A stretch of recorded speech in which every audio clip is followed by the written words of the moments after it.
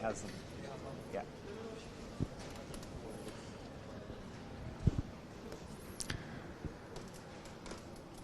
So welcome to the IUAA National Indoor Championships.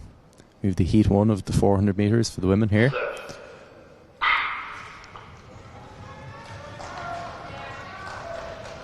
So strong from the blocks there is Aisling Stratford, 4th place last week at the National Senior Indoor Championships. In lane 1 from UL, Sophie Walker as well, coming through the bend nicely there. And as they come to the break here, we'll get a clearer view. We see Cara Kelly from Setu, along with UU's Niamh Malone. All quite tightly packed there.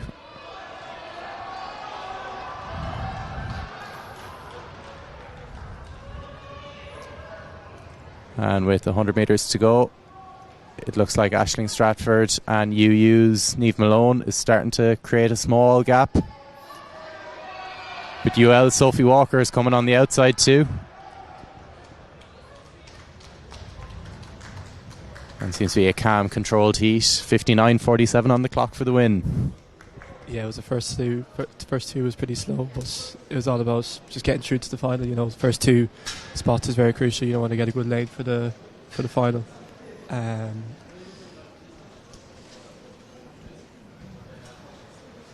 Coming in at 59.47 within time.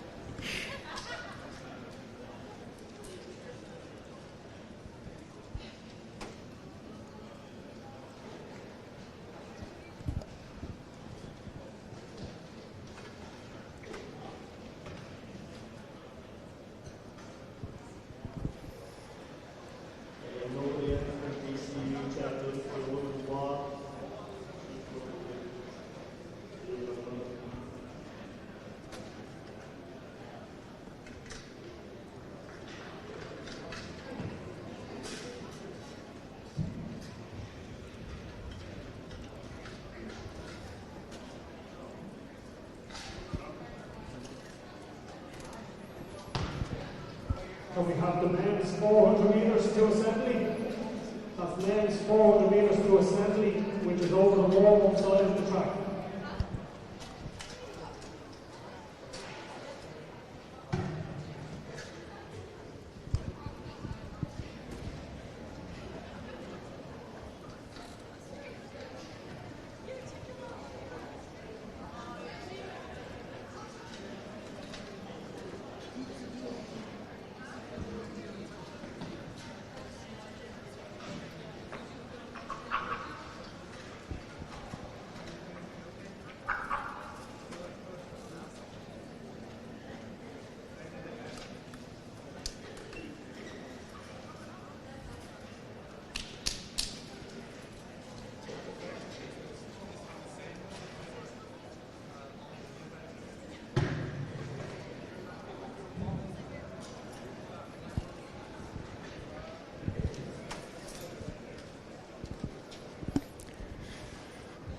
So in Heat 2 of the women's 400 metres, we have Kate O'Sullivan from Trinity, Claire Hopkins from MTU, Anna Fitzpatrick from Maynooth, Daisy Walker from DCU, and Clara Daly from ATU. You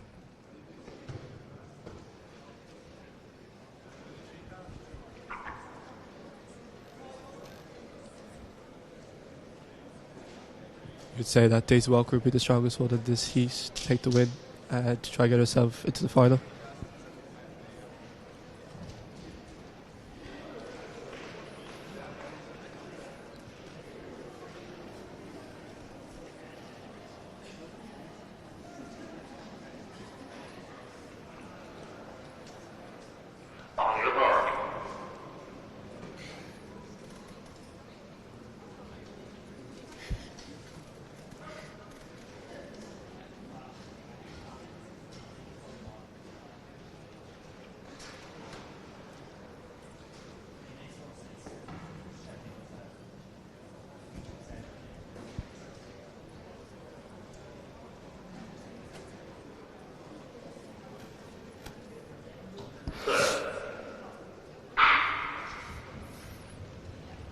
And as they come out of the blocks, the two outside lanes there of Daisy Walker and Clara Daly seem to have gone off with a flying start compared to the rest of the field.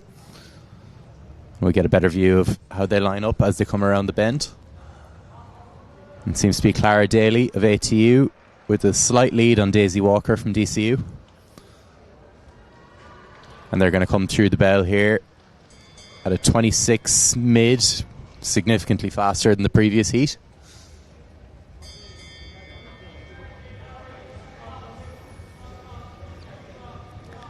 And Daisy Walker from DCU just coming around the shoulder of the ATU athlete Clara Daly. And as they come into the home straight, it seems to be a convincing win for Daisy Walker in the second heat, which will get her a good lane draw for the final.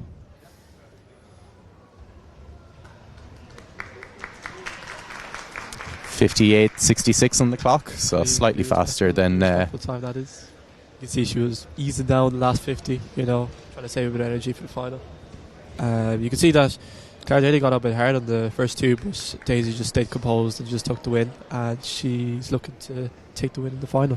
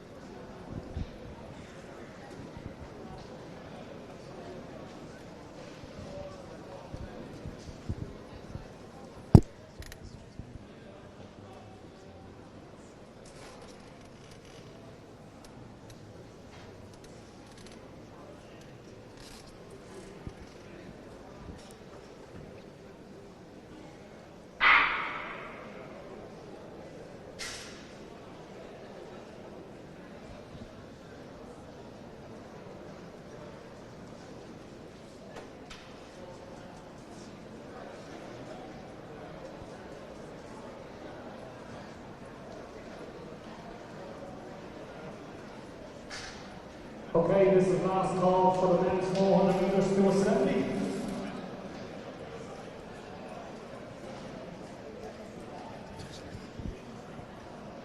Trying to find the combined events high jump. There's just no one listed.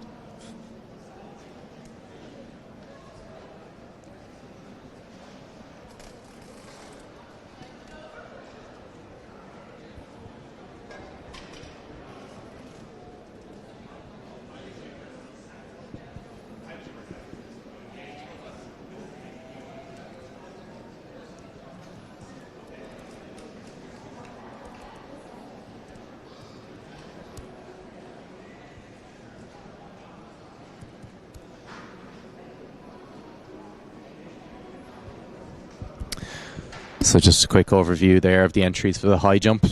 We have Owen Boyle from ATU. We have Manny Osas from DCU, Josh Egan from DCU, James Kiley from MTU, Cathal Ryan from RCSI, Sean Kavanagh from SETU, Shane McGrath from SETU, Isaac Akinjewe from SETU, Jack O'Connell from TCD, Liam Murta from TUS, Diarmuid Bannon from UCC, Evan Halloran from UG, Tom Fierick from UG, Fintan Dewhurst from UL, and Mark Blackwell from UL. Yeah, it's a chance to see Fintan Dewhurst doing the high jump today, you know, especially from last weekend. He had a little battle with me. So hopefully he can get over the bar today. He should be able to. Interesting double across the weekend for Fintan.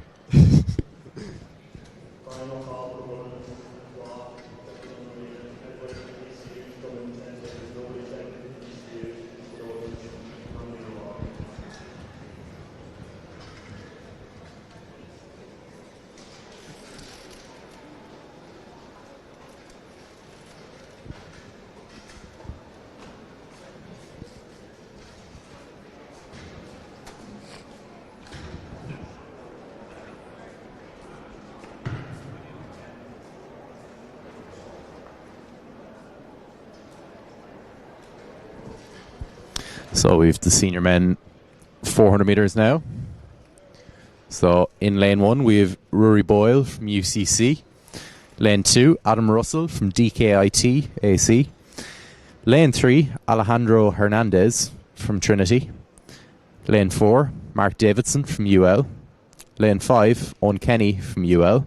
And lane 6, Jamie Mitchell from UG.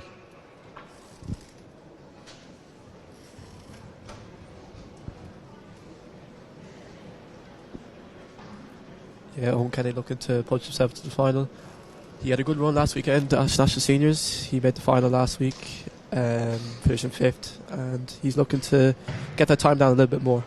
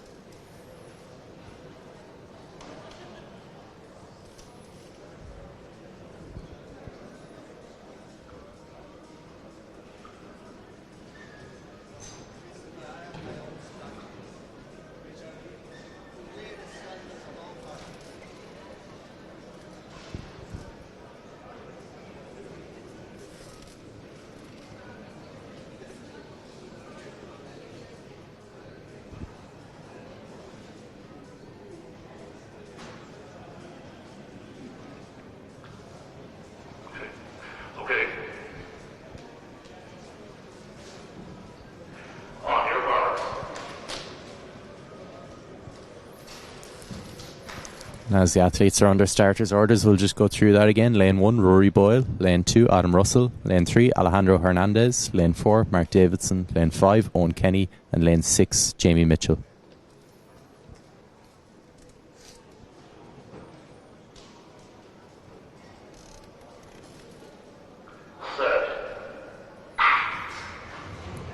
And a strong start from Owen Kenny from UL there on the outside lane, along with Jamie Mitchell from UG.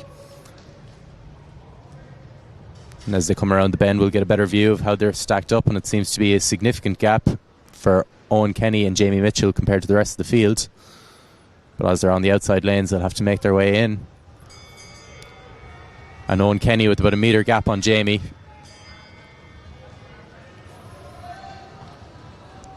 UCC's Rory Boyle coming back for third with 100 metres to go. He seems to just be holding that gap. And it'll be a comfortable win here in the Heat 1 of the men's 400 metres for Owen Kenny from UL. Second, Jamie Mitchell. And third, Rory Boyle. 49.43 on the clock for the win. Yeah, Owen looked pretty strong there in the last 50. Once again, you can see he was making the stag already on the second last bend, you know, and he looked comfortable and looked very strong as well coming into the straight. So there's more to come from him in the final for sure.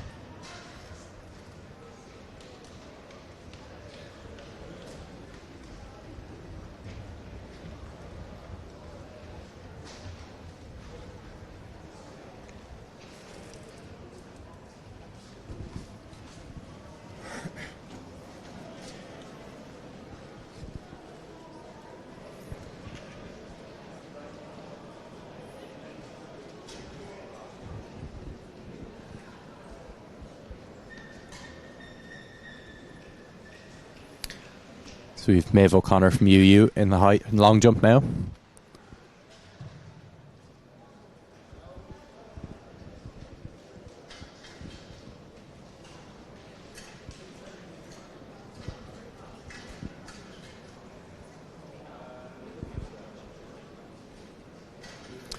So as we get the results in there for that heat, it was Owen Kenny, 49.43. Jamie Mitchell with the season's best of 49.98. Rory Boyle, 52.75. Mark Davidson, 53.26. Alejandro Hernandez, 56.48. And Adam Russell, 57.79.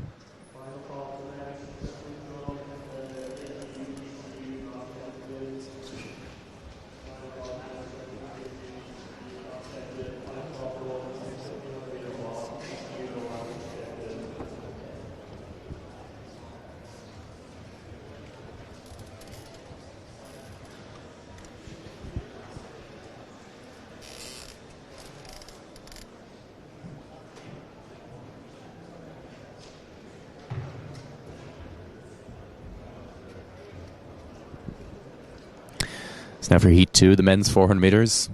We've lane 2, Dara Kelly from MTU. Lane 3, Andrew Darcy from Trinity. Lane 4, Colin Zagaro from DKIT. Lane 5, Alex Cullen from UCC. And lane 6, Mark Mullall from DCU. Yeah, Alex Cullen looking like to take this one. He was part of the 4x4 European Under-20s last year, and he ran the 400 as well. Had a very good year last year. Let's hope he can build on to this.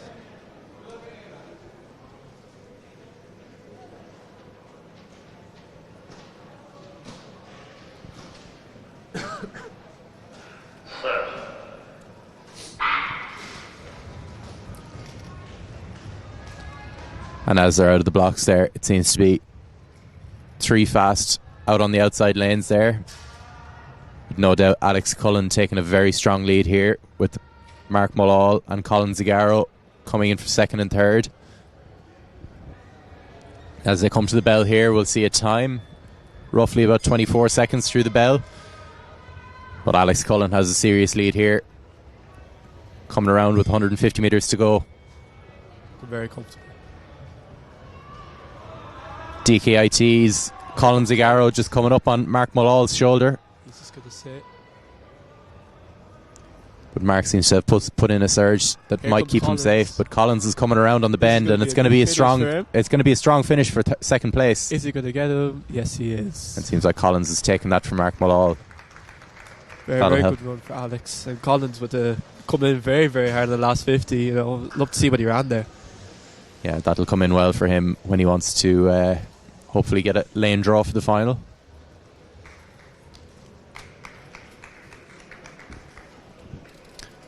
So that's unofficial 52.7 for the finishing time.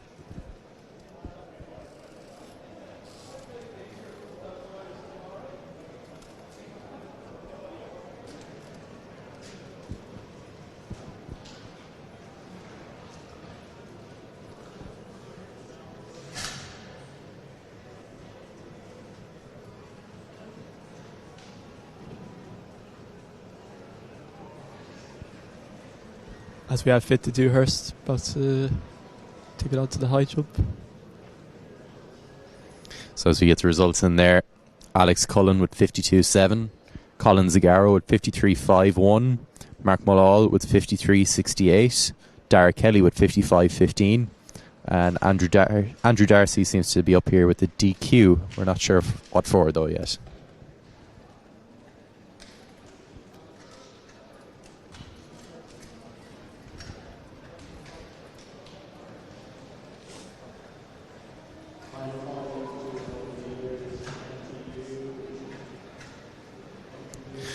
So now, Heat 3 of the men's 400 metres. We have David Blastic from Setu, Arush Sayal from TUS, Damien Moyles as a guest runner, Oisin Phelan from ATU, and Dara Murphy from UCD.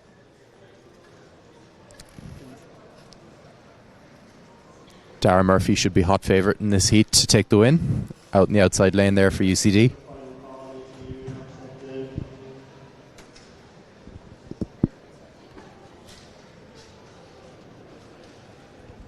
Dara Murphy with his season best of 48.1. He ran a track and field 3 weeks ago.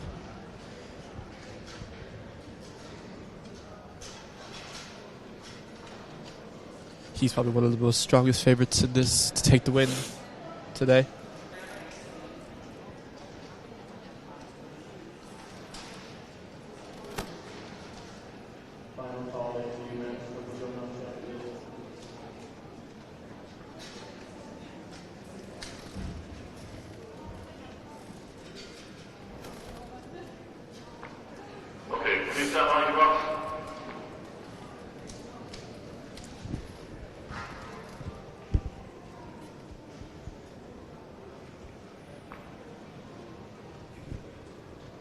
So we have lane 2, Setu, TUS, Guest, ATU, and UCD.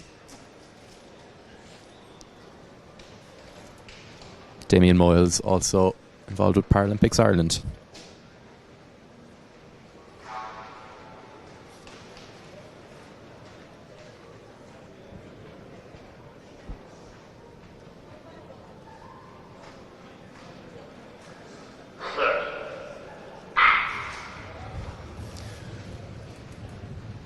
And as they're off there, it's a very strong out of the blocks there for Dara Murphy.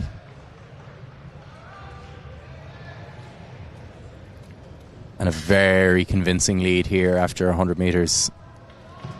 As they come through the break here now, we can see Dara has a strong lead there. ATU's Oisin Phelan in behind, with TUS's Arush Sayal just behind him. But a convincing gap here for Dara Murphy as he comes here with 120 metres to go. Like the previous race, there seems to be a battle on here for second place. In the last 50 metres here, Arush Sayal putting in a big surge, and he seems to have just pipped ATU's Oisin Phelan on the line. Yeah, very, very strong run there from Dara Murphy. You know, there's way more there from him in the final for sure. He got out very, very well in that 200 there. He got well out in the break. Obviously, he ran that very, very good time at Track and Field Live not that long ago in February, ran 48.1. I believe this is his first year doing 400s, I think it is. Okay. More of a 100, 200 metre guy. 51.27. It's a good heat result for him. And comfortable win. Arush Sayal, second place there with a 51.88. Oisin Phelan in third with a 51.94.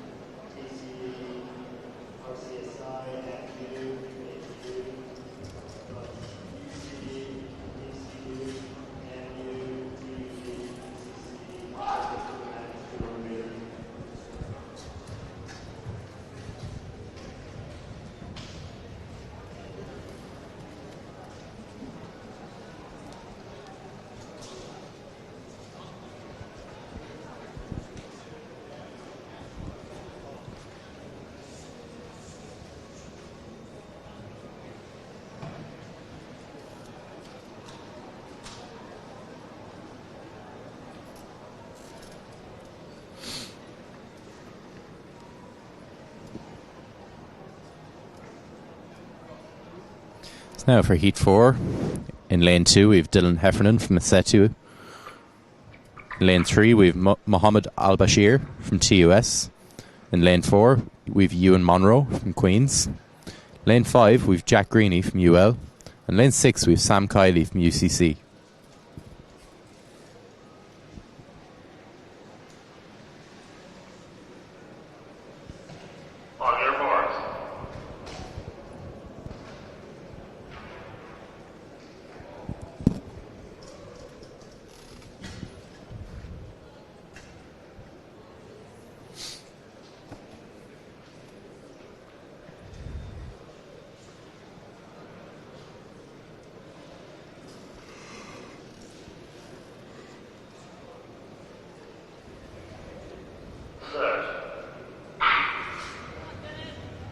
And as they come out of the blocks there, again, strong on the outside lanes there from UL and UCC with Jack Graney and Sam Kiley there.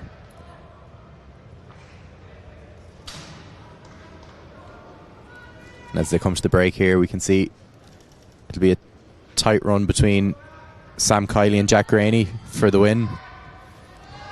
Both on each other's heels as they come around the bend, with UL's Jack Greeny just coming up onto the shoulder. But he seems to have enough of a gap there that Sam might be safe. 100 metres to go, we can't tell who though. This is going to be a good finish. As they come around into the last 50, it seems that UL's Jack Graney is putting everything he has but just not enough. And Sam Kiley takes it with what I think is the fastest heat so far of 50.4. I believe it is, yeah. This is the fastest one.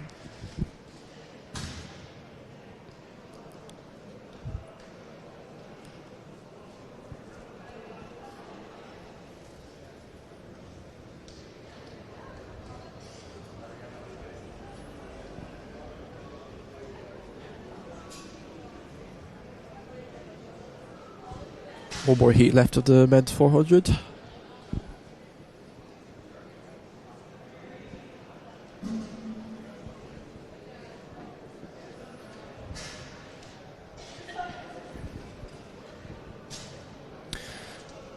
Now for the heat 5, the final heat for the men's 400 metres.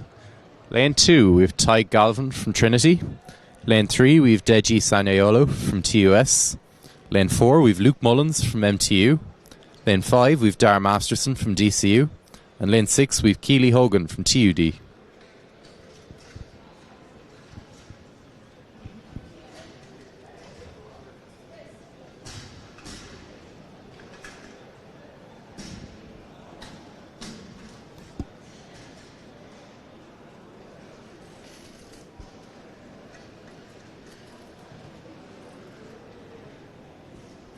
So just on that last heat, we've the times updated there. So we've Sam Kiley there, 50.44. Jack Graney, 50.66. Ewan Monroe, 53.03. Dylan Heffernan, 54.33. And Mohammed Al-Bashir, 57.98. That's the fastest time so far, 50.4.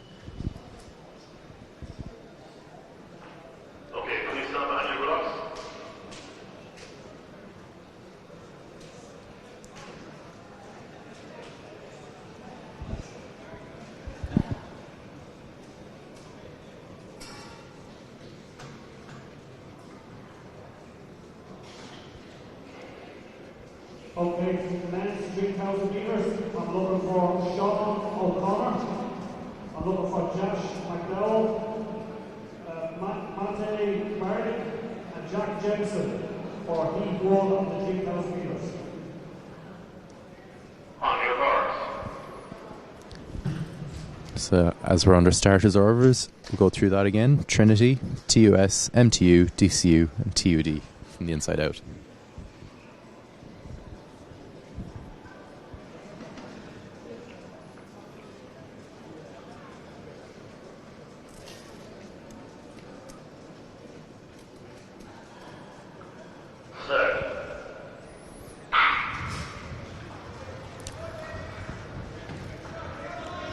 Strong starts on the outside 2 lanes there from Dar Masterson and Keely Hogan again. Dar Masterson taking a strong start there. TUS's Deji Saniolu on the inside there, making a good start. As they come to the break here, we'll get a clear idea. Dar Masterson with a good lead there with about 24.5 through 200 metres. And seems to be a battle here for second place between Keely Hogan from TUD and Deji Saniolu from TUS. But Keely Hogan from TUD making a strong lead there and seems to be crawling back on Dara Masterson from DCU. But Dara seems to have enough work done and makes it through with a 51.32 on the clock. Trinity's Ty Galvin seemed to pip Deji Saniolu on the line there for third as well. Big battle for second and third there. Dar Masterson looks pretty strong in that 400s. Coming to 51.32.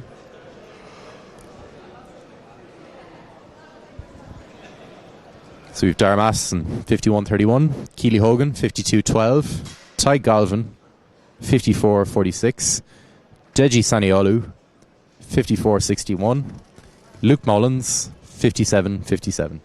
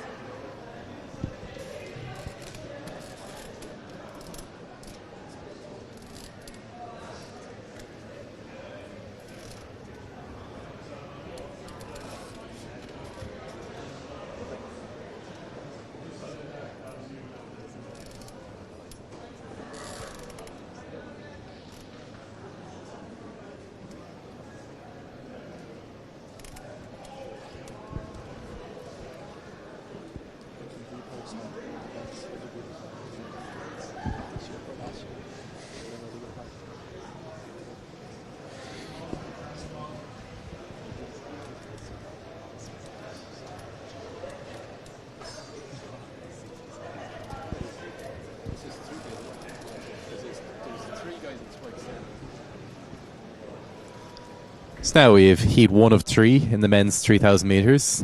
So we have Darren Newman from ATU, Oliver Walsh from TUD, Rupert Claas from ATU, Sean O'Connor from DUH AC, Trinity, Christopher McLaughlin from TUD, John Hanley from DKIT, Owen Gormley from MU, Josh McDowell from UU, Serhii Silenko from ATU, Mate Marek from SETU, Peter Rogers from UG, and Jack Jemison from SETU AC.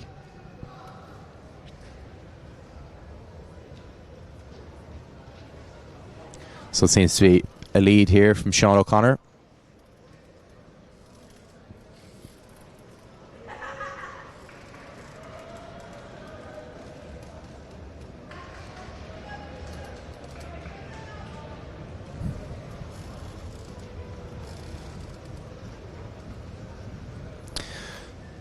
So Sean O'Connor and Christopher McLaughlin there taking the lead. They seem to be settled into a comfortable pace, with John Hanley from DKIT slotting in behind.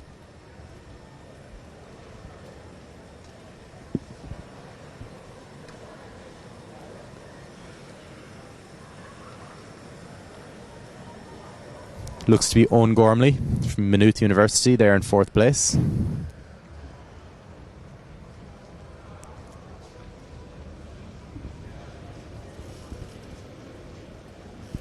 But Sean O'Connor seems to be comfortable here, settling into the lead. There's a small gap on the rest of the field. It's a very nice pace. He's just taking it nice and easy, just trying to conserve some energy.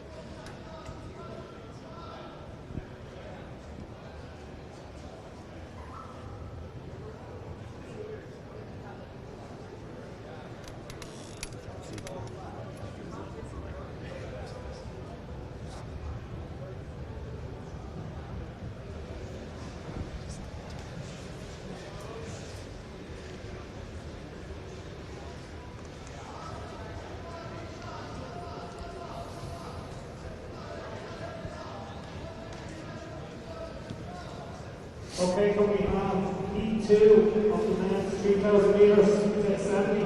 Heat 2 of the men's 3,000 metres to assembly.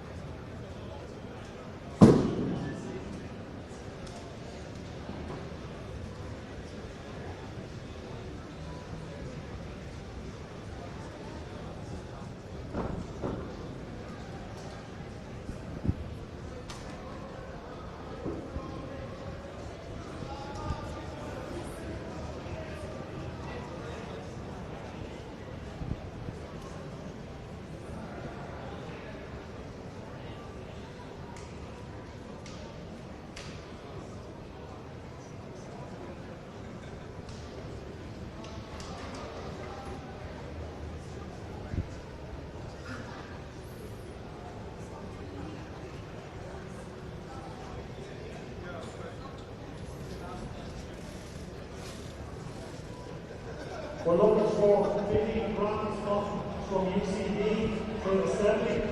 15 grams from UCD to assembly.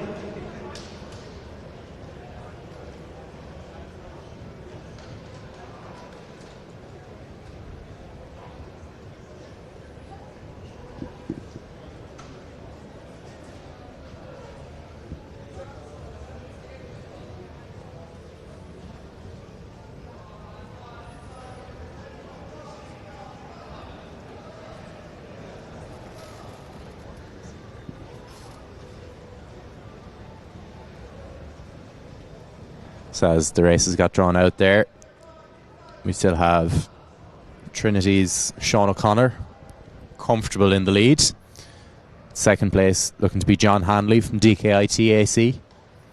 Third place there is TUD's Christopher McLaughlin. He's looking extremely comfortable. It's like a walk in the park for him at the moment.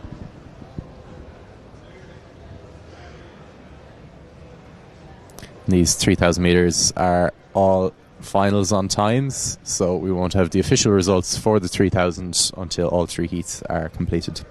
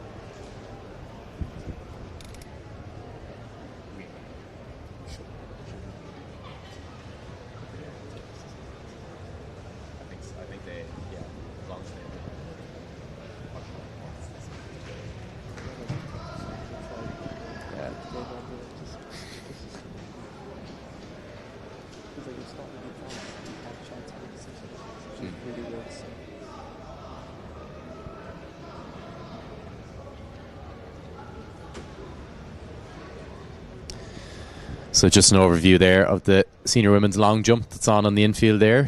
We have Katie Deverell from DCU, Grace Fitzgerald from UCD, Emma O'Neill from DCU, Orla Coffey from UCC, Lee Maloney from UL, Alison Dempsey from UCD, Petra Igwe from SETU, Maeve O'Connor from UU, Winner Alozi from SETU, Daphne Dolhapsy-Tween from DCU, Chloe O'Connor from SETU, Laura Frawley from UL, Elizabeth Babcock from UCC, Rebecca Murphy from DKIT, Michaela Subverota from SETU, Riona Doherty from UU, Rachel Lynch from UCD, Avian Farrell from UL, and Gabriella Bowen from MTU. And we'll get you updates on those results as we get them.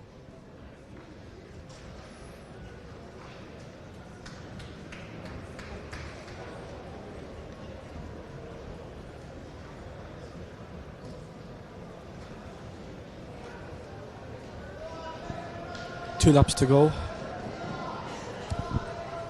And out of view from the stream here in the back corner, we have the senior women's weight for distance. In that, we have Claire Kennedy from ATU, Katrina Pakarenke from ULAC, Laura Frawley from UL, Sophie Parrott from MTU, Kira Sheehy from DCU, Adrienne Gallen from DCU, Ava Anderson from UU, Rachel Gardner from SETU, Nina Wallace from DCU, Rachel Daly from ATU, and Cyril Murphy from MTU.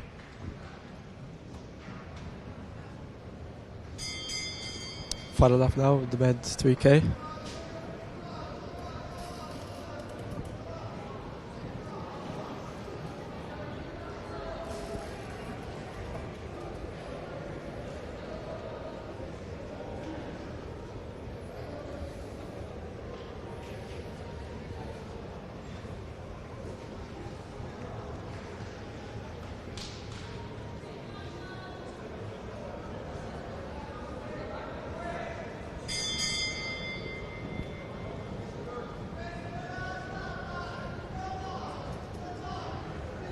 Across the line, takes 8:54, 7:2 in the clock as he just walks off the track.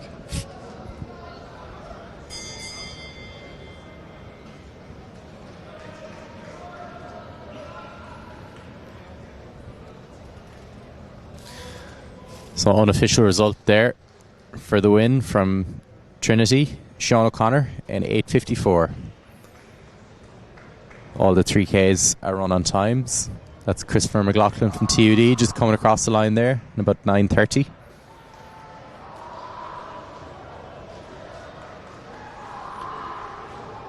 And we have some strong sprint finishes here from the ATU athletes coming around the bend for the final time. Doing all they can to dip under 10 minutes, and they will. 9:50 on the clock for 5:16 there, which is Darren Newman from ATU.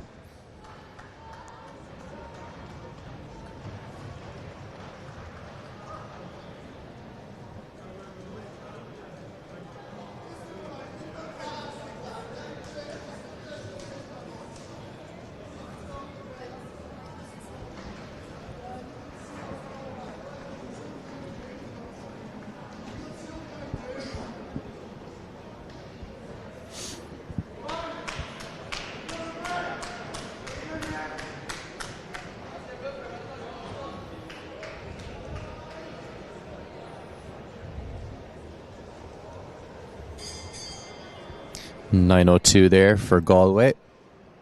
Peter Rogers just finishing up there in about 10:35.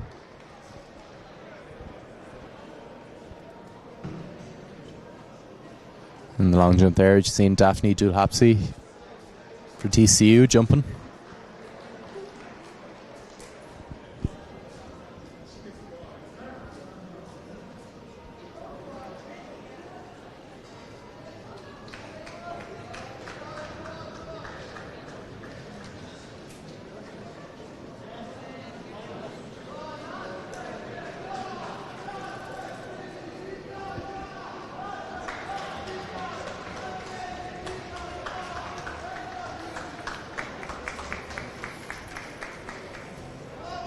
Next in the jump for set 2.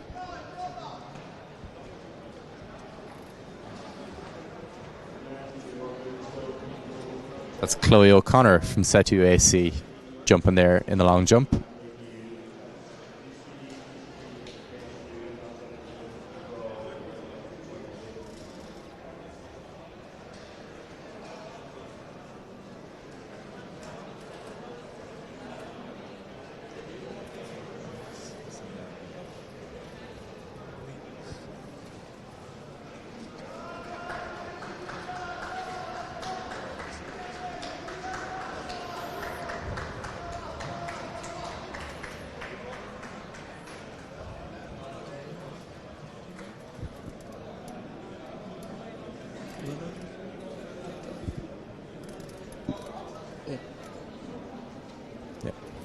And just jumping there for UL was Laura Frawley in the long jump. Now we have to start for the men's 3,000 metre second heat.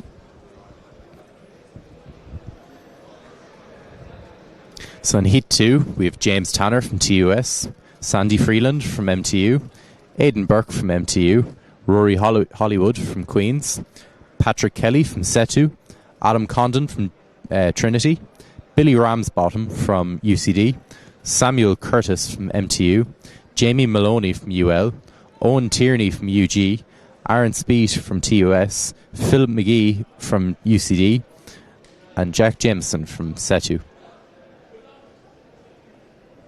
Actually ran a few cross-country races with Roy Hollywood, actually. Just that's the name that's standing out. So used to run connaughts with him back in the day.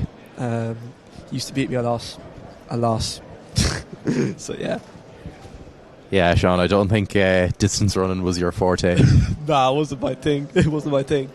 You had a good history running the 800 metres though. I did, yeah, the 800 was fun. I actually enjoyed the 800, but then one random year I just decided to do the 4, and that's where I'm at now. I just don't think I'm going back to the 800, so yeah.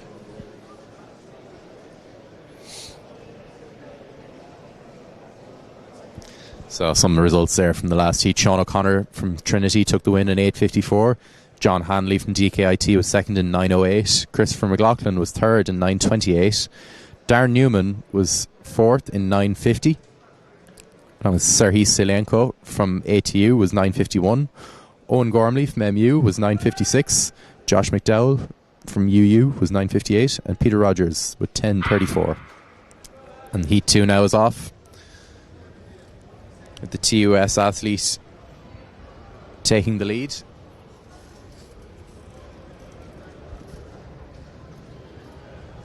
Looks to be Aaron Speet along with MTU.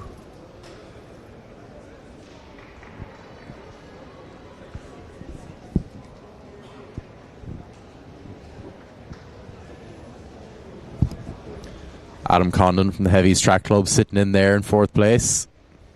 You'd want to get a move on.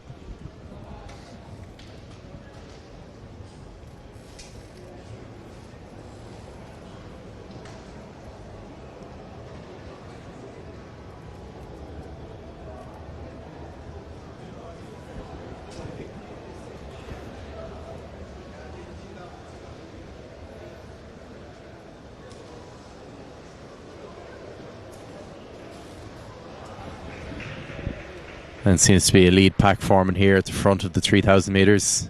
Rory Hollywood sitting there in 3rd place.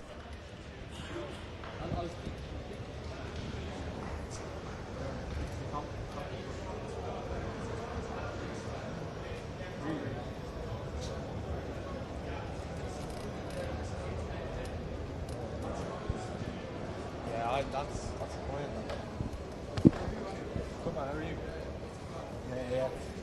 Yeah. I'll come down to you in a while. So, touch later.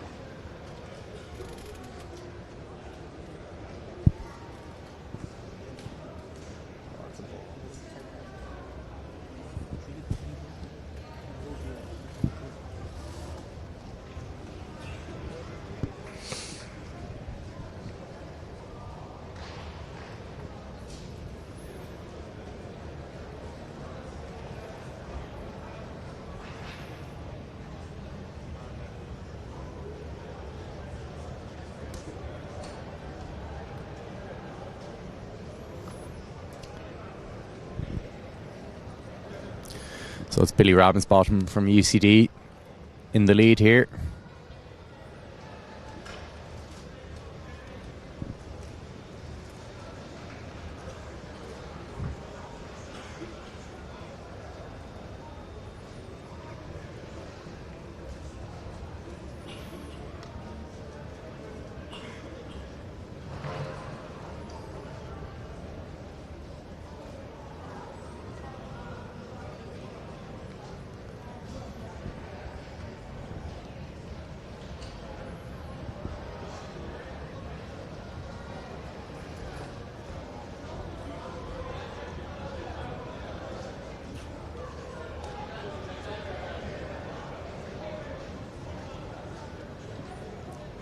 That's Billy Ramsbottom, followed by James Tanner.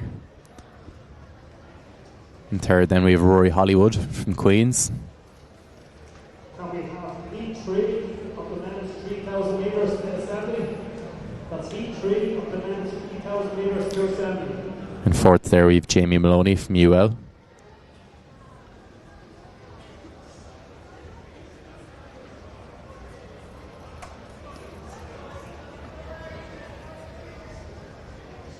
Followed by Aidan Burke from MTU and Adam Condon from Trinity.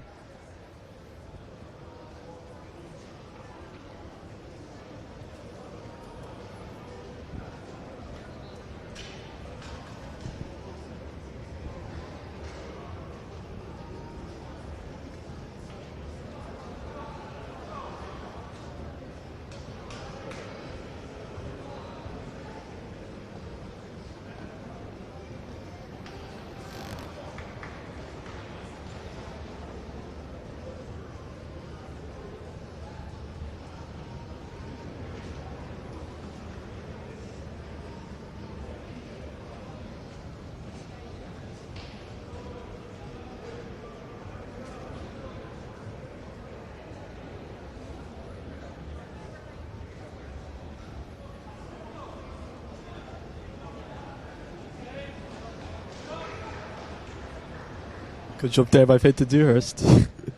Fair enough. It's a good jump. He's very happy with that, you can tell.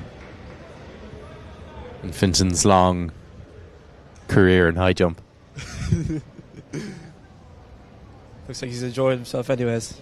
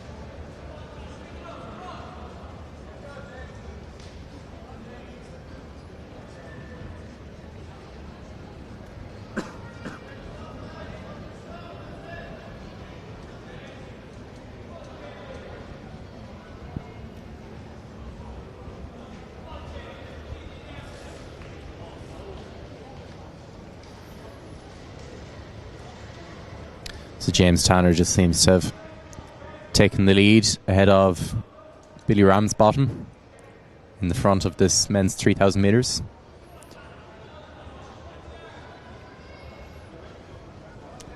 Less than a kilometre to go now.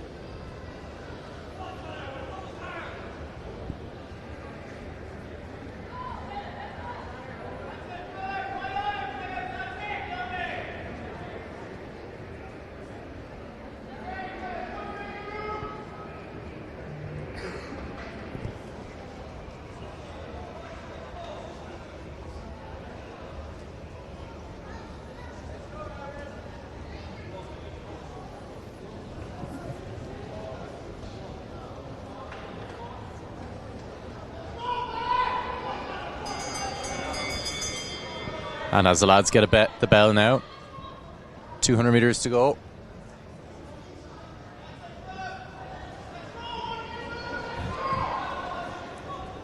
Pace is winding up and Billy takes the lead from James. And he seems to have a convincing kick here. And he's put in a decent gap in the last 40 or 50 metres now.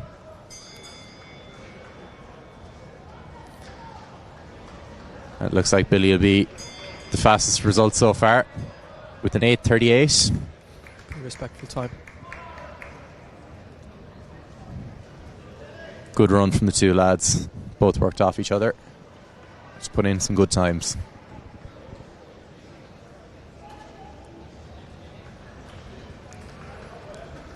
So we've Aidan Burke from MTU, followed by Adam Condon from Trinity.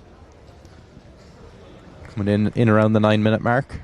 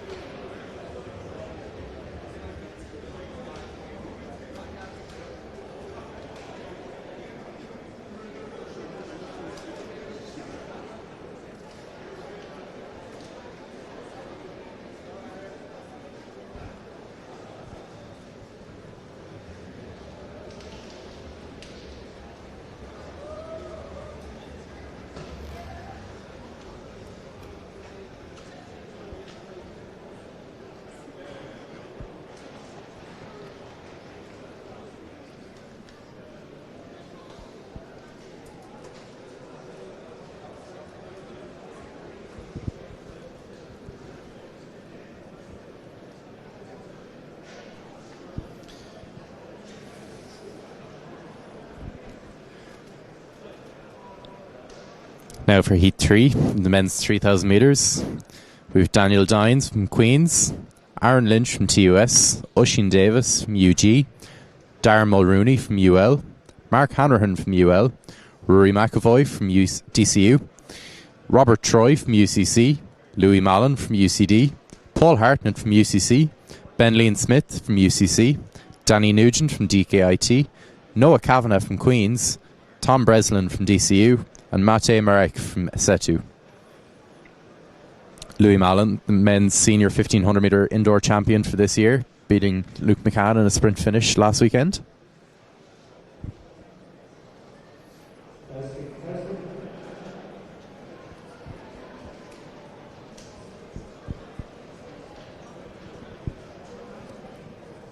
Oisin Davis, another strong name for this race as well. Used to train him actually.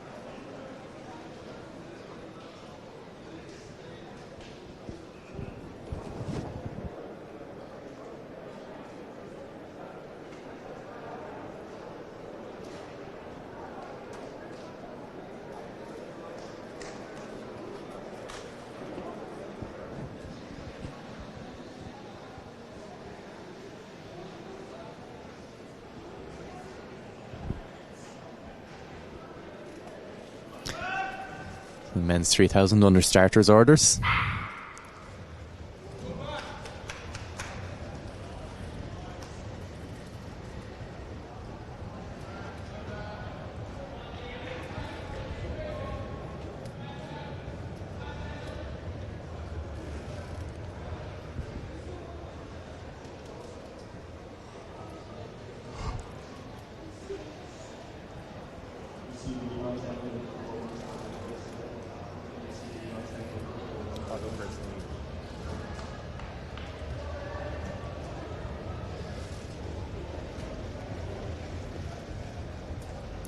So it seems to be Noah Kavanagh from Queen's in the lead, with Paul Hartnett and Louis Mallon sitting in behind. Ben Lean Smith there as well.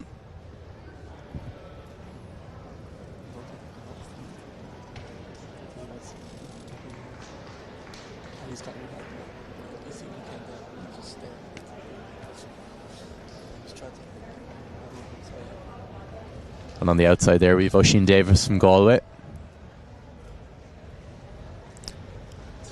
All very pedestrian pace at the moment. Yeah, very, very slow first 400 there. Love to see what they're coming in at first four already.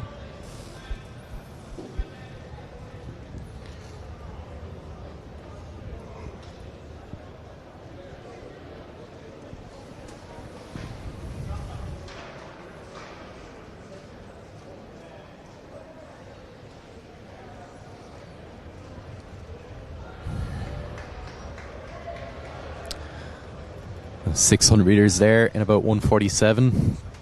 So they're all very easy going yet.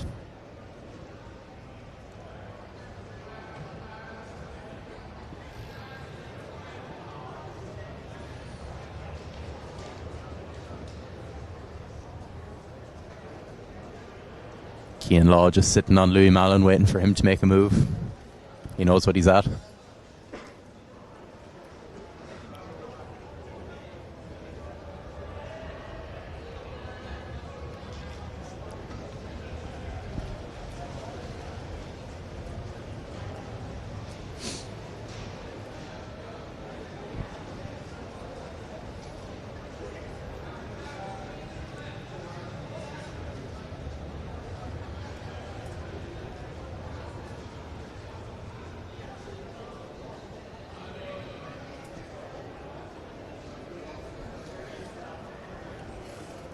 It seems like Oisin Davis has taken the lead.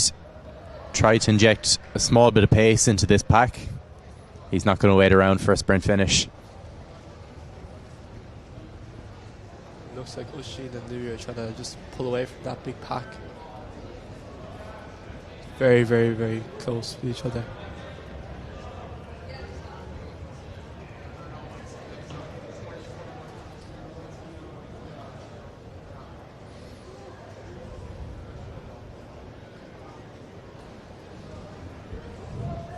But they're all still packed very tightly.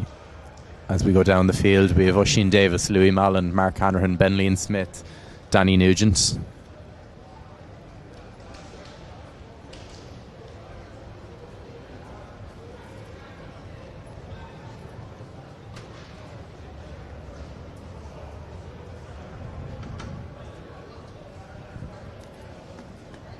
Oisin seems to be doing all the work out front here, controlling the pace from the lead. The lads behind seem to be happy enough to sit in and let him do the work.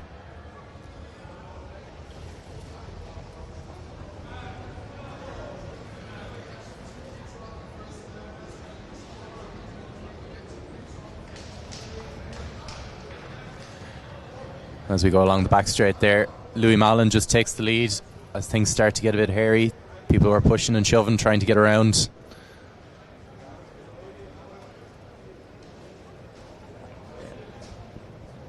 Danny Nugent there sitting on Mark Hanrahan's shoulder.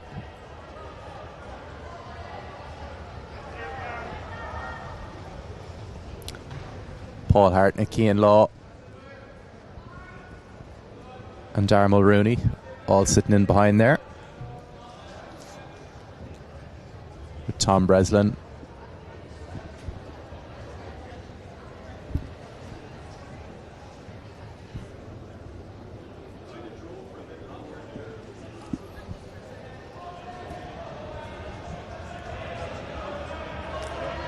And the lads have strung out to single file again as Louis Mallon still in the lead with Mark Hanrahan in the second.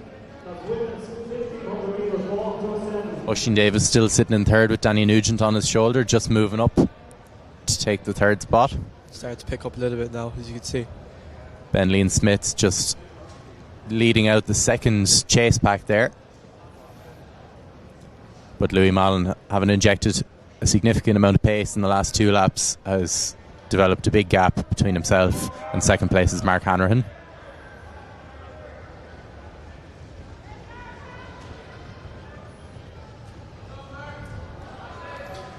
And although Louis has such a significant lead, he seems to be running quite comfortably still. He seems to have a lot left in the tank. He's not hanging about at all. Have we got Liddy O'Leary from MTU? That's Liddy O'Leary from MTU to assembly for her 1500 metres walk.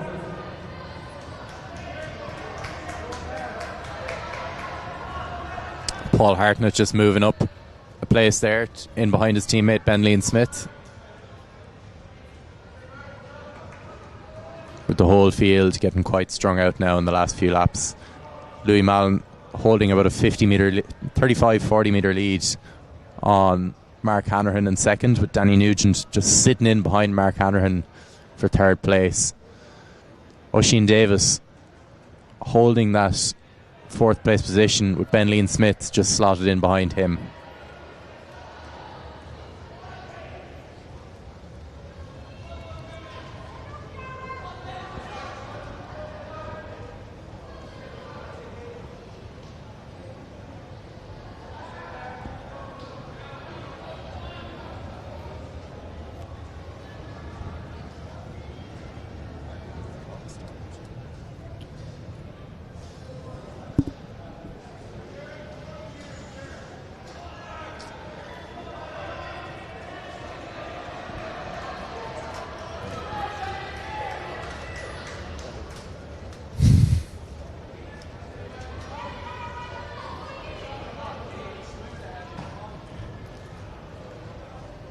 As Louis comes around here to the finish line again, you can see he's injected enough pace that he has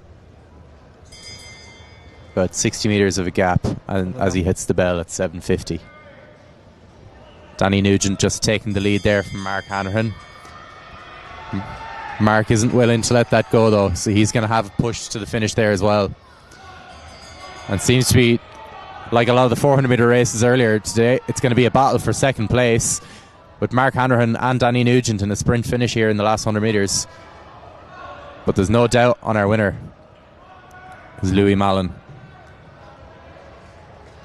Good running from him. Great running from him. 8:22.07. And Mark Hanrahan just has enough to bridge the gap between himself and Danny Nugent, with a strong sprint finish here for fourth place as well, or for fifth place, between Paul Hartnett, Oisin Davis and Tom Breslin. Cian Law just coming across the line there in about 8:42. And Rory McAvoy just finishing there in about 8:48.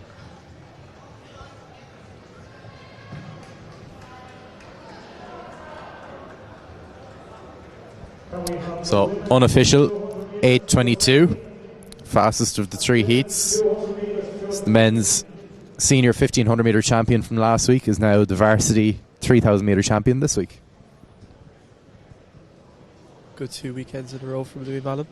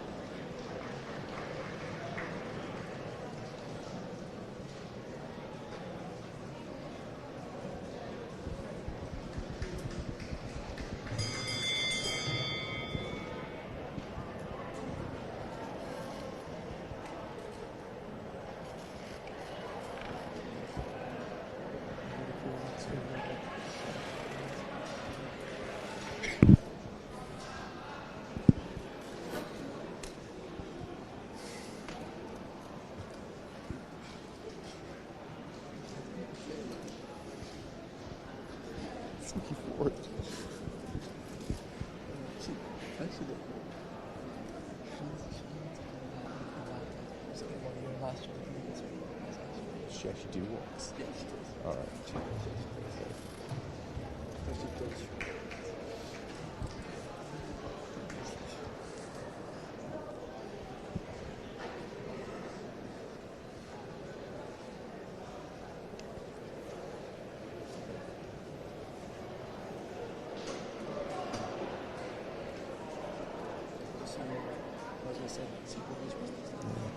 Good run. That's ridiculous.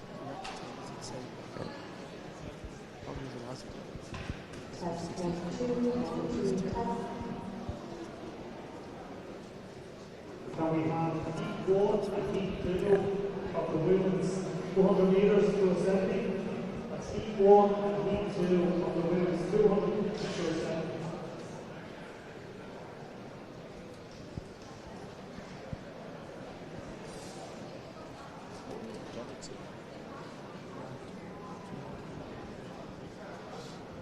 He's definitely a throwaway goal.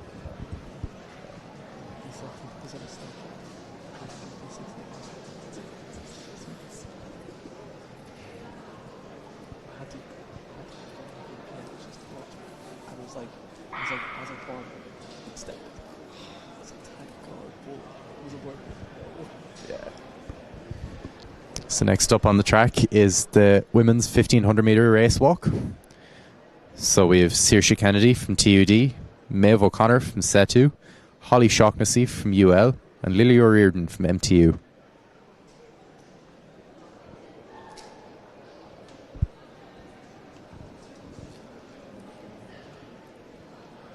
Both the men's and women's race walking fields will be a bit diminished this weekend as the World Race Walking Tour is on in Dudinsk in Slovakia today. which Ireland tends to have a strong contingent entered in.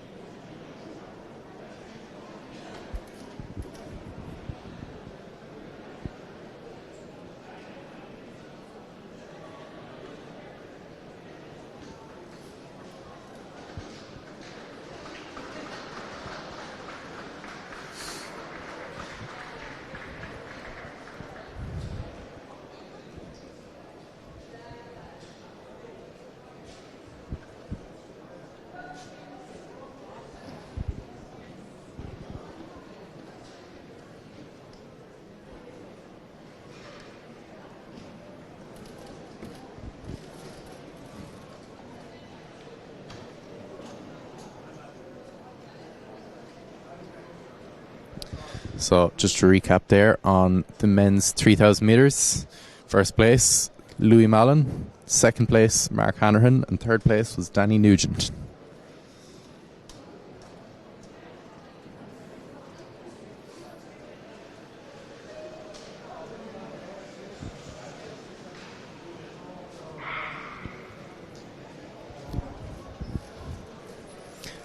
And as the race has started there, it seems to be Holly Shaughnessy from UL that has taken the lead.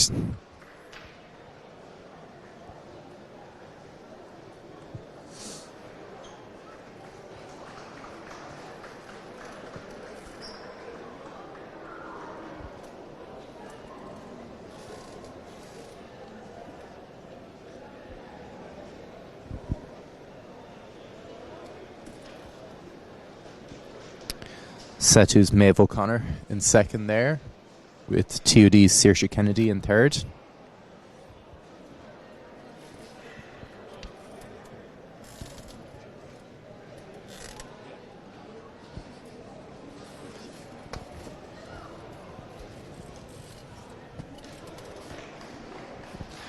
Just there in the men's high jump, we've Manny Osas just cleared the bar.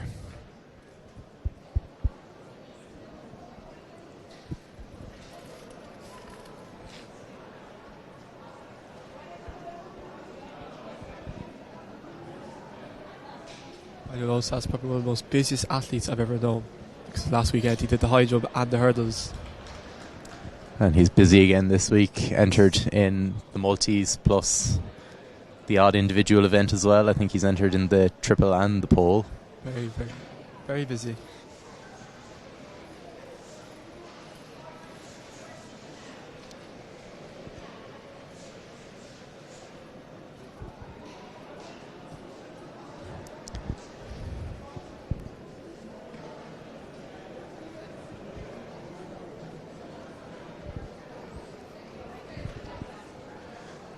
But a convincing lead here for Holly Shaughnessy in the 1500 metre race walk.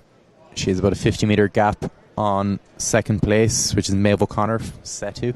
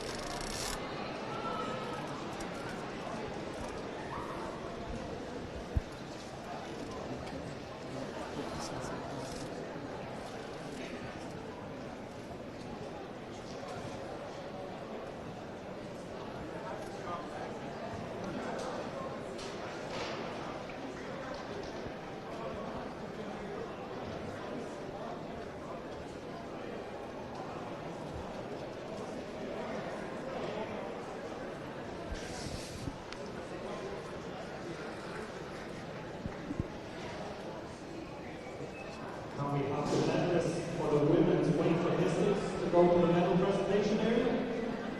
Women's weight for distance medalists to go to the medal presentation area.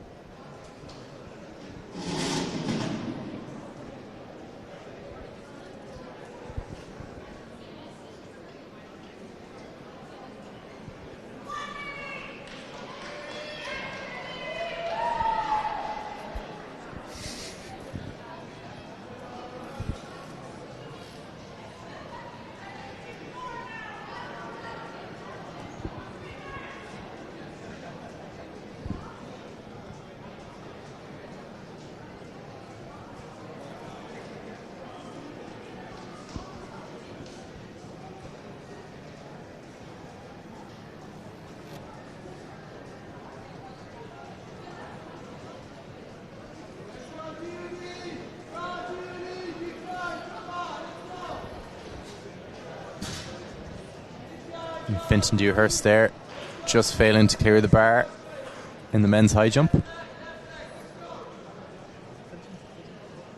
No, it's not. It's not Fintan. It's another UL athlete. I think Fintan's done. I think so. We have an ATU athlete, just also failing to clear the bar. But O'Shaughnessy from UL, convincing here in her lead in the race walk.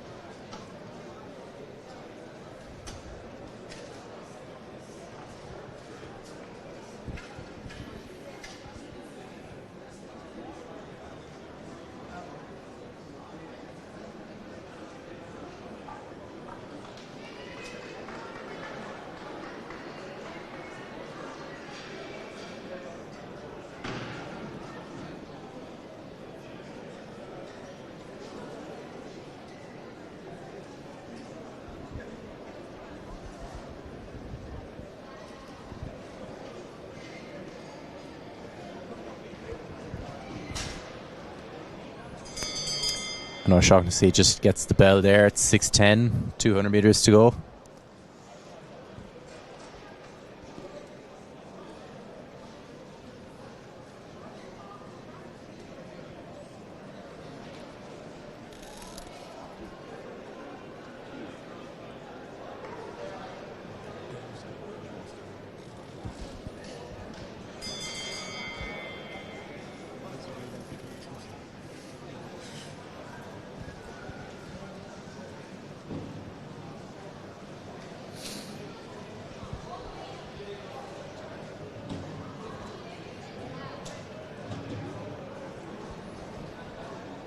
As O'Shaughnessy comes around here now for the last 50 metres to take the win in the women's 1500 metre walk.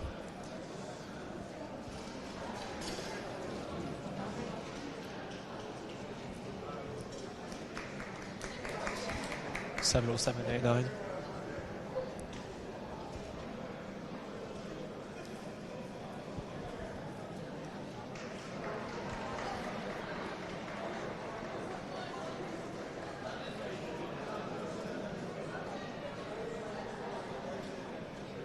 In second place, going to Maeve O'Connor from Setu.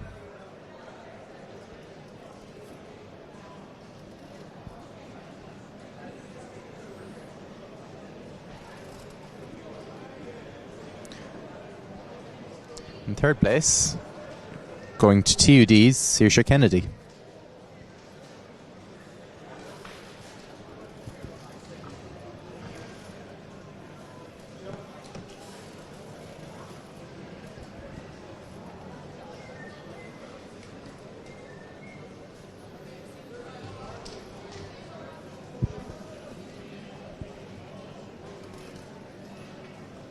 And it seems like Lily O'Riordan is a DNS or a DQ. I'm not 100% sure.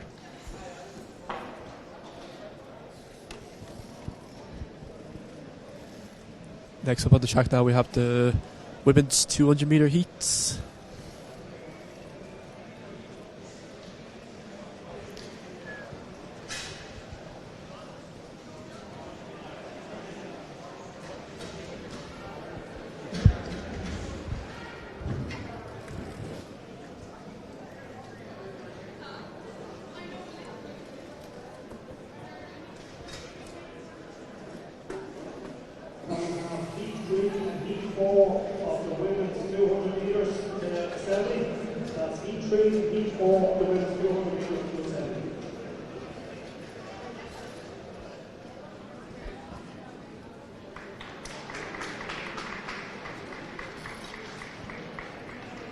So in lane 2 we have Angelina Sisakova. Lane 3 we have Joanna from DUH. Lane 4 we have Vivian Amazing from UCC. In lane 5 we have A Ford from TUD. And in lane 6 we have Grania O'Sullivan from UCD.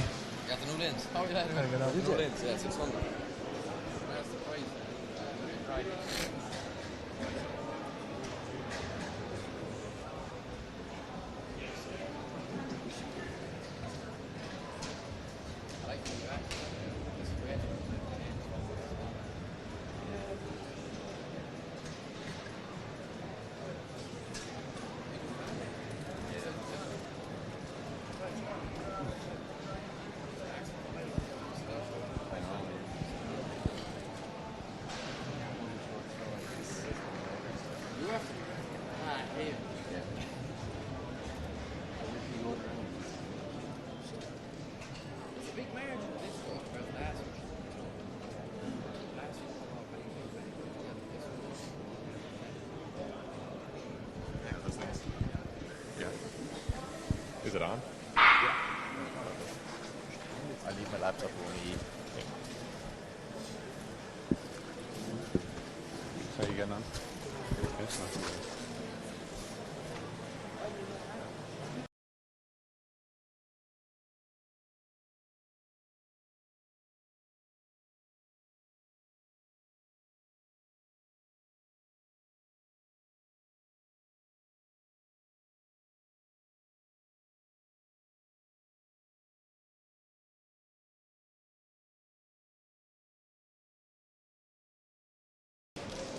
Ready to go now for the women's 200 meters. First heat.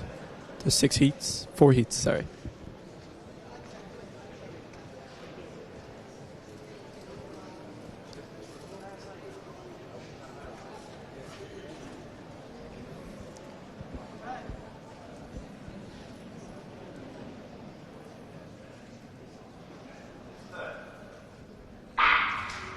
Right away for the first heat.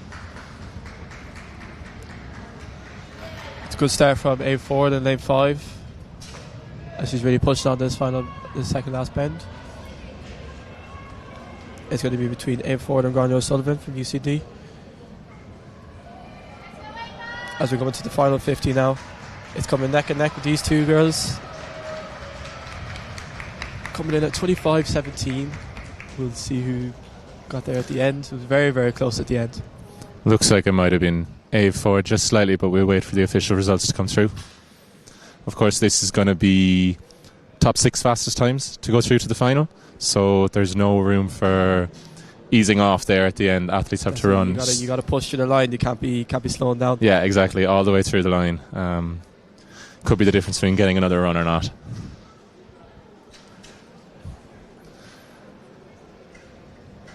As A4 takes to win in that heat on 25-17. Magralia coming in second, 25-21. So that's the benchmark that's been set now for the rest of the heats. In the next heat, could be a bit of an interesting battle between the outside 2 lanes, Jenny Sawyer from UL and Hannah Murray, UCD.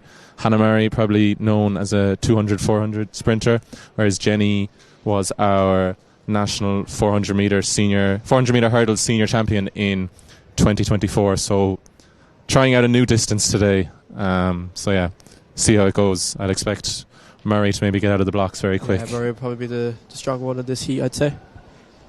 I also wouldn't discount Sarah Millie in lane 4. She could well put it up to the 2 girls.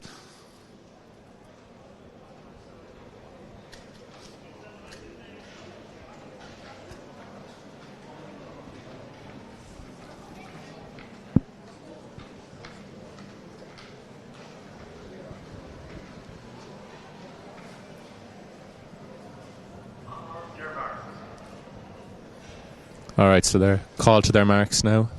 Again, time of the win in the first heat was 25-17, so that's the time these girls will be looking to beat at least.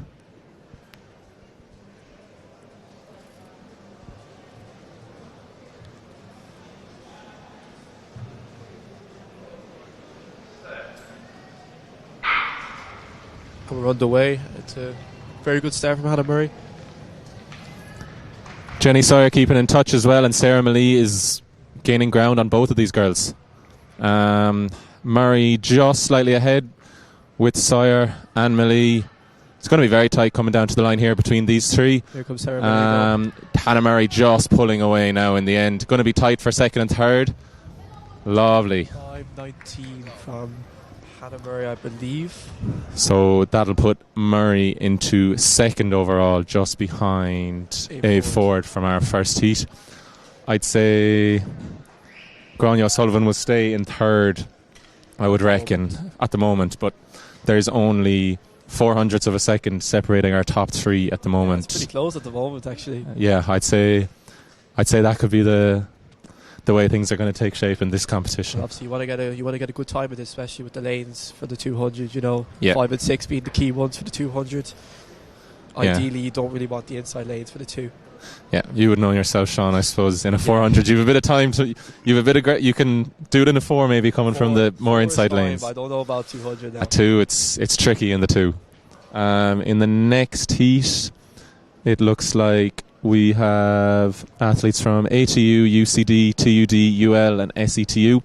Cara Murphy probably being the standout name in this heat, making she was the 200 metre final last weekend, the senior women's 200 metres last week.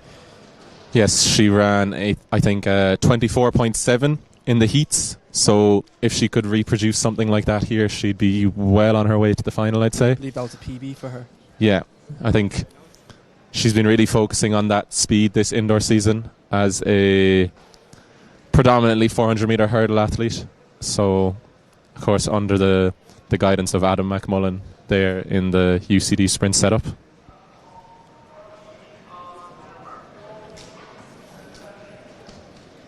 As I said, into their blocks now.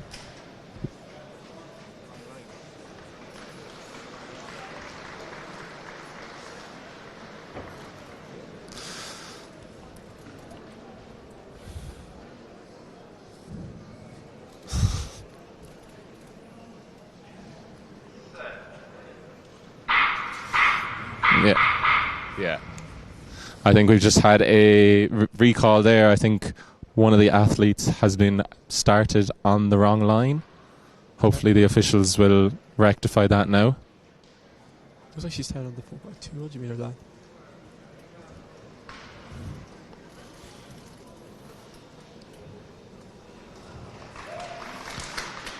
few conversations there now. We've just had a clearance over there in the high jump by an SETU athlete. I would imagine they are on either 185 or 190.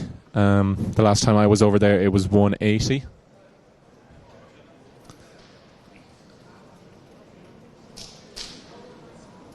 So just a slight delay here in the start of this third heat of the women's 200.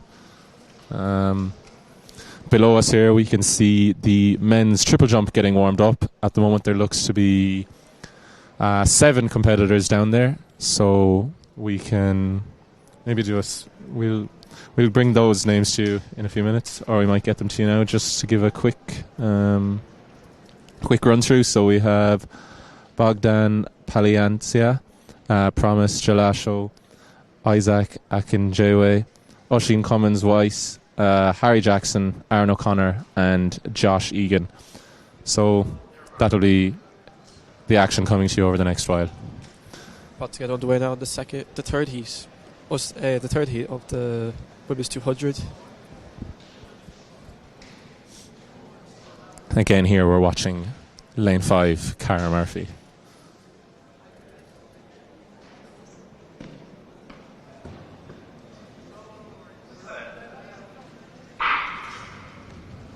We're underway, and it's a good start from Cara Murphy as we expected. Also a strong start from Roisha Gavin of UL in lane 3, absolutely eating up the ground on the 2 lanes outside her. Cara it is very, very strong at that second last bend.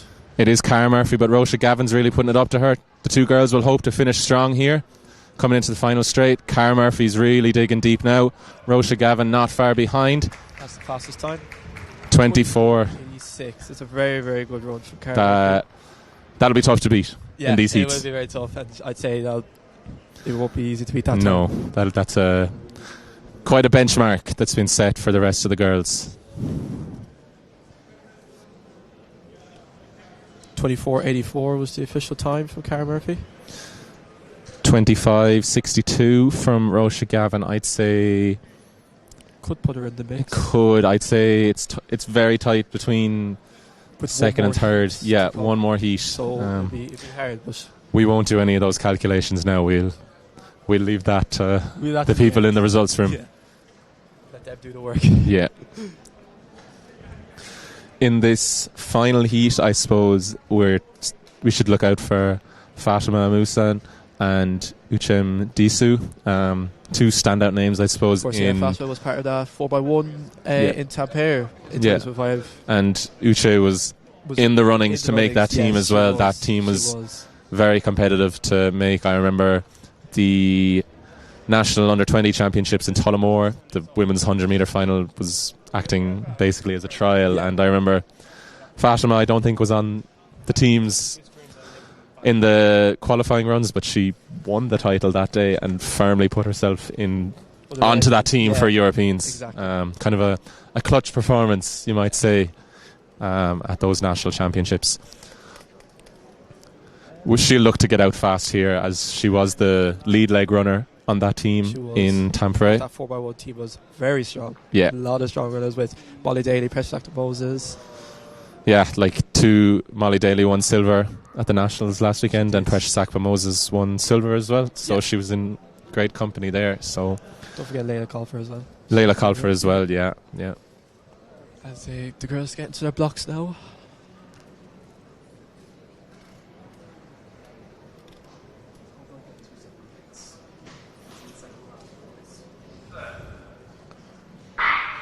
And we're on the way. It's a good start from Fatima.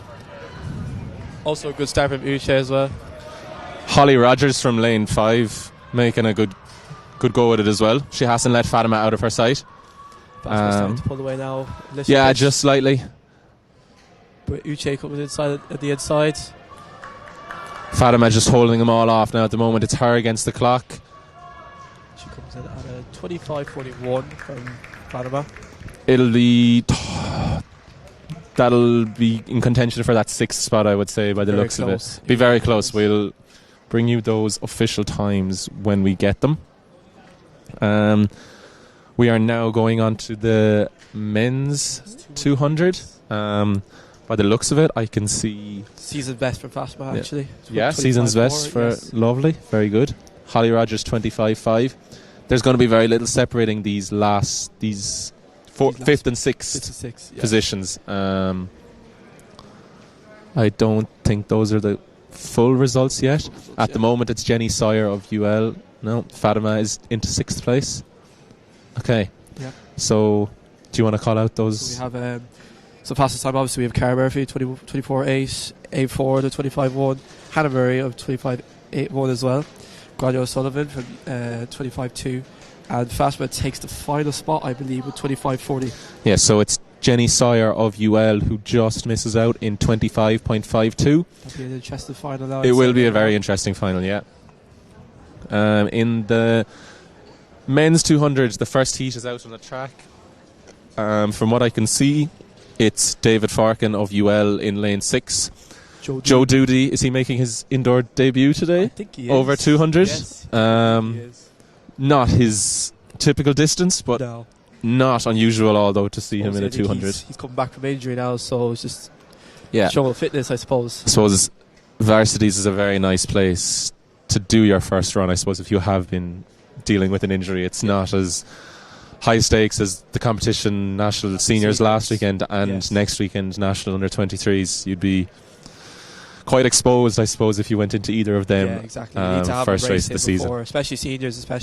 Seniors is always a big competition. Yeah, you I agree. Have a race or two in before that. You don't want to be going into a hard race like that already. So, how many heats of this do we have? We have 6 heats. 6 heats. So again, it's going to be the top 6 fastest times. That's correct. From each of these heats.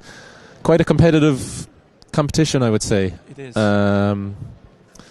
Not entirely sure of all the names that we'll see, but quite a high standard, I would say. I'm sure you got one of our buddies, Ace Rodriguez, from Belfast, I believe. Where are you? Yeah, Ulster University. Ulster University, yeah. There we go. So the boys are taking their marks now. And we'll see how this plays out. Hard into this now.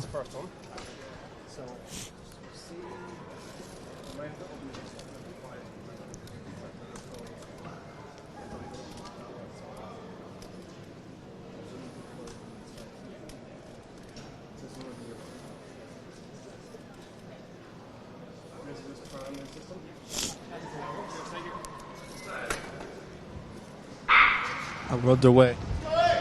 Joe Doody out very, very quickly already, eating up the stagger on David Farkin. Farkin will look to hold off the 2 lads on his inside, but at the moment it is Joe Doody absolutely storming around this track. This will be a fast time, I'd say, from Joe Doody. Going to be very close for that second spot between Farkin. Well, he's pulling away now, but it's Joe Doody over the line in 22.04. Very strong. Very good run. Good especially your season, I suppose, 22.04. As you said, if he's coming back from injury, that's quite impressive. It is impressive. It is. Hopefully, he can build on now into the final. Yeah, that time will be now a benchmark for the rest of these lads to hit. What was our second place time? We don't have the results here yet, but we get them quickly. 22.03 is the official time from Joe Doody. 23.34 then is the next time. So that's what the rest of these lads will need to beat if they can't better that 22.03 from Joe Doody. In Heat 2, we have Jack Hickey of UL. I suppose a stalwart of UL Athletics. Now doing a PhD in UL, which I believe is due to continue on till 2029. So you'll see lots more of Jack Hickey at these intervarsity competitions. Correct. Sean Harding. He's looking very, very good this season, I must say, Sean Harding. He ran 21.7, I believe, or 21.6 in Athlone not that long ago. Yeah. And of course he ran a National Senior Championships as well last weekend. Definitely one to look out for. An interesting entry is Alex Cullen of UCC in lane 1. Last minute put himself into the 200s. That's what I heard. I think... Did he maybe get the tactics slightly wrong in the 400 this morning? I'm not sure if he was aware of the qualifying conditions of top 6 fastest times rather than winning your heat. It'll be interesting to see when he runs in this 200. Yeah. He always has that first two for him. Anyways, I see watching the 4. He has a good start. Anyways, so Lane 1 is quite a tough tricky. lane, though. It is tricky. So, for 200. yeah, athletes to watch, I suppose. So, Sean Harding in lane 5, Alex Cullen, Jack Hickey as well. I won't discount the men in 2, 3 and 4 either.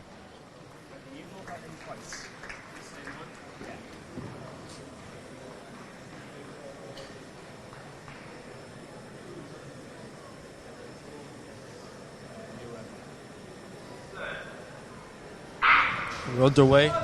It's a good start from Sean Harding and also a good start from Jack Hickey as well. Alex Cullen absolutely tearing up the inside as well. Now it is Sean Harding after passing Jack Hickey. Jack Hickey holding his own, might come under some pressure from Alex Cullen in lane 1, but at the moment it is Sean Harding. Pretty well at the moment, but it's going to be Sean Harding. What's the time going to be? 21.71. That's a very, very good time from Sean Harding, and he liked that. He really liked that. Smiling across the line, good across the line. That will be very, very tough to beat. That would have made the senior indoors final last week. Sure. Yes. So Obviously, that's the kind of calibre of athlete we're dealing with here. Of course, you have Sean Harding, who joined that Dublin sprint group as well this year, so he's put a good marker. Under the guidance of Ger O'Donnell and Aideen Sinnott, I believe, down there. Yes. With the likes of Jack Raftery, Sophie Becker, Killian Green, all very high standard of athletes. Alex Cullen 22.4 at the moment. That will put him into third place. But there's obviously way more heats. There is 4 more heats to go, so we'll wait and see. Stuff gets to change. Yeah. In this next heat, we have Dannon Long in lane 6. So Dannon was part of the 4x1 squad at the European Under-20s in 2023 in Jerusalem. Yeah. That team made the final there, so probably quite lucky, not lucky, but will quite enjoy the fact that he has lane 6 for this race. If I remember correctly, at this competition last year in the heats of the 200, he found himself in lane 1, which I would say he was not very impressed with. As a 6 foot something athlete, yeah, he would relish this opportunity in lane 6. So it'll be interesting to see what he can do.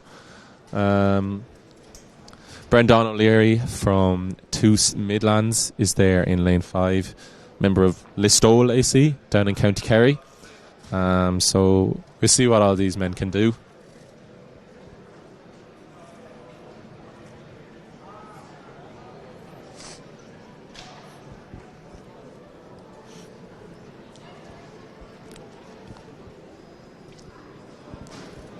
In the triple jump at the moment, it looks like we have an athlete from UCC just coming down the runway.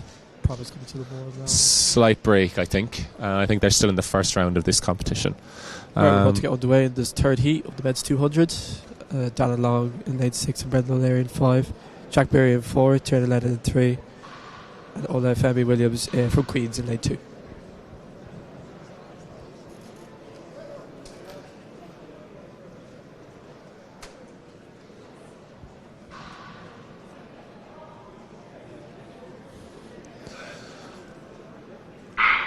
We have a false start, I believe. We'll wait and see what the officials make of this start. Whether I didn't notice any obvious false start. We'll take a look back at the replay. Okay, it was a slight twitch in the blocks. From lane 4. Our Trinity athlete, Jack Berry. Little twitch of the block. We'll see what the officials decide. They're walking over to him now. Might just get a warning. Yes, it just looks like a warning to stay still in those blocks. I suppose when you get a twitch of the block, it's kind of nerves. I suppose that's nerves. Yeah, I would say it was nerves, yeah. So as for some athletes, this might be the target for their indoor season. Might be more achievable goals than some other competitions. So again, it's Dannon Long in lane 6. We're looking out for. We're underway. It's a good start from Dannon Long. Also a good start from Brendan O'Leary as well. Dana just getting into his stride now, as you can see. Really powering around that top end. When he gets into his running, his stride is so very nice. Smooth, very smooth. He's going to be looking to post another time here to challenge the one of the lads earlier. And it's going to be 21.83. That's a very, very decent time. That's going to put him into second place overall, That's just correct. behind Sean Harding. So we will wait and see again if that is going to be good enough to make the final. Just on this replay here, we can see Dannon powering off that top end. Very smooth. Yeah. Coming off that bend. You Very, can see looks he's getting a nice slingshot. Yeah, very little tension kind of coming through there, so very nice run. Next up, we have Heat 4 of the 200. And in lane 6, we have Charlie Bastow from UCD. In lane 5, we have Fintan Dewhurst. In lane 4, we have Olifade Ademide from Queens. In lane 3, we have Samuel Oguda from DKIT. And we have Andrew Hayes from TUD. Andrew Hayes was part of that 4x4 in Tampere, actually. It's actually his birthday. Oh, yeah? So happy birthday, Andrew. I'll have to say that. So he'll be listening back to this again. So, and obviously we have Fintan Dewhurst, you know, had a very, very good weekend last week with myself. Yeah. So we'll be interested to see what he runs in the 200. Yeah, there's a reason I let you introduce that heat. Yeah. Yeah, no, it'll be an interesting run here. I suppose similar to yourself, you started your season with a 200 this year. Correct, yes. So Fintan is doing a 200 this year as well, just to test that speed. So it'll be interesting to see. He might quite like that he's in lane 5. So yeah, just we see the heats of the third heat of the 200 up on our screen now. So that's actually a PB for Dan and Long. So very good run. Very good. Fintan might enjoy that he's in lane 5 just due to the fact that he'll have Charlie Bastow on his outside to chase. I suppose. No neck and neck again with me. Yeah, yeah. Yeah, it's quite an interesting one in the 200. I suppose lane 6 is probably more favourable, but then you're also running completely blind. That's correct. But it's weird with the 200s. When you're running the 200 off lane 6, you get a nice slingshot. Yeah. But for a 400, it could be 50-50 because you're running blind and you don't know who's around you. Yeah, and it's so suppose in a 400, if you're in lane 6 and go out too hard, you will pay for it in the end. Yeah.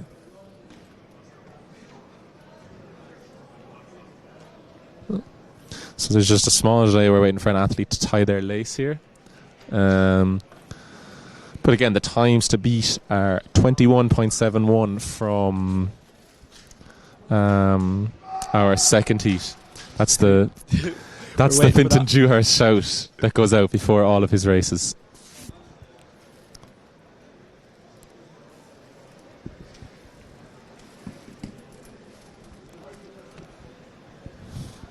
This will be very interesting to see what Fintan could run here. And we're underway. That's a very good start from Fintan Dewhurst. He'll be looking to power down this back straight, and our UCD athlete has unfortunately pulled up. But it is Fintan really powering now. Andrew Hayes is absolutely powering very around. Good. And Andrew Hayes could even come and take this. You'd hope Fintan's strength will prevail at the end here now. What time is he going to post? 22.40 from Fintan Dewhurst. Andrew Hayes with a really, really good run as well. It'll be touch and go, I'd say, for that time from Fintan to make the final. I think, yeah, we had a 22.41 in our earlier heats, did we? Yes, we did. Yes. So Alex Cullen, Fintan's just about edged in front of him. Yes. So that's put him into 4th place overall, I would think. We have 2 more heats left as well. So now, some quality athletes to come in these last 2 heats, the likes of Pádraig Hassett of TUS, Dara Donahue and Sean Stratton as well from DCU and DUH. So we'll wait and see what times these men can post. David Oguvu from DCU as well. Yes, 22, we do. Okay. This year. So if he could reproduce something like that, it would put him firmly in the runnings for a final spot. You said as well, like the lanes are pretty crucial for the 200. You want to get a good lane for this 200. I suppose the big thing about making this final as well is it's top 6 that get points for the team competition. So if you're in that final, you have points. If you're not, you don't. So that could... I'm not too sure how the team standings are looking at the moment, but I would imagine there's a bit of a battle going on between the likes of DCU, UL, UCD possibly as well. Top 3, I say those are the top 3 strongest schools. Yeah. I say battling for that. In the men's triple jump at the moment, we have reigning champion Aaron O'Connor from UL jumping. Jumped a PB of 13:07 last week at National Seniors, so we'll look to see what he can do here now. Looks to be a small bit behind the board, but a good jump nonetheless.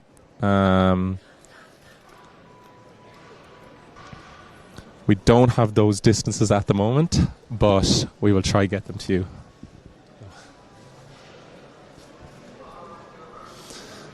So the 50s of the men's 200 are called to their marks, so we'll look for lanes 5 and 6 to be really pushing in this heat to beat those times set in the earlier heats.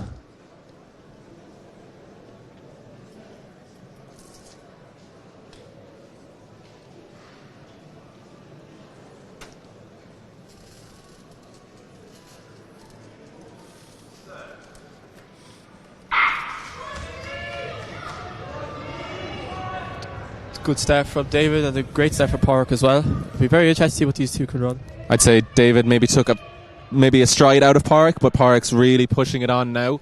It'll be neck and neck between them coming down this home straight. Park with just a slight edge. Nice.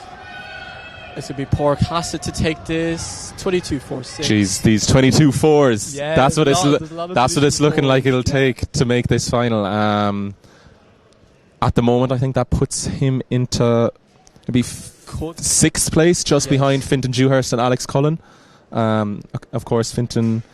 Do we have Fintan's official time from that? It was 22.4, and then Alex Cullen was a 22.41, and that's been rounded down to 22.44. So I think that's 4th, 5th, and 6th at the moment. So with one more heat. With one more heat to go. So we'll have to see. In this heat, who are we looking at? I think it was Sean Stratton and Dara Donoghue. Dara Donoghue, a member of that Dublin sprint group as well. So we've seen what their athletes can do. Ran a PB at National Seniors as well. Yeah. 22.2. Okay. If he could do something like that, he'd be looking to put down a marker. Yeah, and he has the lane 6 as well. So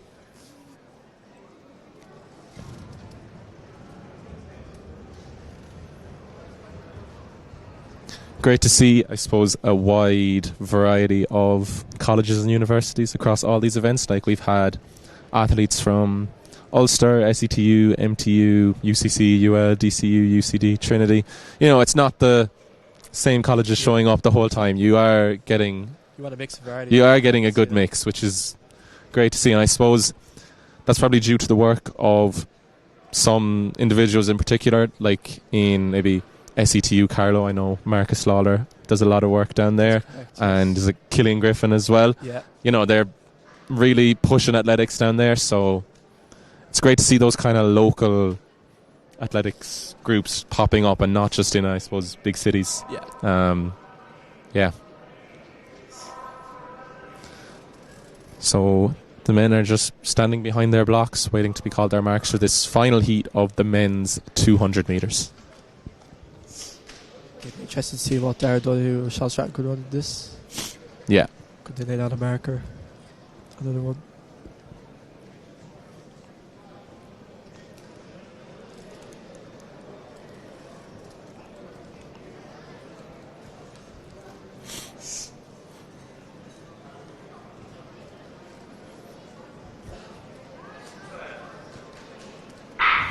And we're off. It's a good start from Dara Donoghue. I'd say even better start from Sean Stratton. Yeah. Donoghue is now starting to really get into his running though down that back straight. Stratton is sticking to him well. Sean Stratton is actually could be very close. Quite close coming down to this line. We'll wait and see what they can run. Dara Donoghue's just going to get ahead with 22.29. I'd say that is good enough to make the final, and I'd say Stratton, it'll be close. It could be another 22.4. Yeah. Dara's happy with that for sure. Yeah. I would say we'll wait and get you these times before we... 22.29 official time from Dara. 22.57 from Sean, so it's close. Not looking like it will make the final, though. I think Dara's definitely put himself in there anyway. Yeah, so we had a 21.7, a 21.8, 22.03, and then it's down to our 22.4s. Yeah. That's what it's looking like. So we'll wait and get those official summaries of the results.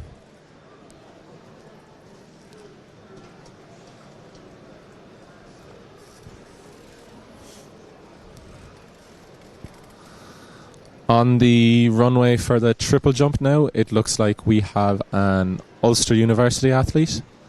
I think they could be in the second round, the end of it, or starting the third round. I'm not 100% sure.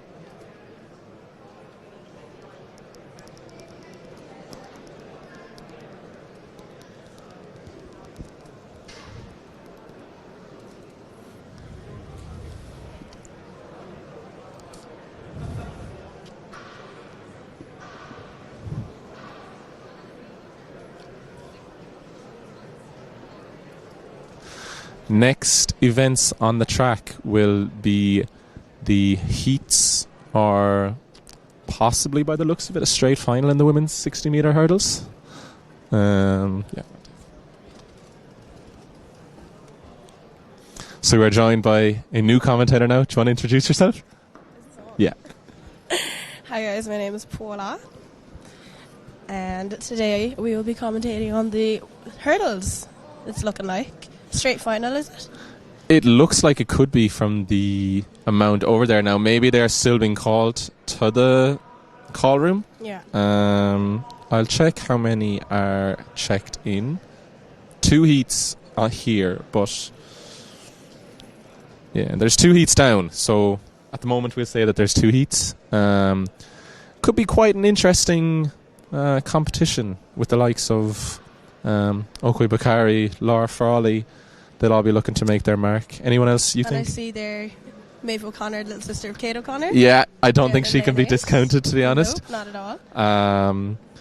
Yeah, it'll be very interesting to see. I suppose, is that a sibling of yours in lane 1? You might have to give her a bit of a shout out. Tiny little bit of a shout out. But it should be a tough race, definitely between Okwe and Laura anyways. I presume it's going to be first 3 and next 2 fastest. That's what I'm guessing with the 2 heats. But we won't guess. We will wait and see, exactly. I suppose while the girls are getting warmed up, we might go through maybe some results of competitions that are completed. So in the long jump, it was Laura Frawley of UL who took gold in 5.75.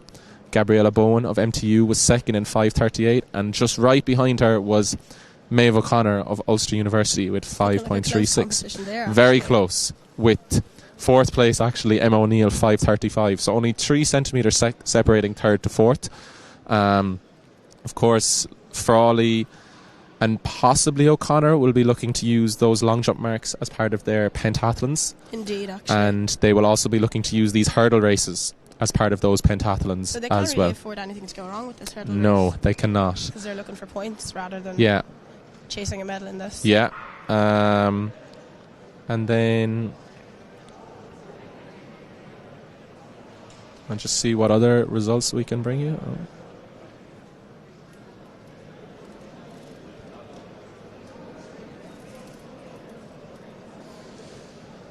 Okay. And a little look at the triple jump. Yeah. So we might look at the competitors in the triple jump just maybe as they're competing to... So we have the men's triple jump on the runway right now. Yeah, so there's 7 competitors, and next up on the track we've seen him every time the camera goes to the triple jump. It seems to be Aaron that's jumping, but Aaron is our reigning champion indoors and out from varsities. He's a second year student for primary teaching in Mary I. Of course, the Mary I students compete under the UL banner at the indoor varsities. Laura Frawley is also one of those athletes from Mary I. So Aaron is going down the runway now. He looks spot on the board there. That was Aaron's best jump of the day by far. His first few jumps, he wasn't quite getting on the board, so it's good to see. As mentioned earlier, he set a PB of 13:07 in his season opener last weekend at National Seniors, so he'll be looking to hopefully make an improvement on that today. So our ladies on the track are warming up. Should be ready to go now anytime soon. Yes, they've done their run-throughs, so should be getting underway soon. I think I see Orla Coffey of UCC down there as well, who will also be taking part in those multi-events, I presume, as she has done in the past. So it's a pretty stacked heat for the multi-eventers. Yeah, I'd say it was maybe a tactical heat to put them all together. Definitely. They knew what they were doing there. Yeah. Plus a few of our hurdle stalwarts like Okwe Bakari, Yes. who's a hurdle specialist. Phenomenal hurdler. Made the national final last week at National Seniors. Yes, she did. She put in a very strong performance there. So we'll see how it unfolds for her in the next couple of minutes. A bit of last year through to injury, I think. I think so. She didn't compete at the home intervarsities, I suppose, in Santry last April, so it's good to see her in a DCU singlet, I suppose, this year. That transition, I suppose, into college can be quite Very hard, tough. especially being a Cork woman. Dublin is a nice trek. It's like a complete cultural reset. Yeah. Culture shock Yeah. completely. What should they say? Being from Cork is a state of mind or something like that. Cork, the second capital. Yeah. I don't know if there'd be much of a difference now. I don't know. A little bit. I suppose they'd like to think there's a bit of a difference. Oh, heavily. Don't ever tell a Cork person, no, you're just little Dublin. Yeah. So on our marks now. First heat of the women's hurdles.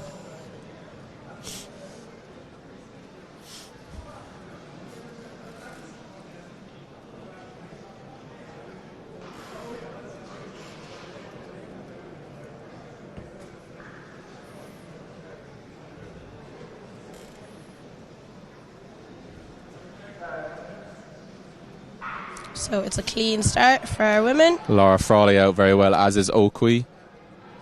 Good start from Okwe Bakari. Yeah. Just coming to take it there. Okwe takes that heat, followed closely by Laura Frawley, and I think it was close for third between Rachel Lynch and Maeve O'Connor from UCD and Ulster University. I think I remember seeing Rachel Lynch listed as combined eventer as well on UCD's team on their Instagram. 874 to cross the line for Okwe Bakari. We'll see if that gets rounded down. Laura Frawley was, I'd say, first to the first hurdle, but then Okwe Just pulled came ahead into there. her own, then probably showing her true hurdle specialism Yeah. in that race. It was pretty tight on the line for a third. It's actually looking like my little sister. Oh, was it? I know, over the far side. Yeah, over the far side there. Okay, we'll wait and see. I'm not sure these results are coming up as correct. So we might just wait for a bit of confirmation. And we'll turn over to Heat 2. So we've got... In this heat, we have Blaheen Holden from DUH, Michaela Sobertova from SETU, Clodagh Fee from Queen's, Leah Maloney from UL, Alison Dempsey, UCD, Lily O'Riordan, MTU, and Riona Doherty from Ulster University. So we are missing a few. I know Riona, I think, suffered a little injury in the long jump earlier. Yeah. So it's unfortunate because she's a very good hurdler. Yeah. Leah Maloney as well. She dabbled in the hurdles. Yeah, She's a good hurdler. She's a strong hurdler. Leah came up in the car with me and a few others from UL this morning, so I don't know how she feels about doing the hurdles, but she's a real team player today, and she's going to do the hurdles for us. She also did the long jump this morning, finishing in 7th place, and is going to do a triple jump for us later as well. Full action pack day. And never rule out seeing her in a relay. Never. So official results are in here now. So we have Oakley in 8:73, Laura Frawley in 8:91, Rachel Lynch 9:13, Maeve O'Connor 9:25, Petra Igwe in 9:34, Orla Coffey 9:81, winner Alozi in 11:78, and Amy Hanley in 12:30. So solid performances all round. I suppose if it is the first three, Our next our next two fastest times that will need to be beaten are 9:25 and 9:34. So we've been put in and out of our blocks. it is quite possible that all 5 women from this heat could potentially make a final. Not out of the realms of possibility. And there's only one way to find out.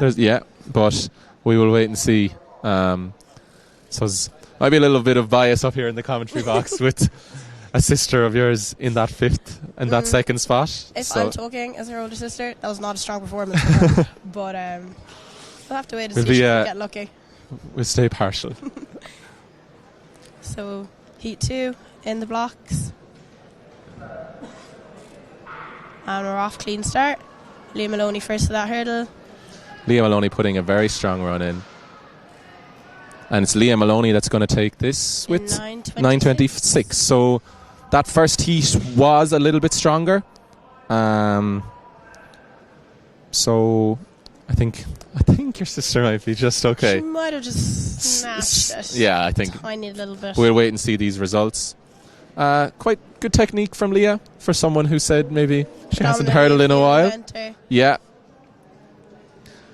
I suppose nice solid run from her there. Leah Jack Hickey was doing his best to try push Leah towards doing the multis, but she stood her ground. Now, outdoors is a different story. We might see her in that outdoors, but we'll have seen her in an outdoor multi before. Yeah, it's not out of the realms of possibility. Next up will be the men's 60 metres. Now, I think we can could be a straight final confidently say that this will be a straight final. At National Seniors it was, so I wouldn't expect anything less. So she's coming up there, Leah Maloney. Yeah, so Leah will be through alongside the... So the qualifying is actually the 2 best and then the two best. Next 4 okay. fastest. So I'd say... So that next 4 fastest doesn't really depend. It's just, it could be the next 4 fastest from one heat. Yeah. Next 4 fastest from heat 2 or split. So Leah Maloney and Lily O'Riordan will be automatically through. And then it is looking like it'll be Maeve O'Connor, Petra Igwe, Orla Coffey and Michaela Sobertova that make that final. That final will be coming up later. This men's 60 metre hurdles could be quite the race, I suppose. Our national senior champion taking to the track. Adam Nolan. SETU. Yes, joined by Sean Carmody, our silver medalist from last weekend. It's always a great race between the two. Yeah, now phenomenal hurdlers. They will be in lanes 5 and 8, so maybe a little bit out of each other's vision. They're in each other's peripheral vision.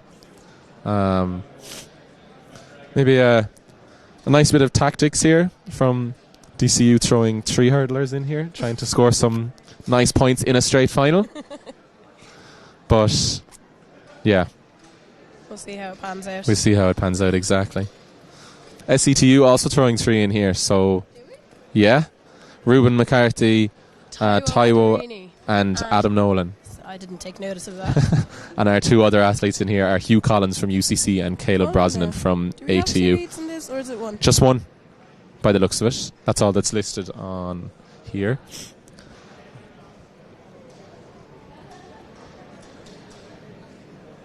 Maybe that has changed in the meantime. But I can refresh our page if needs be. So we're going on to the high hurdles. Yes, the high hurdles, the exactly. High hurdles. What are they, 3-6? Could be, I actually am not sure. Yeah. Knows that they're high. Just a little look down here again at the triple jump. Slightly behind the board there for Isaac.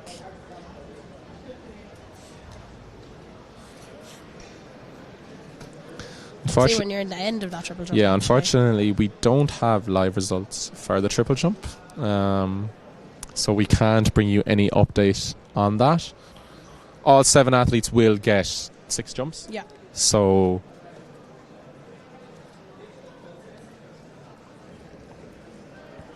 we might just go through the confirmed results of that men's 200. So the athletes qualified for the final are Sean Harding goes in as number 1 seed with a 21.7, 21.82 for Dan and Long, 22.03 Joe Doody, 22.29 for Dara Donahue, Fintan Dewhurst 22.4, and Alex Cullen 22.41.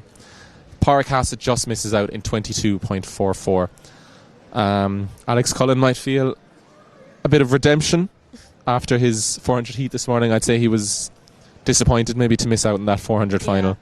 So strong performance in your probably what you call it, second event to make that final. Especially going from a 400 into a 2. Yes, and he was in lane 1 for the heats as well, oh, good Lord. Which is not where you want to be not at all. for a 200. You want to be getting out as hard as possible. In the final, you have to take the hand you're dealt, but in the heats you'd be hoping for a bit more of a favourable lane. Mm-hmm.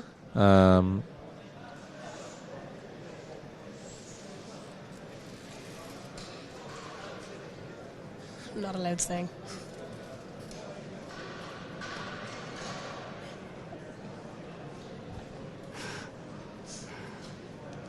And yeah, we might just go through the women's 200 as well. So it'll be a forward will be in lane 6, Cara Murphy lane 5, Gráinne O'Sullivan lane 4, Hannah Murray lane 3, Fatima Amusan in lane 2, and Sarah Malee in lane 1. That is looking to be a stacked UCD putting final. 3 athletes into that final, hoping to score some big points there. They definitely will. Yeah, Cara Murphy's ran 24.7 this year. She has. Very strong athletes in there. Be an exciting final later. It will be a close final, so looking forward to that later. Yeah. It looks like the men's triple jump is all wrapped up. Unfortunately, we do not have results. We could come to you with them later. Yeah, just receiving their medals now is the senior women's... senior women's, there's only one competition, sorry. The women's weight for distance. So in first place we had Katrina Passerin-Skyty from UL. In second place she's joined by Laura Frawley, also of UL. And then we had Claire Kennedy of ATU in third. So Katrina threw 10.20, Laura 8.95 and Claire 7.81. So strong performance from Katrina. Of course, Katrina broke the national senior record last weekend at the indoors with a throw of 8.70. Now that might sound significantly less than her 10.20 today, but it was a heavier weight last weekend, so don't be fooled by that. Laura Frawley, a woman of many hats. Yes, Laura Frawley is very busy today. She's competing in the pentathlon, she's done the weight for distance. The weight for distance, and then all of the individual events in the pentathlon except the 800. Laura at the 800, it's quite a difficult relationship, I would say, if you ask her. It is, but she's strong enough to just sit in there anyway. Yes, I think... rely on what she had done earlier on. I think she ran a PB in the 800 last weekend in Scotland. So, obviously, it's something she's been working on. So, yeah, we'll switch over to the men's hurdles now again. So looking out in lane 5 for Adam Nolan, lane 8 for Sean Carmody. Straight final in this men's race.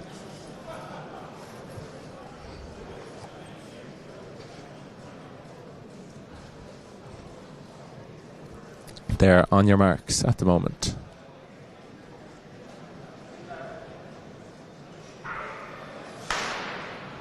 So tiny little jerk there. I think Adam Nolan might be glad of that false start. His start looked a bit shaky. Let's just hope. He just looked to be kind of a bit stuck in the blocks almost. Yeah. Actually, it was Adam Nolan who twitched in the blocks. So We're hoping for a warning. that's why the start maybe didn't look as good as it should. Yeah. The officials will review it now.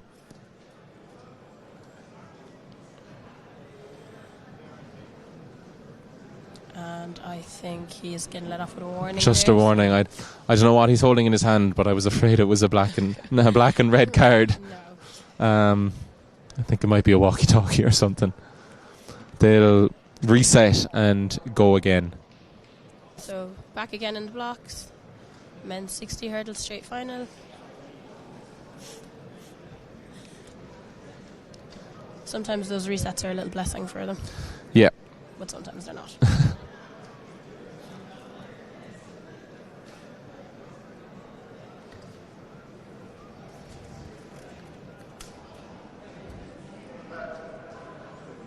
So we are cleanly away this time. Very close between Adam and Sean to that first hurdle. Adam slightly pulling away now. 8:07 is on the clock. Solid run from Adam Nolan. Nice run from Sean Carmody as well. And I think Ruben McCarthy got up for third there. Yes, we might have to take a look at that replay. I think the next heat we're actually going to see is the combined events hurdles. Yes, So so yes. Ruben McCarthy. Did get up for third. So this is the women's weight for distance presentation we were just talking about before this race. So once again, it was Claire Kennedy from ATU, Laura Frawley from UL, and Katrina from UL as well. So Adam Nolan's time there just rounded down to 8:04. So he Okay, will be that's happy with that. very solid run. 8:04, nice run.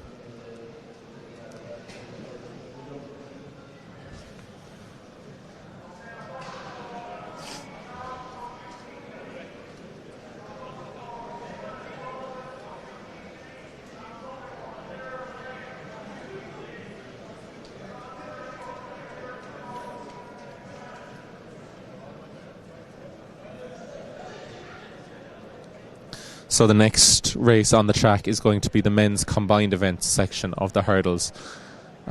Is there a height difference in the hurdles? No? I wouldn't say so. Okay, just...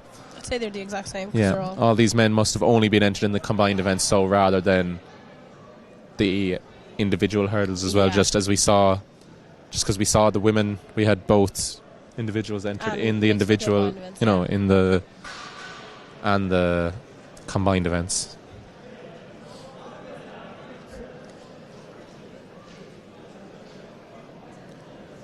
It's great to see some athletes giving it a crack as well. Yeah, the technique might not always be They're the most much more proficient, but it is it a heptathlon or a pentathlon for the lads? I think it's pent. Yeah, so their strengths might lie elsewhere. Yeah, heptathlon's over 2 days actually. So, yeah. It's always good to see them giving their shot. Yeah, exactly. So the results, not official, but Adam Nolan with 8:04, second Sean Carmody with 8:34, and that has just. I'll just get them up here for you. Senior men's. So yes, Adam Nolan 8:04, Sean Carmody in second with 8:34, and Ruben McCarty with 8:96. Okay, very good. So again, strong run from Adam Nolan. Hopefully he's happy with that. Yeah, and I presume we'll see him again next weekend at National Under-23s as well.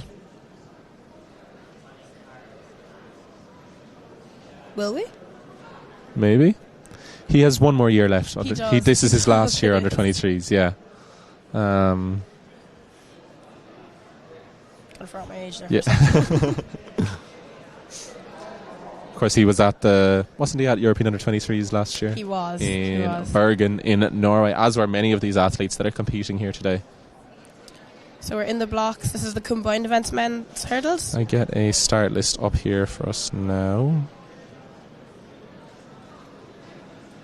So we have Liam Murta, Shane McGrath. We're missing Sam Vines. Then we have Jules Robelin and Jack O'Connell. So another clean start. It looks like Shane McGrath coming to that first hurdle, but he's being chased down by... And Jules is going to take it. Quite a strong run from those two lads, from Maynooth and SETU. Yeah, very, very strong runs. 9:06 on the clock, I think I saw when they crossed the line, but we'll wait for official confirmation. 9:04. Very good. So it was actually... Yeah, okay, I don't think these results are official just yet. So hurdle at the same time, but Jules just got up for Jules, that 9:04. first spot there from Shane McGrath. I think it was actually... Oh, yeah. I don't know, these results, I'm not sure. They have Liam Murta in second here, but I think it was the SETU athlete that was in second.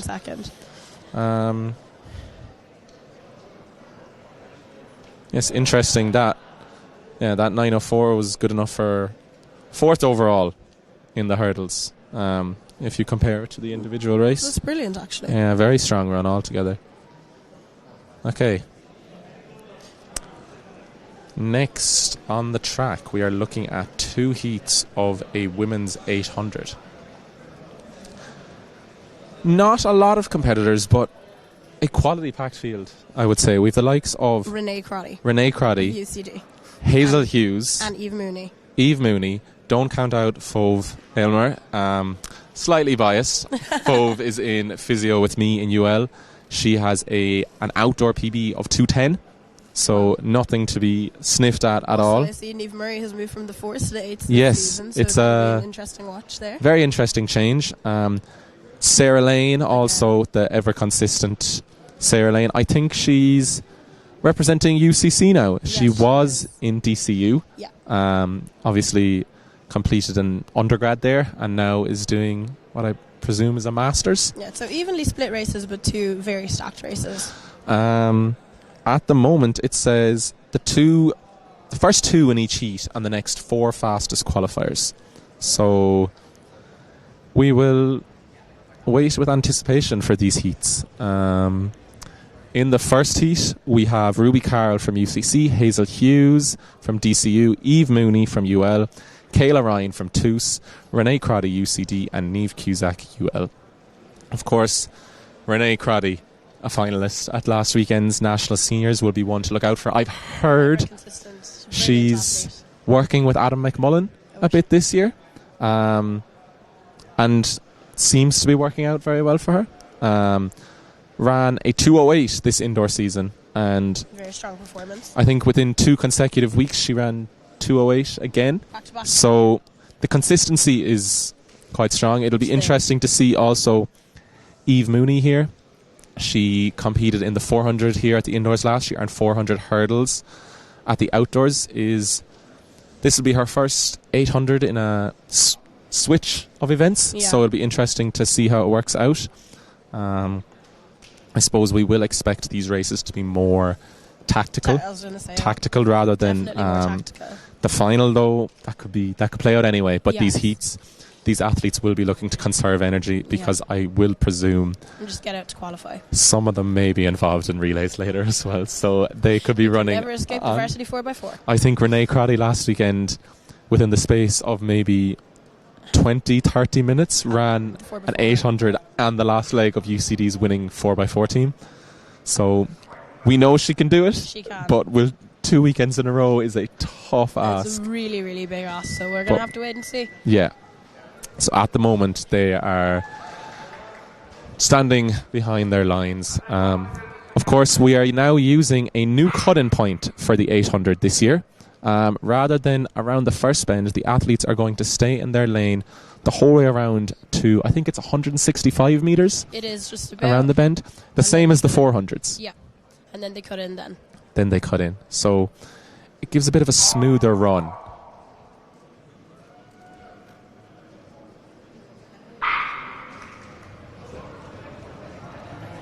So those athletes just looking to get out, want to be first to that break. So they'll just be looking to go smoothly around this first half of this race, and then in at the break, there might come in a few tactics. At the moment, it looks like all athletes are still involved. So Renee Crotty kind of first at that break. And it's Niamh Cusack of UL just behind her. Niamh is a first-year student in UL. She is indeed. Not entirely sure what she's studying. Is she? Not entirely sure what she's studying, but I've often been going around campus and seen Niamh out on a few runs. She seems a very dedicated athlete. She is. Yeah. It's also great to see first years taking part in varsities. It is. It's also a ginormous jump from, say, like schools. Yes, they would it have is. done last year. So at the moment, it looks very tactical.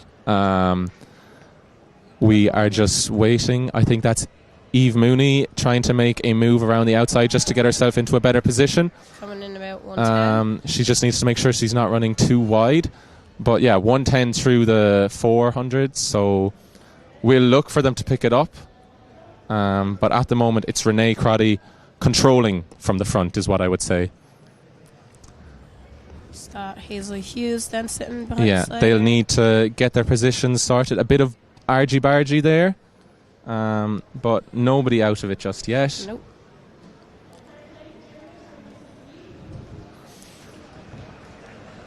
We'll be looking for a few kicks here now.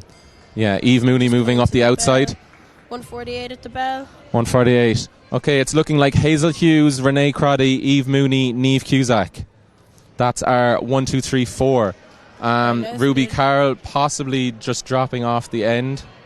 But our use... Is that Sarah Lane? No. No, it's... TUS's Kayla Ryan also moving up. Eve and Niamh both need to continue running because it is based on fastest times. It Everyone is needs to indeed. push the whole way to the line. So just driving through there. But it's going to be Renee and Crotty. Hazel. Yeah. First two automatic spots. Easy does it. 221. Yeah. And then Niamh, or the Kayla Ryan was in third. Niamh Cusack, Eve Mooney, and Ruby Carroll. We are going to wait and see what the girls in this next heat can do. You would think if... Oh, sorry. No, you're alright. Are you doing comments? You can come in. Oh, you're on Zoom. Okay, so we're joined by another commentator. Do you want to introduce yourself? Hey, how's it going? Ben Smith here. Yeah, so... Sorry for the wait there. That's okay. So we've had the first heat of the women's 800 won by Renee Crotty and Hazel Hughes, so they're automatically through to the finals. The rest of the girls will be waiting to see what this second heat run. You would think if the girls in the second heat had their heads screwed on a bit, they'd take it out a bit faster than a 221. It's always the advantage in the second heat, knowing what you need to do, and Considering it is 4 fastest to go through to the finals, this whole heat could be dragged around to a time that could qualify them, but they're also looking to conserve energy. so it looks like about a 222. Yeah, 221.6 and 221.68 was first and second, so it probably will be Around a that 222 range. mark that would be good enough for a final. So the lineup here for the second race, we've Fove Aylmer from UL, Niamh Murray from DCU in lane 2, Nicola Sullivan from UCC in lane 3, Holly Arter in lane 4, and Sarah Lane from UCC in lane So 6. the names to look out for would be Sarah Lane, Niamh Murray and Fove Aylmer. Fove was 4th in this race last year in the final. Niamh Murray, we know, is currently in a transition maybe from the 4 to the 8, and Sarah Lane is an ever consistent force in the varsity's 800 metres. As we mentioned earlier, a slight change in singlet for Sarah Lane. She's joined the dark side down UCC now. I didn't want to say it, but yeah, so So a former it's our- former teammate of Niamh Murray. So it's maybe a 33 through the first 200.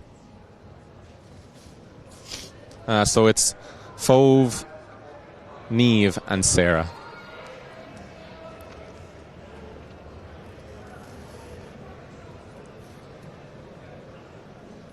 Very smooth looking running from all 3 women at the moment. all 3 looking on pace for that small queue as well. Yeah, we'll see what time they go through. It does look to be slightly faster. They went through in 1:10 in the first heat. So So 6 they'll be to looking. 7. Yeah, Holly Arthur will be looking to maybe grab one of those qualifying positions as well on time. But it is Fove Aylmer and Niamh Murray 1 and 2 with Sarah Lane not far behind. You see the girls conserving their energy now. Yeah, Little final to come later. Fove controlling it from the front and Niamh not far behind her. Nice and relaxed from them. You could maybe say Sarah Lane is being the smartest of them all, considering she knows she should be on for a time qualifier, you'd She hope. seems to be pacing herself quite well. Like the two here. girls seem to be racing at the front. I'd much prefer to see them take a foot off the pedal. But yeah, Niamh Murray has eased off now and Fove can just relax a bit. So But Fove and Niamh definitely look like they'd first 2 spots locked up now. I don't know if it's a... Yeah, so Fove is going to qualify. So is Niamh in 2:14.42. Good run. Sarah Lane also will qualify. It could be close for Holly Arthur.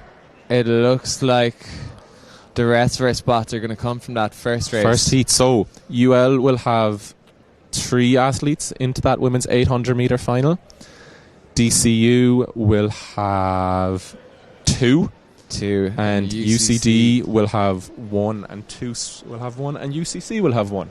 So Nice little balance. between Nice, all yeah, our yeah. colleges there. I suppose it's hard to take anything from those 800 metre heats. Obviously Fove has posted a 2:14 there, but I'd say if Renee Crotty and Hazel Hughes needed to, they could have done the same. We'll Girls see very much how... looked like they had it in reserve. Yeah. Now, it didn't look like a very hard 2:14 there, I don't think. No, but all the girls look very comfortable. they looked there now. fairly relaxed. We're still waiting for these times for second and third, but they all looked pretty relaxed. So 2:16 for Niamh Murray in second place, and Sarah Lane ran a 2:18.87 in third. There's all to play for in this final. All to play for. Once they're in the final, that's all that matters, really. I suppose the hardest part of this will be going back and getting the recovery in. 2 800s back to back is not nice. Nasty work. But I suppose that's the joys of indoor varsities. They loved the 4 laps around the track. They said they'd do it again. Yeah. So And we were saying before those heats as well, there's a high possibility after those 800 finals that we will all see those girls in relays as well. Mixed 4x4s, 4x2s, who knows. there's some rumours we'll be seeing Sarah Lane in the 4x4 anyway. With Yeah. some insider knowledge. And there, yeah, I don't know about the UL teams. They but could... the cards close to the No, I chest. genuinely think they could change any way at all. There's athletes down listed for a 4x4 but also listed for a 4x2. So we'll have to see who ends up running. It's a tight turnaround with our 800 finals. So yeah, the you really 800 have to be finals. maximising the recovery. Suppose they do have they have 3.5 hours, which is still tight, but it's manageable, I would say. Sure, Jack Hickey will have everyone well stocked with their Norman Tech boots. Yeah. In between the heats. I don't know about that. Bit of a different story here now in the men's 800 heats. We have 4 heats, and it's all on times. So it's going to be the 8 fastest from the 4 heats to qualify for the final, which does make it exciting racing because no one can afford to take it easy. There will be no tactics, really, I suppose. It'll just be run. Bit of a shootout. Yeah, and I remember it being like this last year as well. So yeah, we'll just wait and see. Some names to look out for, I suppose, in these heats. In the first heat, do you know anyone?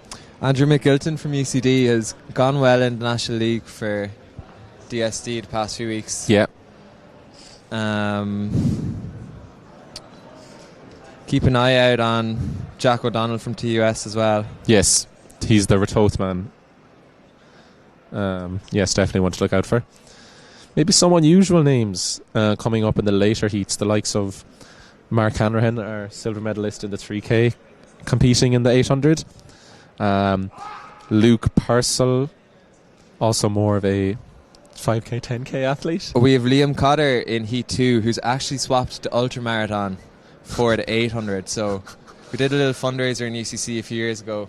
I think he did 60 laps around the Mardyke Arena track. So he's swapping it for the four laps of the indoor track now today. We'll see how he fares. Might be a little bit of a difference, but...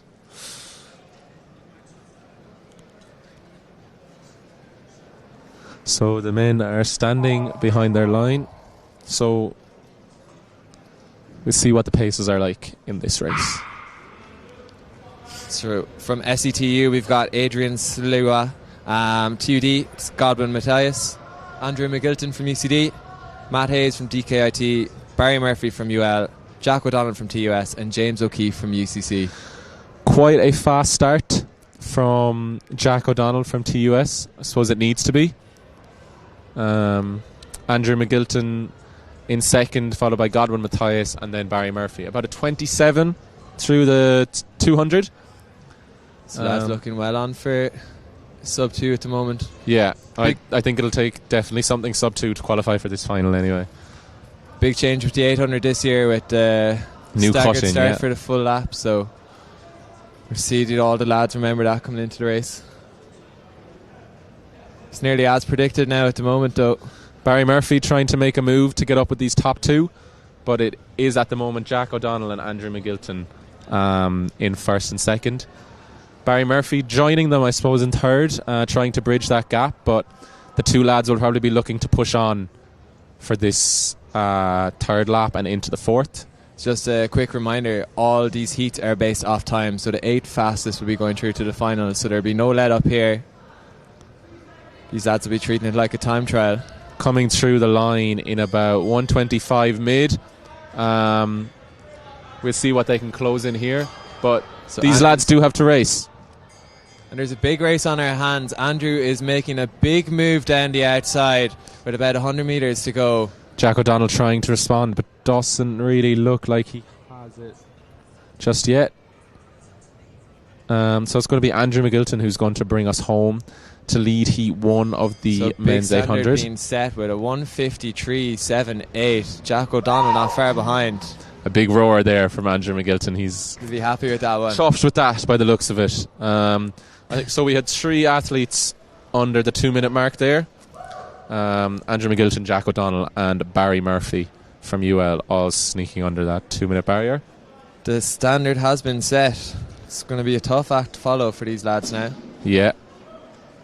So Mark Hanrahan, who I had a little duel with over the 3K earlier, he is back now for a 4-lap battle. Yeah, he has his main event done, so I suppose he can just have a bit of fun with this by the looks of it.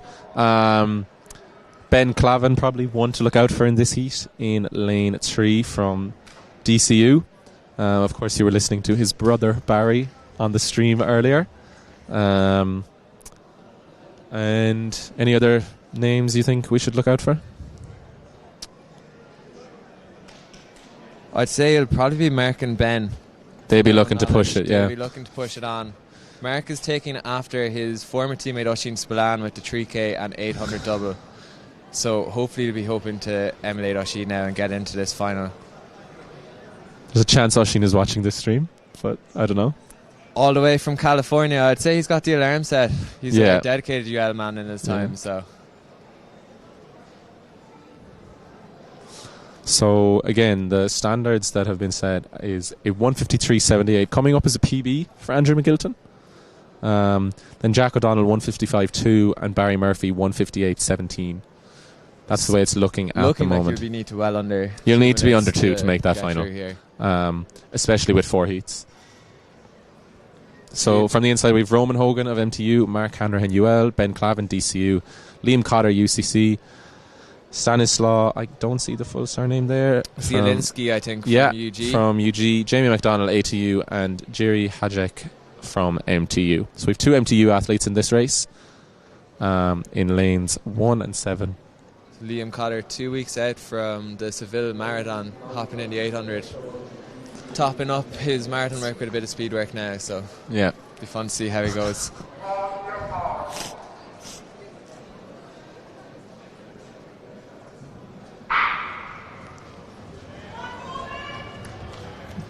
The lads are off with the new 800 Sager. Yeah, we might see Mark Hanrahan. I didn't know if we'd see him go out hard or not. I felt we might see him come through in the end just with that strength. He does have that 5k strength behind him. But we'll wait and see. Seems to be near the frontier now. Yeah. As we break on the first laps. So it's going to be our MTU athlete, Jiri Hajek, who's making a strong run. History in 26 seconds through the first 200. We'll see if he can keep that, but it's Mark Hanrahan that's chasing him down, followed by Ben Clavin and Jamie McDonnell from ATU. So lads storming through 300 in about 43 seconds. So the lads are closing the gap now. Our athlete actually moving all over the place. Mark Hanrahan looking to make the pass now just before they get in the bend. Didn't quite catch the time through. I think they're about 56 or 57 again. So Mark just continuing to push it on with Ben right now. Behind. The 3K lactic Mark could be beginning to feel this, but he'll be looking to. He might have another race on his hands by the look of things. The final soon to come, but Ben is looking strong right behind. They'll need to push on this last lap. I think the first heat went through in about a 125, so they went through in a 127 there. So we'll need at least a sub 30-second lap for them to really have any chance of making that final. So our top we have two athletes out in front. Reminder is a 153 from the first race. So they're not going to beat that. They will need to push to get under that 2-minute mark. So it's going to be a 157.2. So I think that's third and fourth now overall. Yeah, so that's third and fourth overall. Are they banking on these next two heats? I think so. It would be great to see the little hot seat that we see at World Indoors now. Should bring them up here right beside us. Get some interviews while they're waiting. But no, UL seem to be wheeling out a lot of their 1500 I'm 3K men. not sure what's going on there, but so in this heat we have Ted Collins in UCD, the Nino Olympic man. Good to see him here. Maybe took a little bit of a gap from the sport, but is back. Has represented Trinity in the past, I believe, so is now studying in UCD. Finn Woodger, our bronze medalist from National Seniors last weekend, so he'll be looking to definitely push this out. Sam Vines, SCTU, Luke Purcell, Owen Aylward, and Tor Jorgensen from DUH. So Luke Purcell's top 5 at the InterVarsity Cross Country to start the season, so he'll be looking to show his talents over 4 laps here, but of course Ted and Finn now. Ted also a Nino Olympic man, as is Luke Purcell, so it's a bit of a battle of the clubmates here as well, although representing different colours here today. So Sean Finn will be watching with great intent as the two lads get off in the 800. Yeah. So that's UCD 2 and 3 at the moment. Ted Collins and Owen Aylward, but Finn Woodger running away with this at the moment.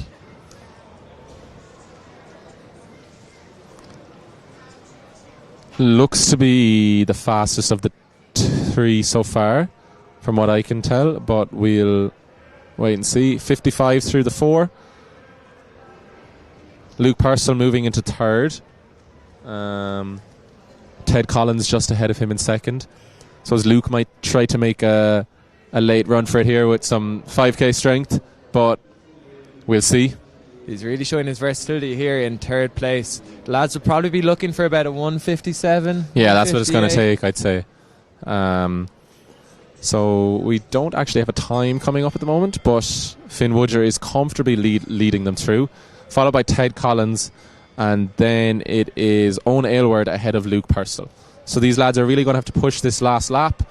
Our clock seems to have disappeared from us, so we don't unfortunately have the times. Here we go. So it's a 1:46.7 coming up on our clock.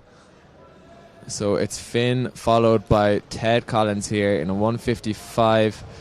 Ted looks like he just got under that 157. As has Luke, has also gone under 2, just about there. But we'll wait for these official results to come up. So yeah, Finn Woodger has done a 155.7. I think he should be safe enough to make the final with that.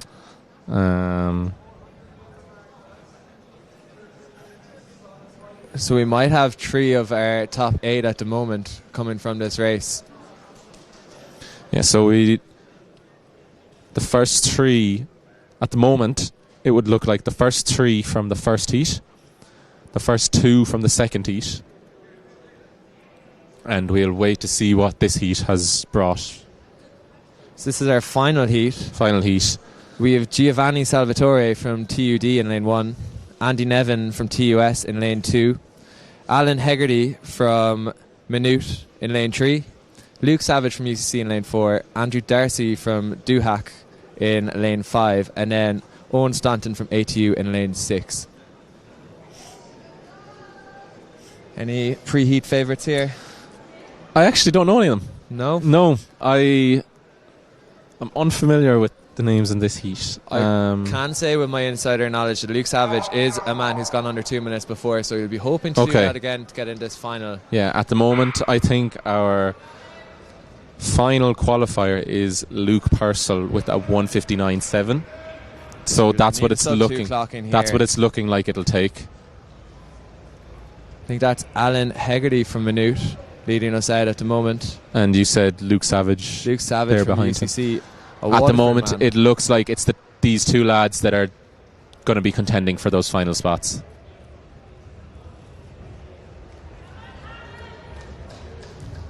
Andy Nevin and Giovanni Salvatore, both known to do multiple events across the day, so it'll be interesting to see will they have any more races in the legs. But currently it's Alan Hegarty followed by Luke Savage. Alan Hegarty's really bombing it around this track, not leaving it to chance. They both seem to be on pace for the sub 2. Yeah, very well on pace. I'd say on par with, around the same time as Finn Woodger. So can they hold it over the last 2 laps? Alan's looking quite strong here.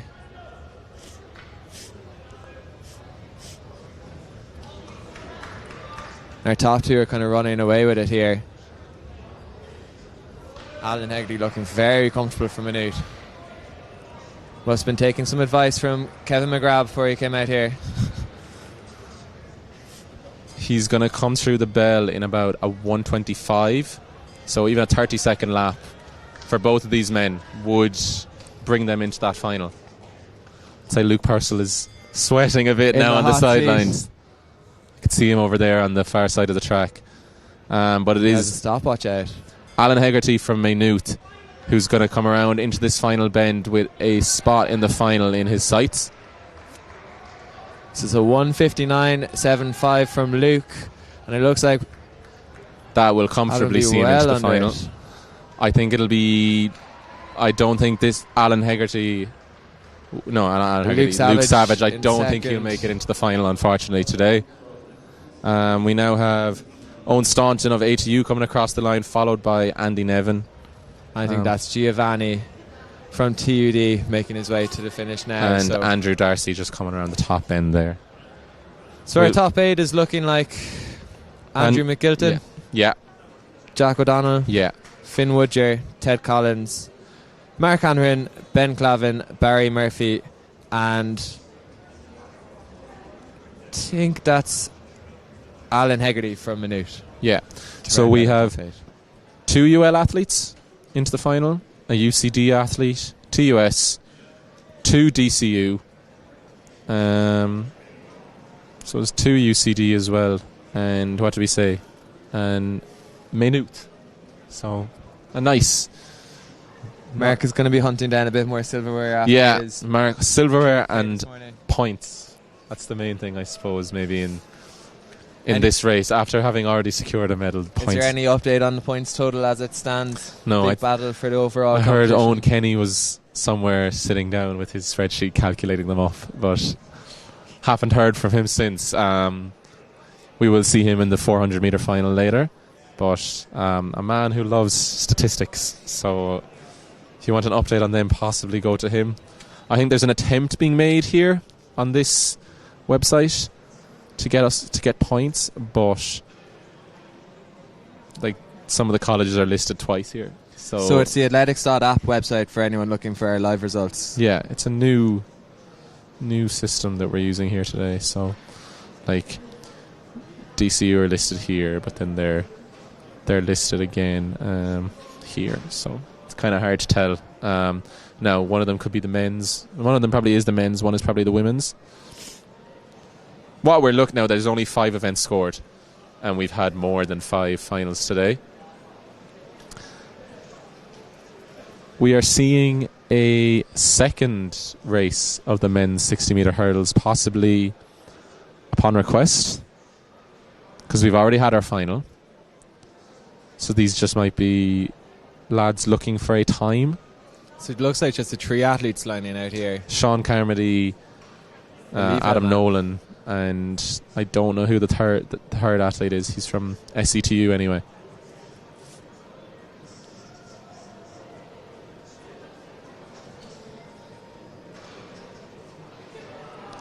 From what I can see from these events that have been scored so far, DCU men's have 41 points. UL have 26. UCC have 23. UCD have 19. TUS have 19 as well. Those are SETU have 25, making a good showing early on. And in the women's, DCU have 39. UL have 25. SETU 16. UCC 17. UCD 18.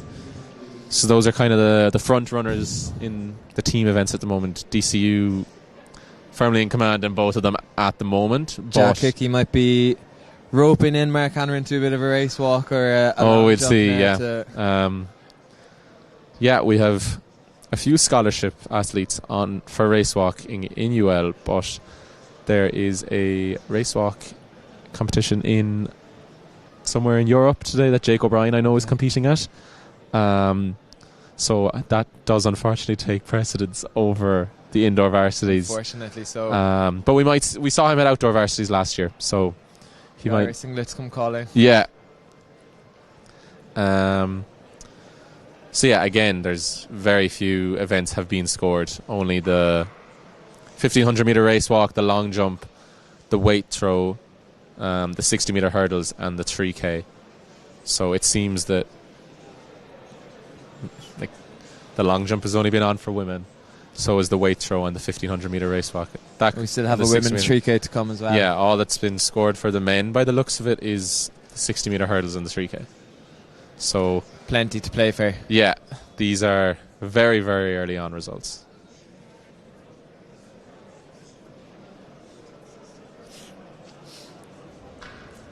So it looks like we have our 60 hurdles, our second race after our final earlier.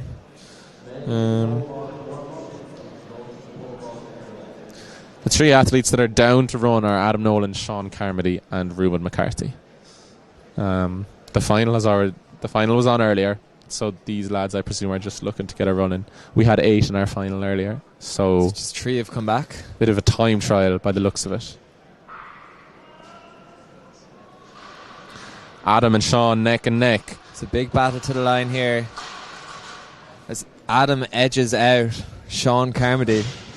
An 8:08. We'll see if that gets rounded down. It was earlier on. Sean was right next to Adam for most of that race, but we can see down on the track maybe the 4th and 5th hurdle were hit, and that might have taken a slight bit of momentum. If we look at the replay, neck and neck the whole way, and then just those last 2 hurdles kind of, yeah. Are you coming in? So we just had another hurdles race there, the 3 lads. And I had no idea that was going to happen. Yeah.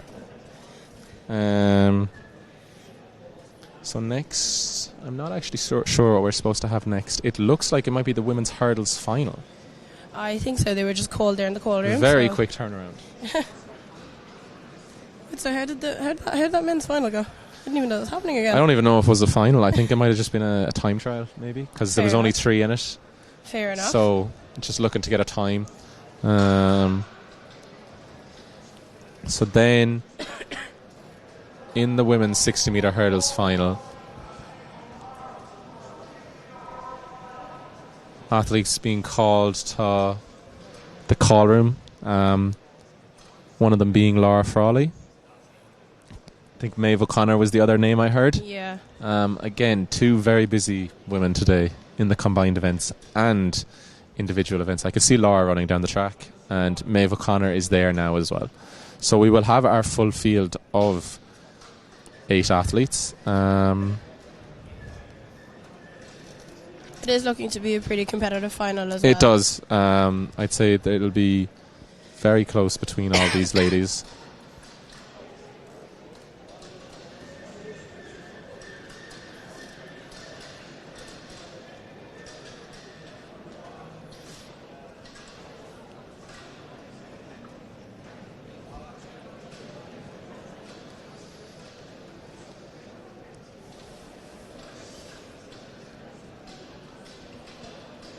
So, if we just, before they get onto track, the finalists will be Orla Coffey, UCC, Rachel Lynch, UCD, Lily O'Riordan, MTU, Leah Maloney, UL, Okwi Bakari, DCU, Laura Frawley, UL, Maeve O'Connor, University of Ulster, and Petra Igwe of SETU.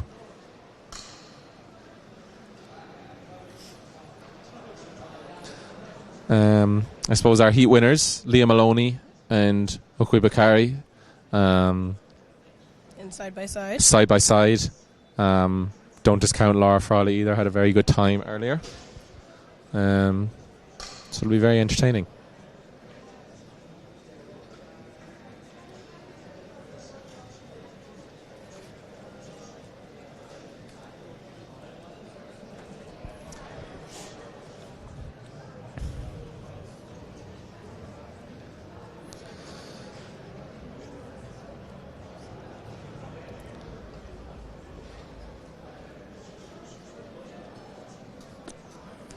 So after this, we will be moving on to the 60 metres. Most exciting event of the day. The most exciting event of the day.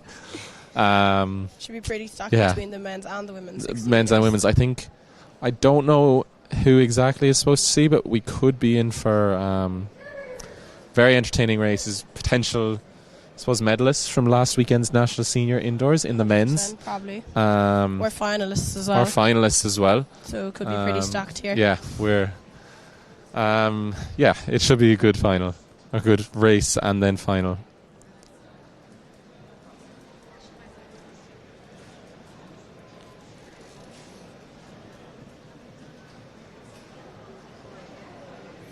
So the girls are out on the track now. Also warming up in front of us is the men's pole vault. We get to see a glimpse of Conor Callanan in this men's pole vault, a very competent pole vaulter who represented... Really good to see Conor back again, DC West as well. Represented Ireland at those European Team Championships last year, where he put in a very strong performance to help Ireland finish 5th overall. He's leading the way, I suppose, for pole vault in Ireland to a certain extent. So it's great to see him competing here at the InterVarsities. At the moment, there's only 4 athletes down there. Looks like SETU, DCU. I know that's Conor Callan's. Do you recognise anyone else? 2 SETUs there. Okay, lovely. Obviously, Conor, DCU. I can't really tell now who else is there. There's a 4th athlete there, an unknown, I suppose. He's yet to reveal his vest. I see him in action, I suppose, in a few minutes. The women's pole vault was on earlier. And I think our winners of that came from UCD. So yes, it was Evine MacDonald of UCD winning gold with a 3-metre jump. Brilliant. Jelena McNamara of UCD in second with a 2:55, and then Emily Davidson of UL in third with a 2:15. So I think Emily Davidson, this was her pole vault debut in a I competition. was So going to say, because she'd usually be more of a long jumper. yeah, she would. She's taken it up, helping UL get some points. But yeah, no, she's been practicing for the last 3 weeks. I think her goal today was to clear a bar. I think she said she's been using the rope at training. So good to see athletes getting their first run out in some events. So again, this women's 60-metre final is what's on the track now.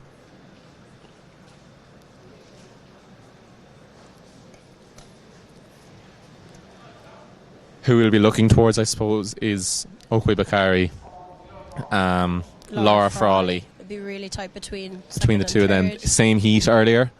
Now, don't discount anyone. At all. But And it is hurdles, anything can Yeah. happen in the hurdles.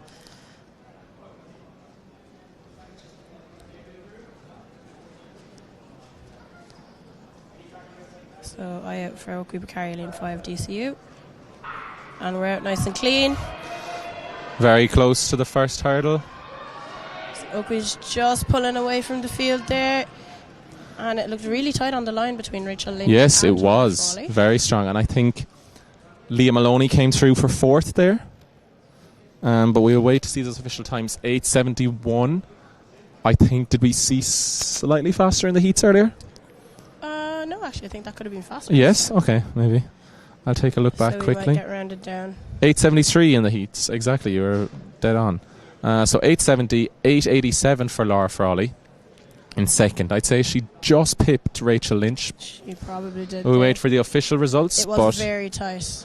8:97 for Rachel Lynch. And then, yes, it was Leah Maloney in fourth, so And it's also very really good. close on the line. Yes, for the rest very, of very those close. racing, so Very good runs by all those girls.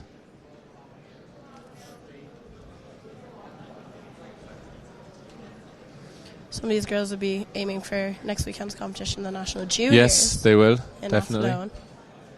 So it'll be great to see how that folds out for them after I today. suppose the likes of Orla Coffey, Rachel Lynch, Laura Frawley and Maeve O'Connor will be quickly going to prepare for their next event in the pentathlon, which I believe is the shot put. I think their schedule was a little bit turned upside down today, just with the order of events here. They started their pentathlon in the long jump, which is not the traditional It's usually order. hurdles. I think they might have just swapped the hurdles and the long jump, but look, they're all still going strong anyway. So yes, it was Okwe Bakari 8:70, Laura Frawley 8:87, Rachel Lynch 8:97, Leah Maloney 9:20, Petra Igwe 9:36, Maeve O'Connor 9:38, Orla Coffey 9:73, and Lily O'Riordan 10:16. So good runs there from our ladies. Yep.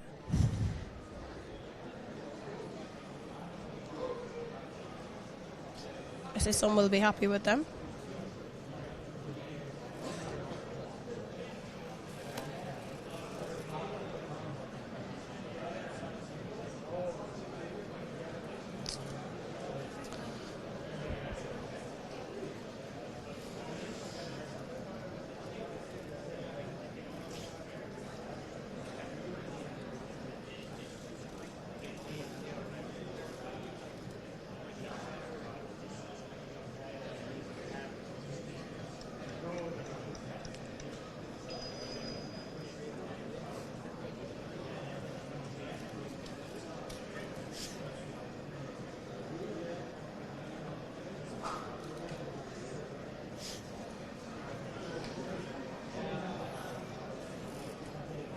So do we have a break on the track now? I'm actually not too sure. The hurdles are still out, considering the 60 metres is supposed to be next. Yeah. Interestingly, I see we have another athlete after joining the pole vault in Finton Dewhurst. Oh, interesting turn of Was events not there. down to be doing the pole vault. He did do the high jump earlier and cleared 175. Is also going to be in the 200 metre final. And do not be surprised if he's in a relay later either. Some questionable technique going on there, but Interesting turn of events for Dewhurst today. I think it's all about the points. It is. all about the points for this. In UL's bid for the team title, I suppose DCU will be looking also for that title, as will UCD. And there was, I think, we were looking at the team points earlier. There was a few of them scored, and it was actually MTU were going quite well in the men's events, alongside SETU. So on 25, UCC 23, UL 26. Very few events scored, but, it's pretty close right now. it's good to see, I suppose, a couple of colleges all fighting it out. But yeah, we'll wait and see how those results play out as the day goes on. Yeah, it's very Still early a days. Long day ahead of all our athletes. Let's just see if they can hang in there.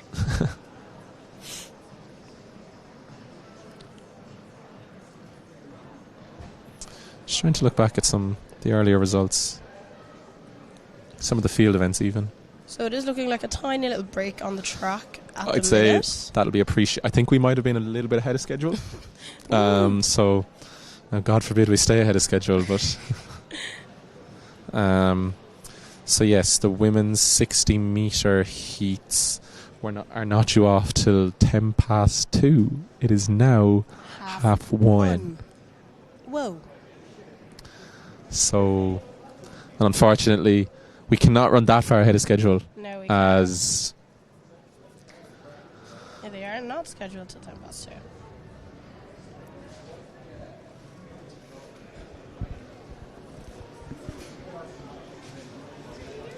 See you later. So, guys, we are joined by a new commentator. Well, not really new, but I've been here already, so it's already new. So I'm back again. so it's looking like a break on the track right now. The women's 60 is not due to start until 2:10. So, we just concluded the hurdles final there. Oakley Bakari of DCU took the gold in 8:70. Laura Frawley of UL 8:87, and Rachel Lynch in bronze of UCD with 8:97. So, pretty strong performance from the ladies there.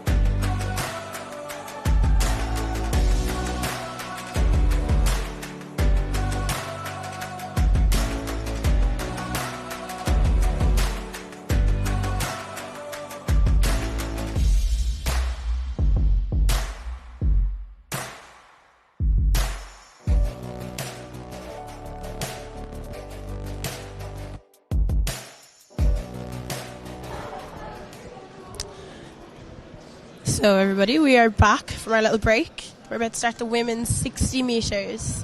So we have, how many heats in this? 4 heats. And we're also 4 heats. joined by our hurdles champion, Okri Bakari. Okri says hi, by the way, guys. So we have Shy. 4 heats. There we go. 4 heats. 4 heats, 4 heats, 4 heats. So in heat 1 we have Lauren McBride McConnell from ATU, Amy Hanley from MU, Mila Hristova from SETU, Emily Davidson of UL, Fatima Musa from MTU, Laura Kelly of TUD, and Carlota Malaga of TUD. So just setting up their box, doing a few runs. So strong contenders. This was definitely Fatima. Fatima Musa definitely of MTU. PB of 767. Of course, this is a live stream. We have to say that, isn't it?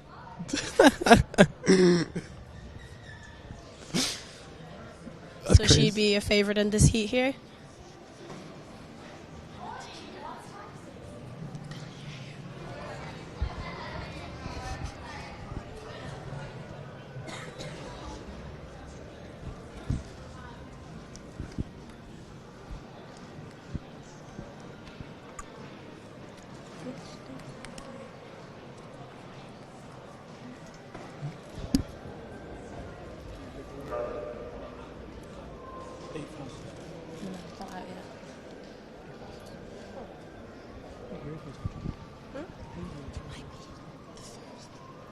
The winner. First 2, there's 4 heats, 8. First 2, next 2 fastest. It's 4 heats though. So we're on our marks for the first heat of the women's 60 metres.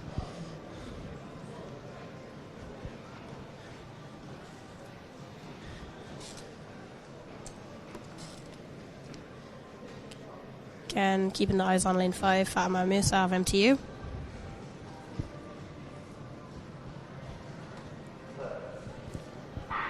And it's a clean start. Great start. It's nice and strong. Actually, really strong from UCD there, but it is Fatima Musa coming in 784. Pretty respectful time. Very nice. You see, once she got into her stride, she just pulled away from the rest of the field. Yeah. Lovely run from her there. She'll probably be happy with that. So just wait. Unofficially, 784. See the replay again. Yeah, she got up pretty well. And once she got into her stride, she just pulled away from everybody else.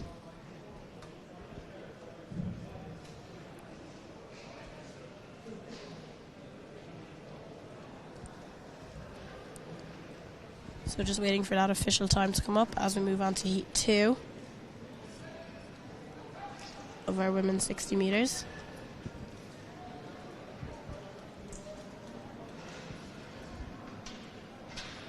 We have Nicole Walker in lane 1 of MTU, Nicole Quirk of University of Galway in lane 2, Amy Timoney, University of Ulster, I think, in lane 3, Katie Bergen of UCC in lane 4, Joanna Shodapo, of DUH in lane 5, Clodagh Fee of Queen's in lane 6, and Holly Rogers of TUS in lane 7. So another really strong heat here. Katie Bergen of UCC, very strong contender for this 60 heat here. Also Amy Timoney, another strong athlete. So should be an interesting race, this one.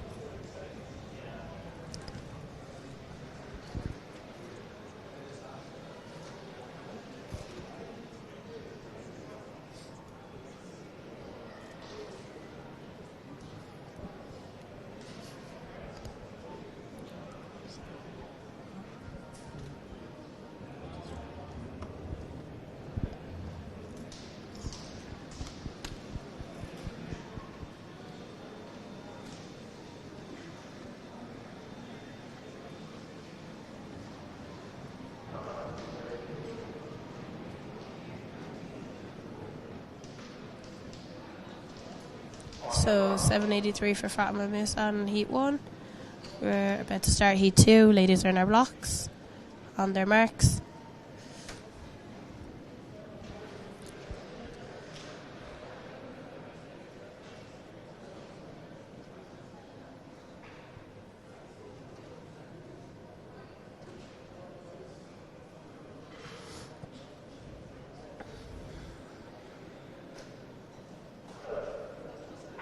So another clean start. Katie Bergen coming up there nice and strong. And it is Katie Bergen taking that 7:56. second heat, 7:56, followed by Amy Timoney, University of Ulster.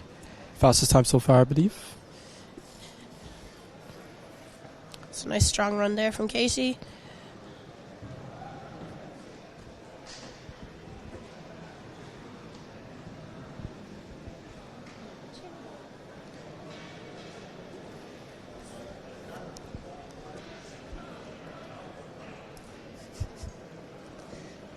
So just looking at the replay there.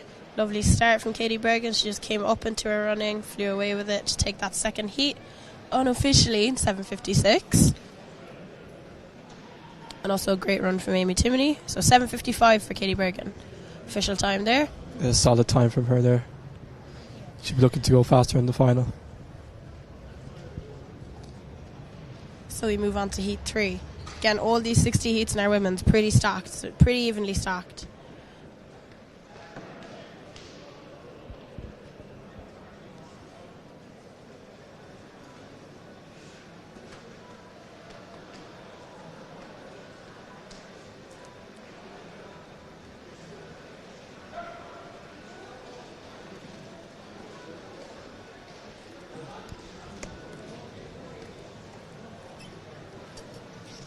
So we're into heat 3 of 4 of our women's 60 metres. Gabriella Bowen of MTU in lane 2. Sarah Millay of TUD in lane 3. Mia Casey of SETU in lane 4. Debbie Lawal of UCD in lane 5. Rosha Gavin of UL in lane 6. And Vivian Amaze of UCC in lane 7.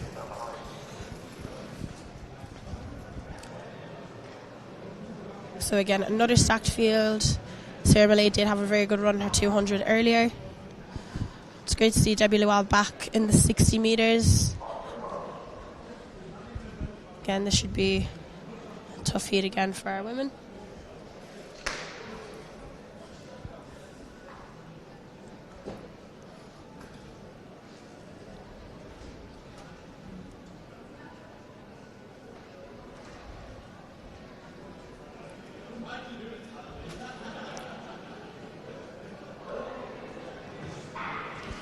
So Underway, another it's a good clean start. And it's looking like Debbie Lawal being chased down by Sarah Millay. Tight on Very the line there close. between Sarah and 7:72. Rosha Gavin. 7:72 on official time.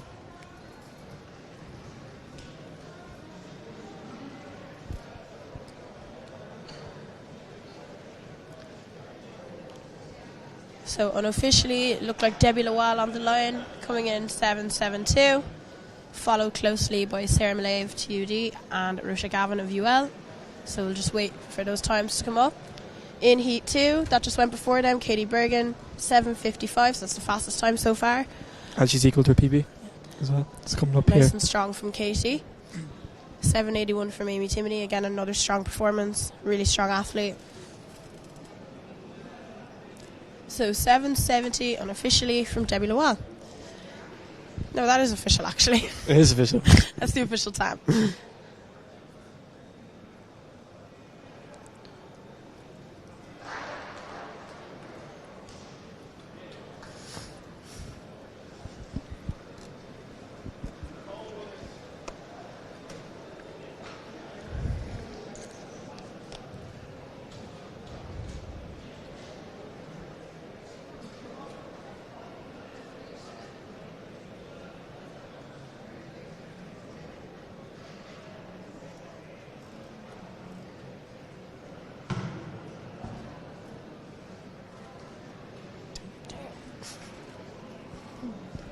So we're moving on to our last heat in our women's 60 metres. We have Ria Kelly of TUD in lane 2, Jessica Chikova of SETU in lane 3, Eve Murta of UL in 4, A.V. Mulligan of UCD in 5, Uche Disu of DCU in 6, and Sarah Fitzpatrick of Maynooth in lane 7. So final heat of the women's 60 metres. And we'll be moving on to our men's, if I'm not mistaken, next.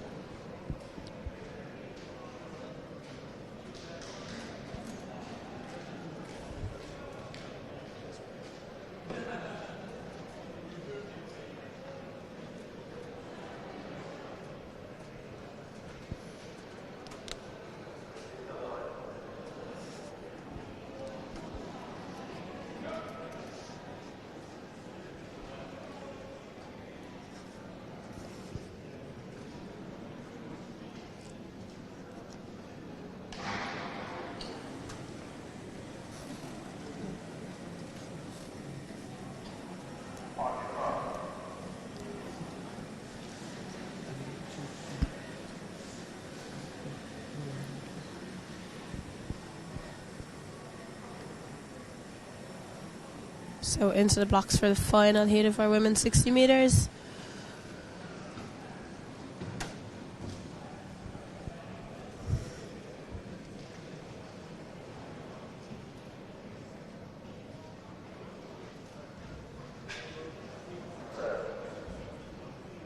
And we're cleanly away once more. So it's really close on the line there. Kind of looked like Uche just got it there. But we'll have to wait and see for the official time. 7:79 unofficially on the clock.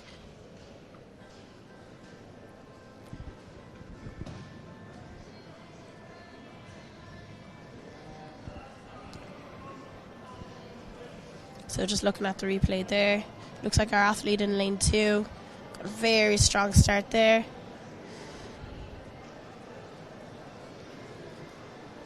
Really tight between her and our athlete in lane 6, Uche Disu, but I think Uche just got there on the line, but we'll have to wait and see. Looks like she just got her on the line there. So looking down, we're at our men's long jump, and we have Aaron O'Connor of Mary I again, but as we know, Mary I athletes compete under the UL singlet for varsities. It's just a tiny bit behind the board on that jump there.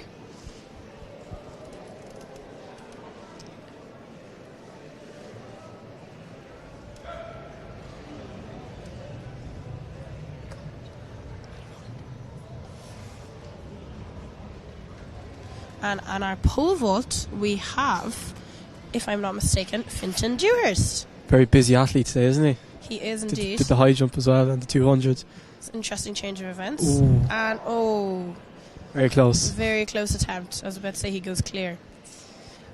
Does he have one more attempt? We are yet to find out, but very busy day for this athlete. He is in the 200 final as well later, if I'm not mistaken.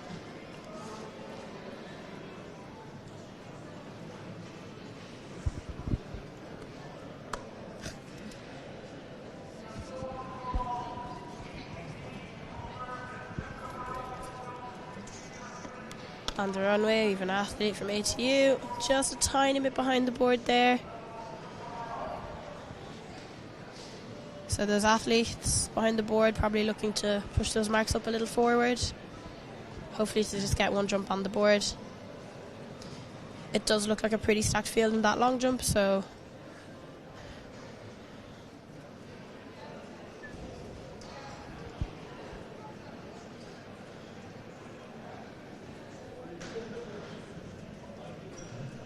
So just looking down on the runway there, we have Shane McGrath of SETU.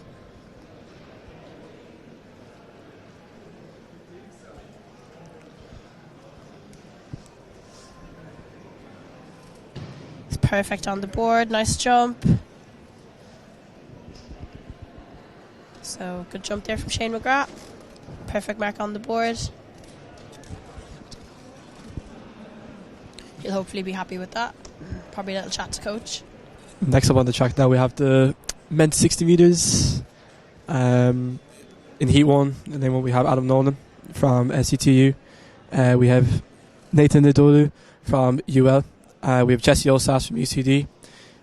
Lane 4 we have Usher Finnegan from UCC. Lane 5 we have Javad Dosumu from MTU. Lane 6 we have Fionn Ruan from ATU. Lane 7 we have Oren Poole from MU. And in lane 8 we have David Forkin from UL. It's pretty rare we use all 8 lanes in a 60.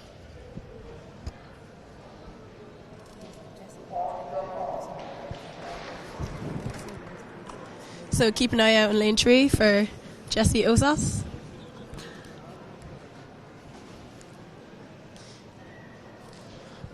He was racing last week in the National Seniors. She got a good start out here.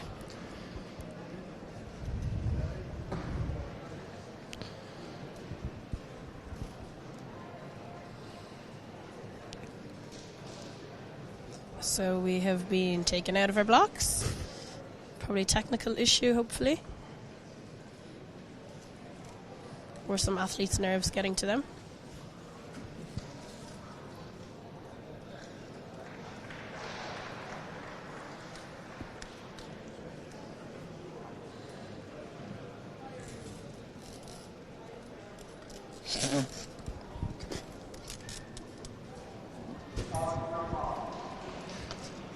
So we're back in the blocks for Heat 1 of the men's 60 metres. Again, we've Adam Nolan of SETU in 1, Nathan Lindlovu of UL in 2, Osamu Diomen Jesse Osas of UCD in 3, Oisin Finnegan of UCC in 4, Jawad Dosumu of MTU in 5, Fiona Nuran ATU 6, Oren Poole MU 7, and David Forkin UL in 8.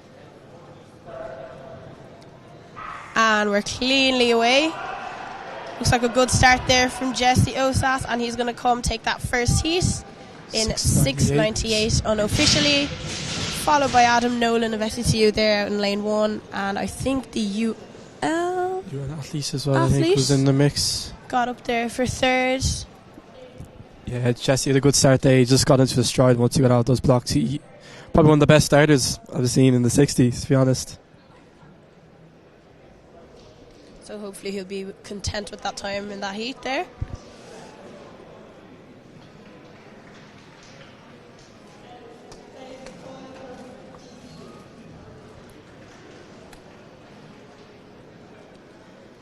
So it was really close on the line there for second and third, but I think Adam Nolan just got there. We'll have to wait for the times to see. And we move on to heat number 2 of 6 of our men's 60 metres.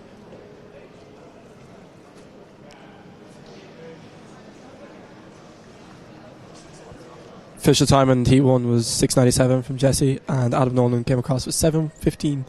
So Adam Nolan did take that second place in Heat 1, 7:15, followed closely then 7:17. So we move on to Heat 2. So Heat 2, we have, in lane 1 we have Colin Tagaro, Iggs. In lane 2 we have Derek Woha from University of Ulster. In lane 3 we have Destiny Nosa from MU. Lane 4 we have Killian Curran from UCD. Lane 5 we have Luca Brown from DUH. Lane 6 we have Daniel Ekukudu from SETU. And in lane 7 we have Anthony Dillon from DCUAC. So again, it's actually really great to see like a mix, a variety of colleges here today. It's kind of like a different college in each race rather than the same. So it's a nice thing to see.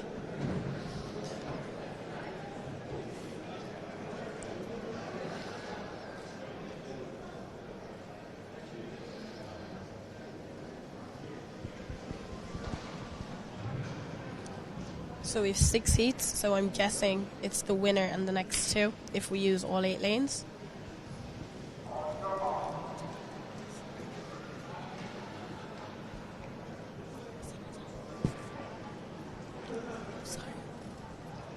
So we're in the blocks for heat 2 of our men's 60 metres. So it's looking like we have a no-show in lane 5. Luca Brown of DUH.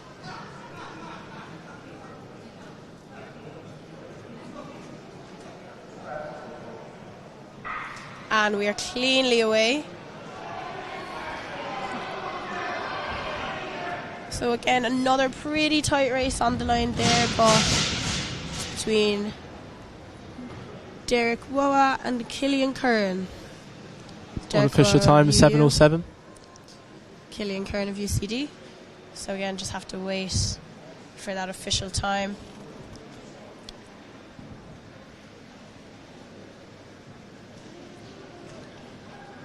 So good start all around. It was actually the SETU athlete Daniel that got out there first, but that UCD and ATU athlete just made up that ground on him in those final couple of metres. Pretty tight on the line, so we'll wait and see who came for that first spot.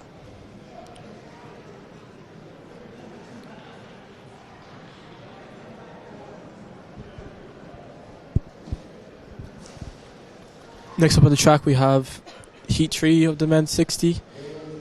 In lane 1 we have Brian Lee from DKIT. In lane 2 we have Connor Booth from TUS. In lane 3 we have Syed Asar from OCSI.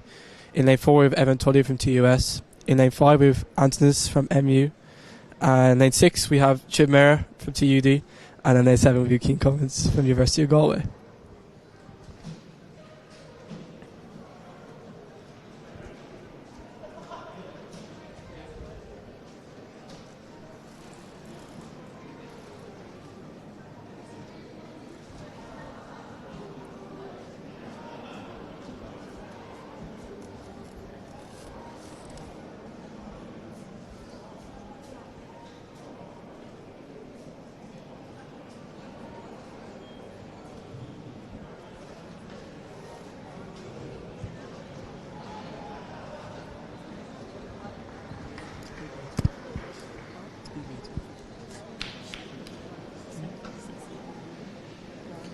So it was Killian Curran in that second heat, getting up for first in 7:05, followed closely by Derek Woa.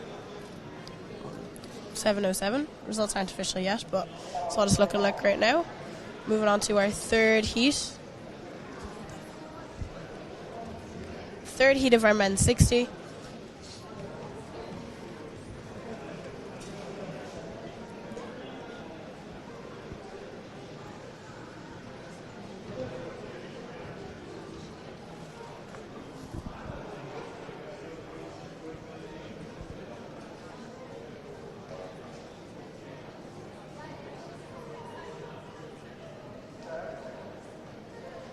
Oh, and we have a false start. Yeah, it looks like it was unfortunate. Evan Tully, he's too eager to get out, but he just had a little twitch in the blocks and he just couldn't compose himself.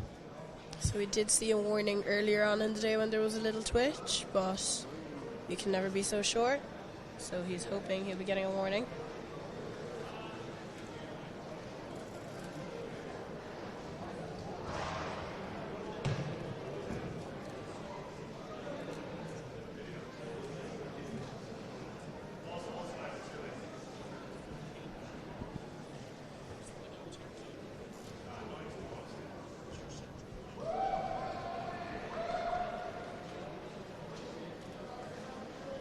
So it is in fact a DQ for our athlete in lane 4. Yeah, it was pretty obvious. You know, he just fell out. It looks like he kind of fell out of his blocks even. Yeah. It's just a bit weird. That is unfortunate, but we will go again for our second try. Heat 3 of the men's 60 metres.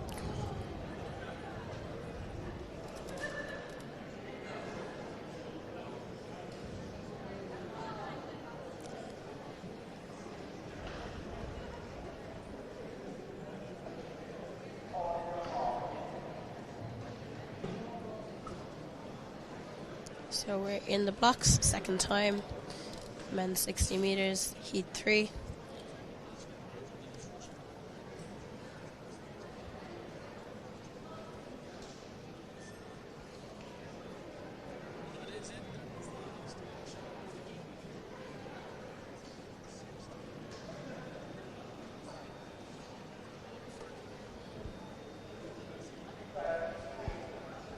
And this time we're cleanly away. It's a good start from Chib Mera.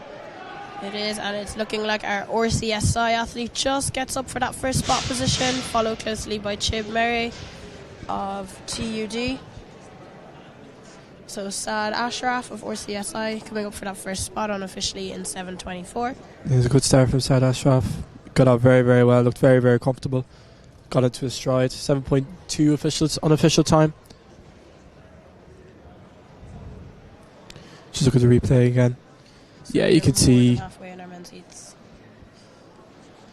Just got up into his running there. Chib was closing him down there in the last couple of metres, but he just wasn't able to get it there. Nice solid run for them. So 7:24 is on the clock.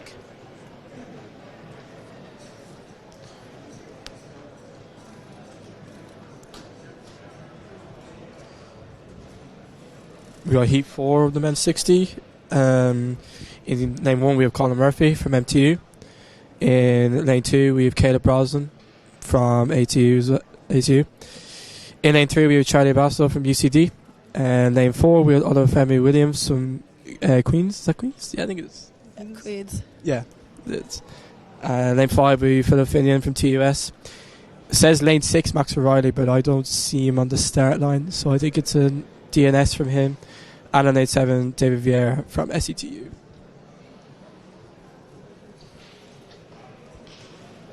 So again, pretty strong runs from our men's 60s so far.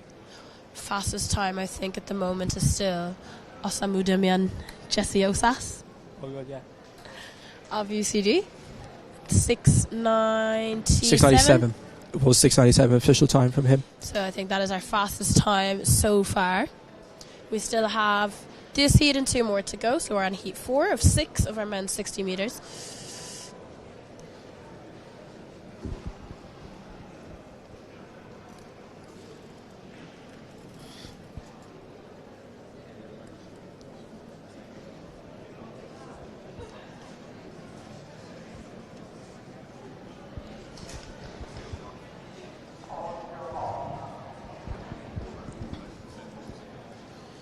So we're getting into our blocks now. Heat 4, men's 60 metres.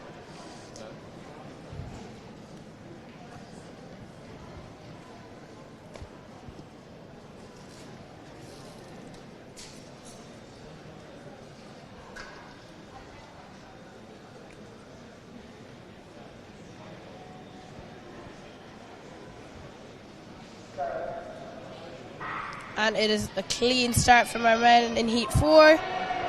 Again, another very tight race, but it's looking like our UCD athlete is going to take that top spot in unofficial 7:19. So that is looking like Charlie Bastow of UCD. Bastow, yeah. Followed closely by Colin Murphy of MTU. A nice solid run there from our lads. Yeah, you can see you got in the replay there. You can see you got a way better start than everybody else, getting into his stride. 7:18 is the official time as well, with Colin Murphy in second and 7:29.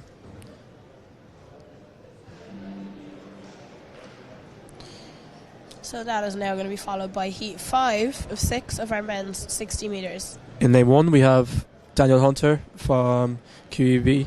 In lane 2 we have Leander Roop from DUH. In lane 3 we have Tiernan Lennon from DKIT. In lane 4 we have Adam Festus from DCU. In lane 5 we have Jamie Moffat from University of Ulster. In lane 6 we have Jack Barrett from UCC.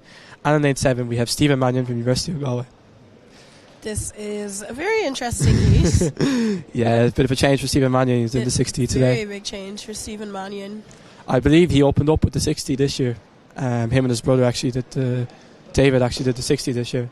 You'd usually see him now in the longer sprints, but always cool to see our longer sprinters trying a different sprint event, or our longer sprinters trying like a middle distance event. It's always pretty cool to see. Also look out for lane 5, Jamie Moffat, another strong athlete there, University of Ulster. Of course, he's coming back from injury. He had a pretty tough year last year, but he's hoping to just put that all behind him and just have the best year he can this year. Clean slate. Nice clean slate for Jamie. Yes. So again, it's looking like a no-show in lane 3. That is Tiernan Lennon of DKIT.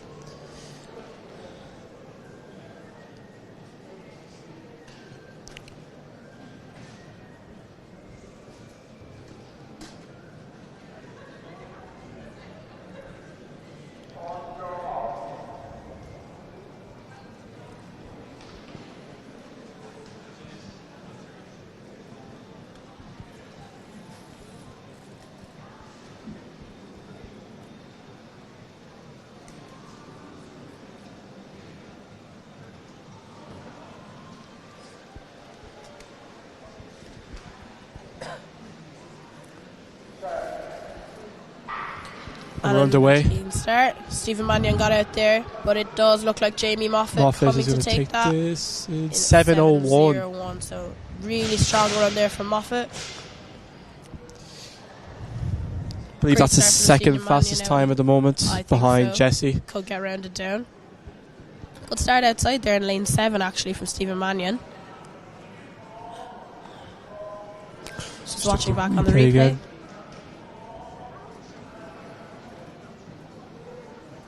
Stephen actually got a very, very good start, He was first and then out there. Jamie just got into his stride, as you can see, looking very comfortable. Does look like he eased a teeny weeny bit there just across into the line. So 7:01 unofficially on the clock. And it has been rounded down to 7 dead. So 7 flat.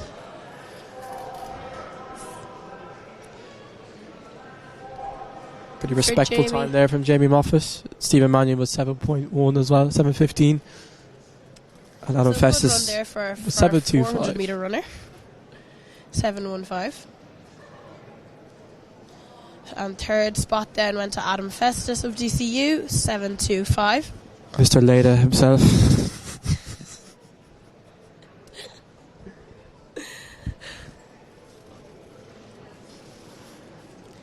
So we are finally moving on to our final heat in the men's 60 metres. So in lane 1 we have Ken Mayer from DCU. In lane 2, we have Remy Leluan from QUV. In lane 3, we have Dara Burke from ATU. In lane 4, we have Jan Neiman from UCC. In lane 5, we have Ace Rodriguez from University of Ulster. In lane 6, we have Gilbert Banza Caletta from TUD. And in lane 7, we have Alabin Bancoli from TUD as well. So it's not very often you say this, but look out for lane 1, Kem Mary, and lane 7 of Alamin Bancoli. Two very strong 60 metre runners, especially Kem. Made the national final last week in seniors to finish 4th. That's right. In a new PB, so he'll be a very, very strong contender here to take the win in this heat. Say he's looking to run a good time this weekend, as last weekend he was probably, I'd say, a bit disappointed with not getting onto the podium last week. So he's hoping to build onto this. He's had a very, very good start to the season. 2 PBs, I'm pretty sure. That's right. He's down in the 6-7s. How many 6-7 jokes are we going to make? Only the second one. Because like the amount of 6-7 jokes we've made, and all these kids are listening and they're probably laughing, and then all the parents are going to be like, "Not What? again." Yeah. Like, what? Maybe we should just avoid those numbers. Yeah. And just go straight to 6-6. But even it's crazy because I believe he's not running today, but Craig Duffy, his PB, he ran 6.7 last weekend, and he would not stop saying it. Not stop saying it. Last heat of the men's 60 metres. As we expect Kem to have a good start, have a strong start. Probably get out first, probably ease off the gas then. But we'll have to wait and see how he takes this race.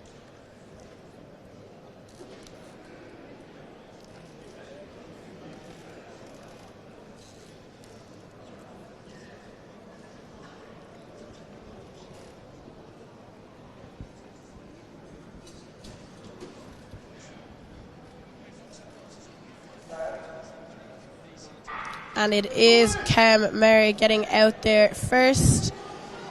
Just taking it nice and easy. And second place did look kind of tight on the line. 7:04 there for Kem unofficially. He was starting to slow down the last 10 metres. Yeah, I'd say he knew very well he was going to make that final. Yeah. No bother. Obviously, for the 60s, lanes are not really as important, but you ideally really want to be thrown out in lane yes, 1 or 8. exactly. Ideally, you want to be in that middle lane for the 60s. Like 5, 6, or 7.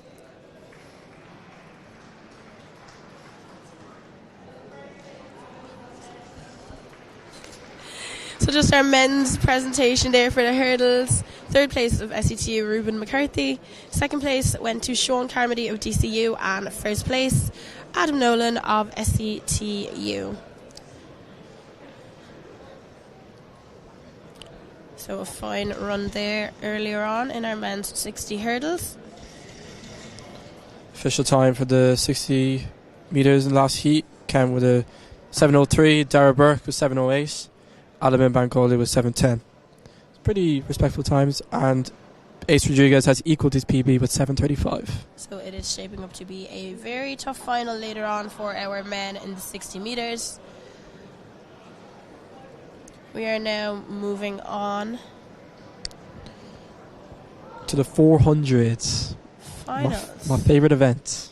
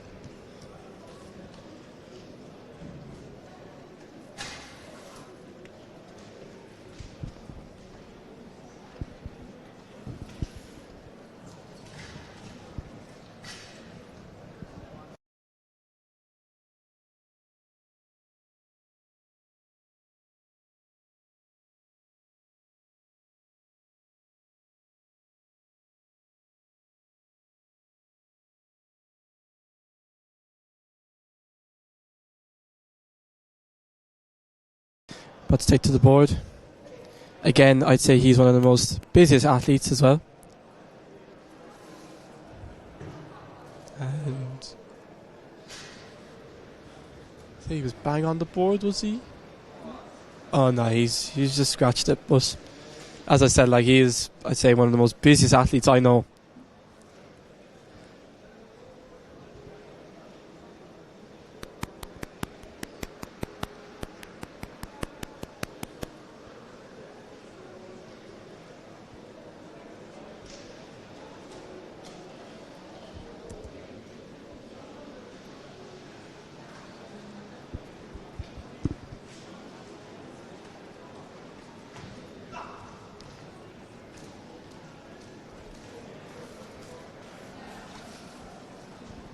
Next up on the track, we have the women's 400 metres. In lane 1, we have Cara Kelly from SETU. And in lane 2, we have Sophie Walker from UL.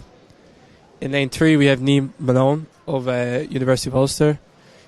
In lane 4, we have Clara Daly from ATU. In lane 5, we have Daisy Walker of DCU. And lane 6, Aisling Strafford of also DCU as well.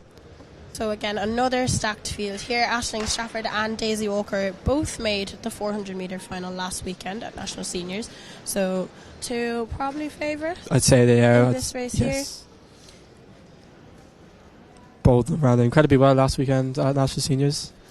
Aisling Strafford came away with a PB of 55.2, if I'm not mistaken. That's last correct. Weekend. Yes. So this could shape up to be a very interesting final between the two.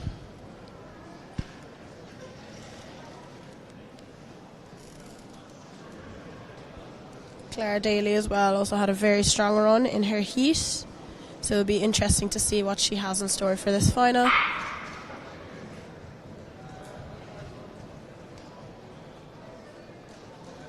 So again, the athletes will stay in their lanes for about 165 metres, and then they'll come in at the break. The I think thing about the 400 is you want to be ahead of the break by everyone. You don't want to get boxed in. Otherwise, it'd be very tricky to get out if you're boxed in a lot. And you kind of lose your momentum. It did happen to the heats to a few people where you could see they get boxed in too easily and they can't go anywhere. But to find out in this final, this is going to be very exciting. So this is the women's 400 metre final.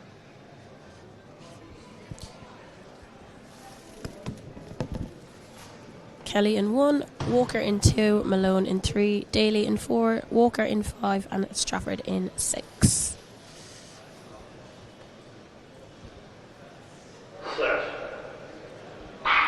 And we are cleanly away.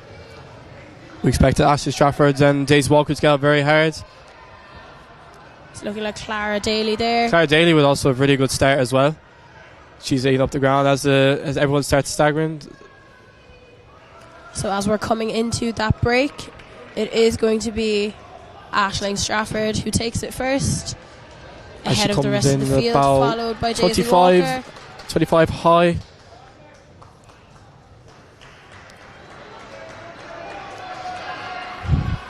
It's Aisling Strafford from Daisy Walker. Daisy Walker being chased down there by Clara Daly. It is looking like it's going to be a tight finish between the two, but Daisy is pulling away from her as we come into the home straight. It is Aisling Strafford of DCU. Watch the clock. This could be a very quick time for her. And it is 55.07. That's another PB there for Aisling Strafford. Very good run from her. She looked very, very relaxed. Second place gone to Daisy Walker of DCU, and Clara Daly then of ATU finishing in 3rd. Yeah, very strong run there from Aisling Strafford. You can see once she got out into the break, she just looked very, very comfortable and very relaxed. So that was a very good run there from Aisling. She will be very delighted with that PB then. Back-to-back PBs, can't complain. Nope, cannot complain at all. 55.06, that is some time as well. She will probably be looking to better that next weekend at the National Juniors and Under-23 Championships. Daisy Walker with a 56.17 and Clara Daly with a 57.44. So we now move on to our men's 400 metre final. This also shaping up to be a very, very interesting race. I'm excited for this. I'm very excited. We'll have a look at the start of this now.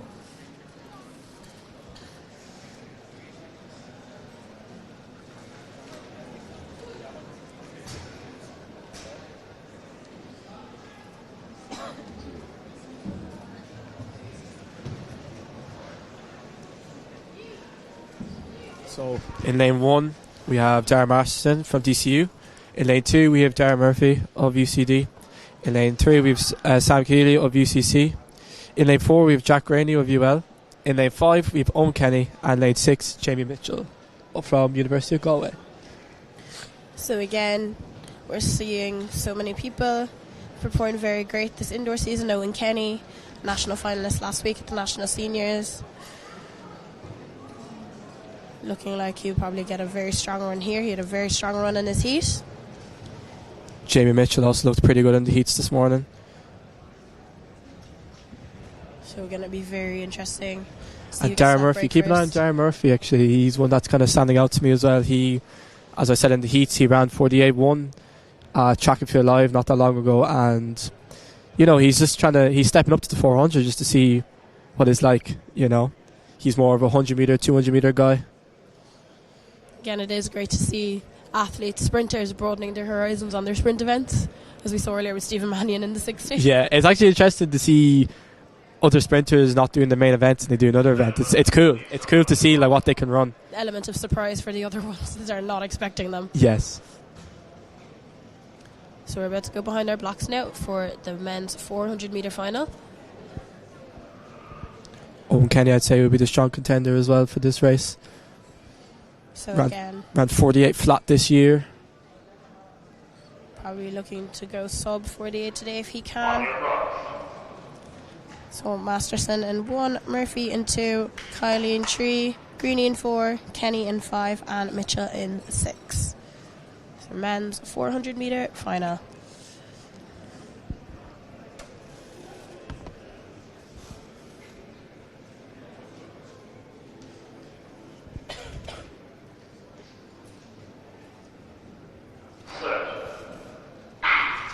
We're underway. It's a good start from Owen Kenny. He is going out really strong there in lane 5. Also a very good start from Darren Murphy as well. He is really eating up the ground there on those other two athletes. As we said, don't keep an eye on him. Like, he can get out very, very well, and it looks like he has here as well. He looks like he's going to come. He's going to get ahead of everybody here on the break. And he is. He's going to come in around 22 so let's see if his endurance can low. help him here for this last lap. And there was a bit of tangle there, and Jamie's been pulled out of the race. That is a big shame for him. So that is Jamie Mitchell of University of Galway is gone. Owen Kenny has now taken the lead here in this final stretch. Last one. This is going to be very interesting. This has been a very, very, very good race so far. And he's Owen pulling away with this. He's coming away with this. In. He's celebrating already. He's going to run 48.51. What a race that was. Wow. Very, very unreal race there from Owen Kenny. Really good run there. Jamie Mitchell just getting unlucky from coming in on that bell. Pushed out of the race. We'll have to look at the replay and the break again. That break was, I couldn't believe what I was seeing. It was crazy. It looked like, you see here, Darren Murphy gets a very, very good start. Did come in, but Owen Kenny did open those strides as he got off, just to pull a tiny bit behind him. So let's just see what happens. We're just going to watch here and see what happens. Jamie got ahead of everybody on the break, and it's just so Dara nearly. It looks like he pulled the UCC athlete's singlet of Sam Keeley. It looks like, and then he just threw off Jamie Mitchell, and it looks like he just said. It's kind of hard once you lose that momentum. It is, you can either get it back or try to maintain it, or you're just gone. It's hard with for Jamie. He was just gone. It's hard with the 400. You want to make sure you need to get out on the break, because if you don't get that break right, it's going to turn into a mess, you know. As Owen Kenny takes the win in 48.49, pretty respectful time, especially the last 2 weekends he's had as well, varsity champion, and was a final last weekend. So fair play on. From Owen Kenny, I'd say he'd be happy with that. Darren Murphy did get up for a second. We actually have a tie in second right now. 49.76 and 49.76, the two Daras. That's crazy. Both of them getting the exact same time. It looks like it got rounded off to literal seconds. It's crazy. We'll have to look at that. That break was, I still can't get over that break. That break was very messy, I have to say. Like, and that is the thing with the 400s. Like, you can either get so lucky or so unfortunate. Yeah, exactly. Especially indoor. Yeah. Indoor as well, where the lanes are very tight. You want to get ahead of everybody as well. It's unfortunate for Jamie there. We could have seen a very, very close race if he stayed in. But on to the next for him, I guess. So next up on the track, I think, is our women's 800 final. So following on from our heats earlier, we had Renee Crotty take the first heat in 2:21.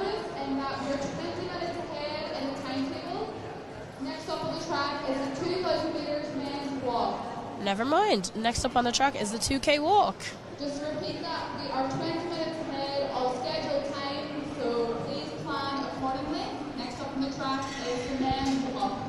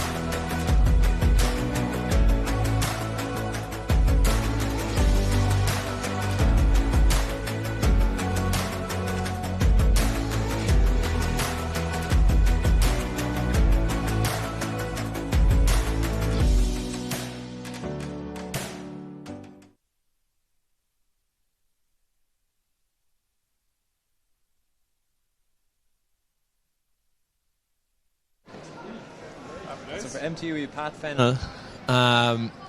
DCU there, it looks like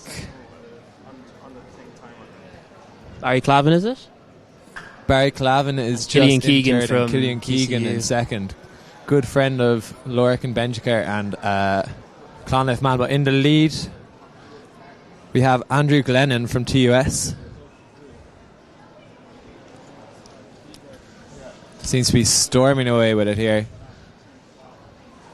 Yeah, he's already opened up 150 metres on the rest of the field. There seems to be a battle for points then, not far behind. So it's MTU there in second. That's Pat Fennell.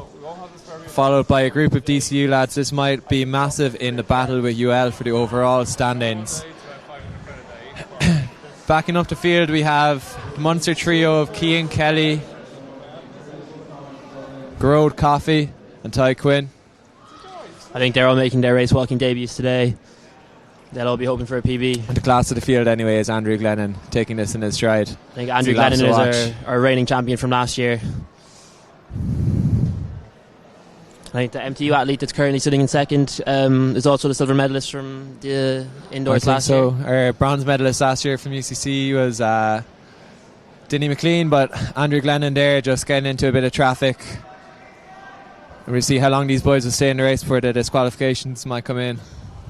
But in second, MTU just coming through there for another lap. But it looks like Andrew Glennon is making easy work of the field here.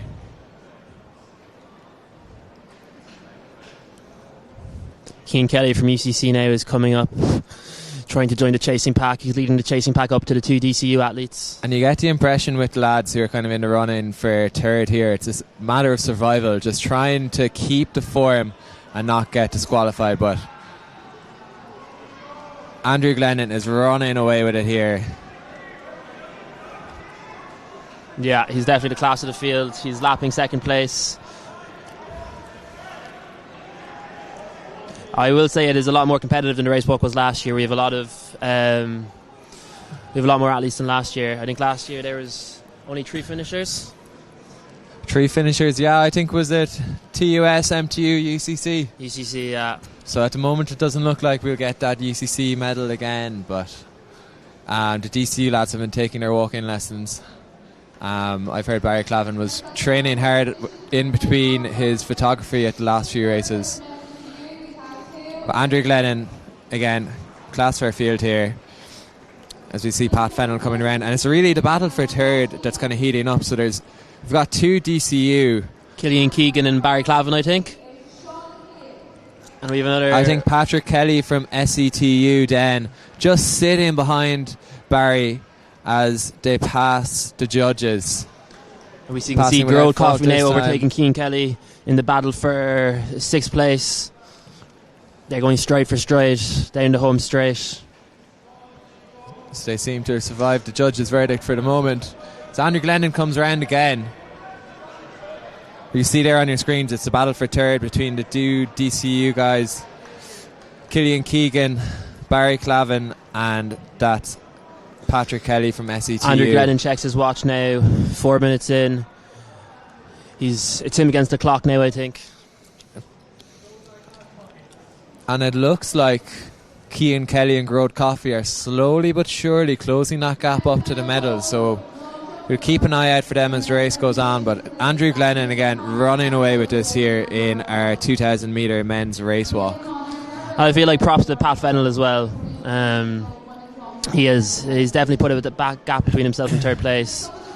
And he also has some experience coming second last year.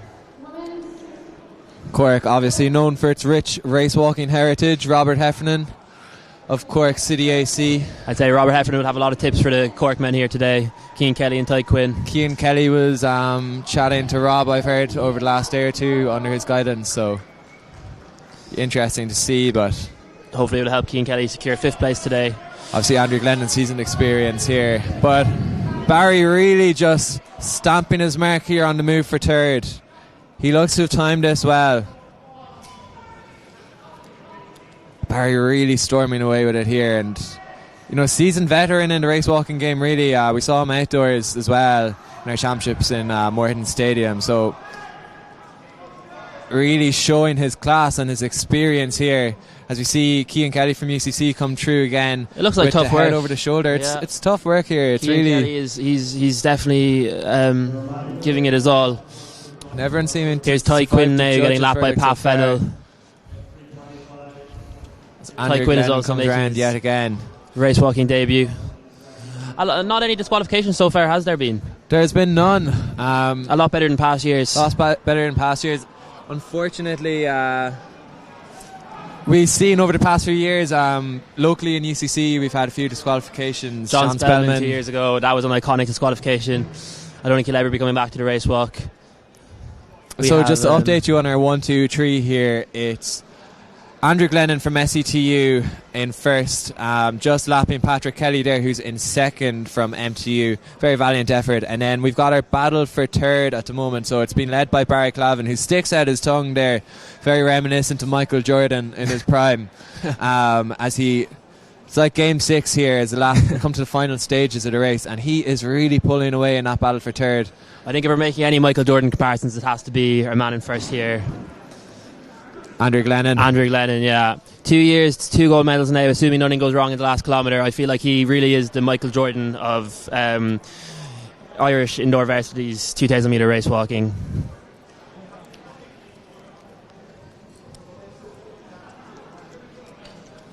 Again, no disqualifications. The Ali 2 round outfield are doing well to keep their form.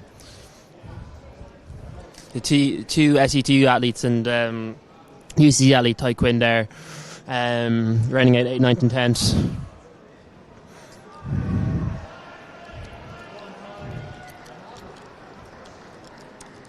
So Andrew Glennon just closing in on our battle for third.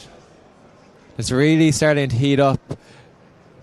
The chasing pack have managed to stick on to Barry Clavin, but Andrew Glennon again just absolutely class apart from the rest of the field. 1 lap to go now for a leader. 7:40 at the bell. I think he went through 1 kilometre in 4:04, 4:05. So I think he's dropped off a small bit in the second half of the race, but no doubt there's a lot to be proud of his performance today.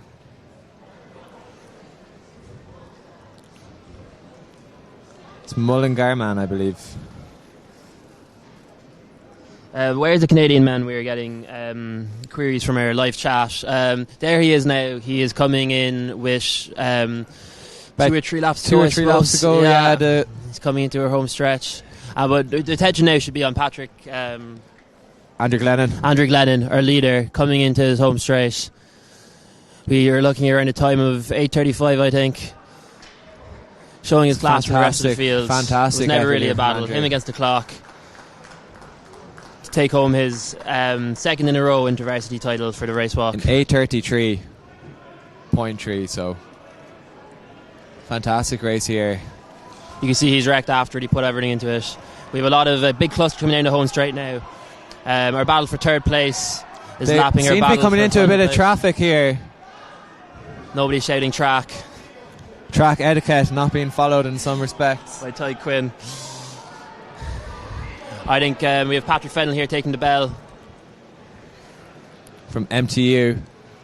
Oh, maybe not. 2 laps left. It really shows how much distance Andrew Glennon put on the whole field. Yeah, Andrew Glennon really a class. So he was 500 metres ahead of everybody by the time he finished. Maybe 600 metres, probably closer to 600 metres. I bet put over a minute into everyone anyway, for sure. Cian Kelly now coming in the home straight. So in our battle for third, Barry seems to be struggling to hold on after his earlier sort of surge, and it's Killian Keegan from DCU and Clonliffe Harriers seems to be moving away, followed closely by SETU. And this is very important in the overall medal standings now between DCU and UL. This battle for third place, as we see the battle for third place lapping Grove Coffey here. Grove Coffey is also an experienced race walker. I think he was racing outdoors last year. He had a good race and now he's returning today. So Andrew Glennon, 2 titles in a row. I think the year before he'd actually been third in 7:48. So I feel like there's a bit of confusion here between Patrick Fennell and the umpires, he still hasn't taken the bell. So either the umpires have mistakenly not given him the bell, or maybe Andrew Glennon was over 600 metres, 700 metres ahead of the rest of the field.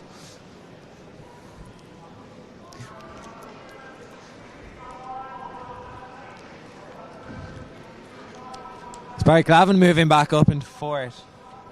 Hot on the heels of Killian Keegan.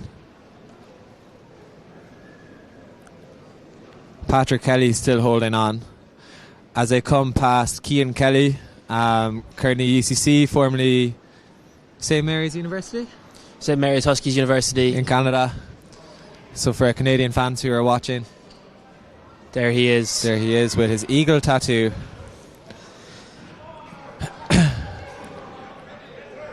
So our DCU athlete comes through there come through. I'm not sure, is there a bit of confusion there with I feel like our umpires. Guy from MTU looked to have been in second, so we'll get some clarification on that soon. Oh, and it seems our stopped DCU athlete early, so one lap early. Patrick Kelly looks like he's after securing himself a medal here, because he's continued going. Very protest very going on there from walking Barry, from Patrick Kelly. Keegan. Sometimes it's a battle of attrition here in the race walk, and it's just about making sure you've counted how many laps you really needed to go. But so he's looks to his coach Kate Veal there, obviously seasoned international race walker there. So Patrick Kelly's been kept in the loop all the way throughout.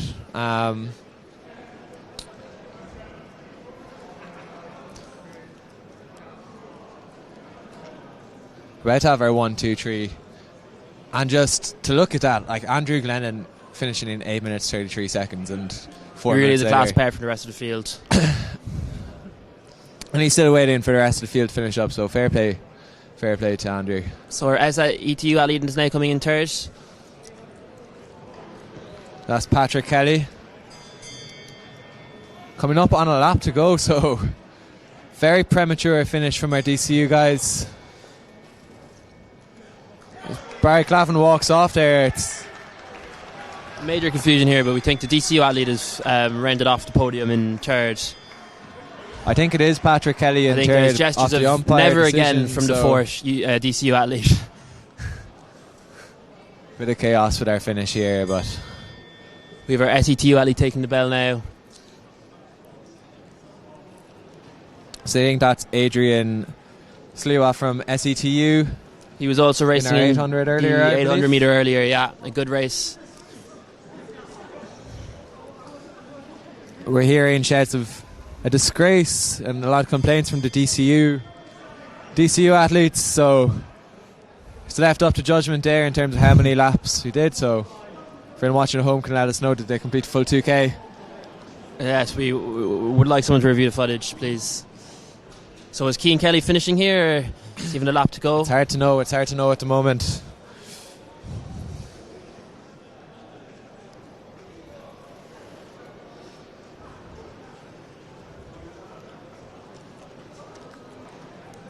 All done for he Cian runs Kelly. through the line. 5th place, I believe, for Cian Kelly. He'll be very happy with that on his race walking debut. And the SETU athlete now, Patrick Kelly, comes in 6th place. Potentially third. Seems quite unclear at the moment. So I did think the SETU athlete Patrick Kelly came in third, but we need further verification before we can know. And Guro Coffey finishing now. He's also looks very happy with his performance today. Failing to live up to Dinian McLean's bronze last year, but a valiant effort nonetheless. As Ty Quinn has himself in a finish here with the SETU athlete. It's coming down to the really last straight here. A grain of rice will tip the scale. I think Ty Kelly might have the better of him. Yes, he does. Brilliant from Ty Kelly on his race walking debut. That is absolutely from UCC amazing. Will he dip at the line? Showing his class. Could the SETU athlete take him? Oh, Ty got him. Oh, he stumbled. Oh, no. Had he pulled his hamstring? No. So I believe we have our 60 metre race coming up. 60 metres, and I think it's the 800 finals after that, is it?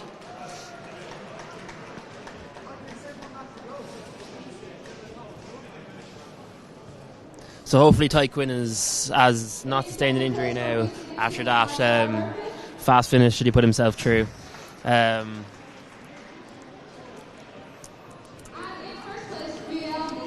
could be our women's 3K here.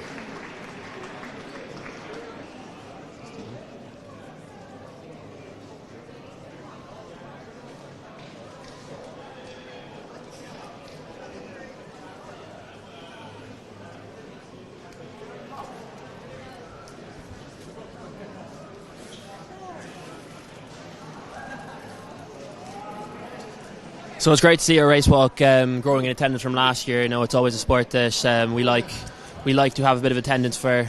We've obviously had a great history in Ireland with the race walk as well. You know, Robert Heffernan, Perry Alex Williams. Wright, Brendan Boyce, Kate Field there we saw on sidelines from SCTU, and you know we've seen the future of race walking there with Andrew Glennon, and I'm sure they'll all be very happy with their performances today. rich race walking culture up in Mullingar, so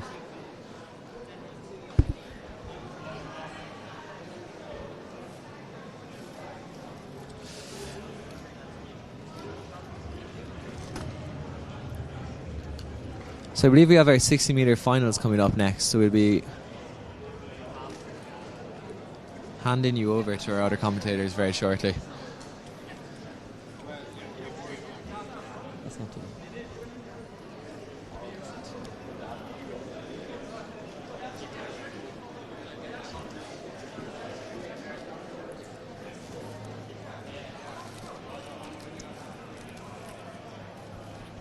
So the official times are coming up now on the big screen. We have Andrew Glennon, who obviously won a race in 8:33, putting nearly 2 minutes on the rest of the field from TUS. Pat Fennell from MTU is 10 minutes and 19 seconds coming in second. And our third athlete officially was from DCU, Barry Clavin, in 12:48. And I think it's our women's 800 metres is up next. I think we have our 60-metre Sorry, our 60-metre hurdles. final. Just our 60-metre final here.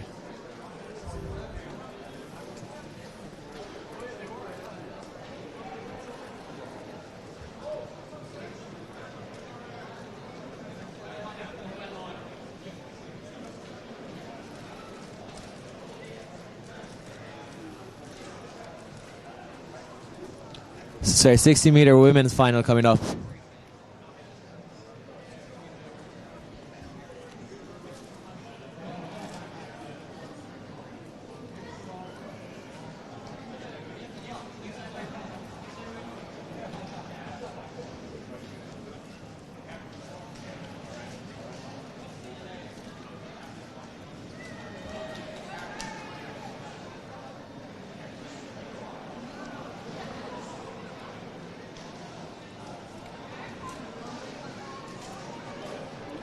So we're just waiting for our start list here.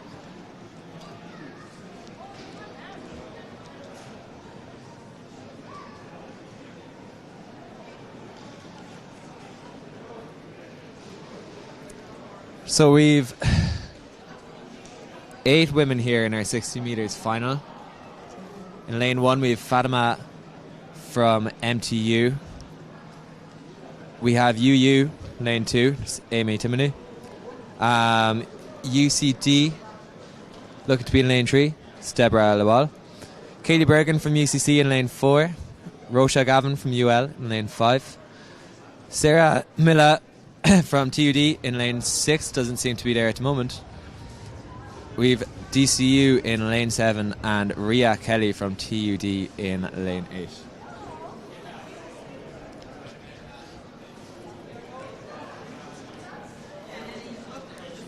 So Katie Bergen had her fastest time from the heats there. I think it was 7:55 from UCC. Obviously a national senior indoor champion previously. She has a bit of range on her as well, 200 metre runner, as the athlete takes her mark here.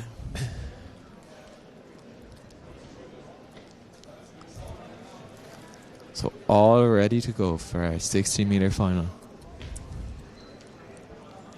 University bragging rights on the line.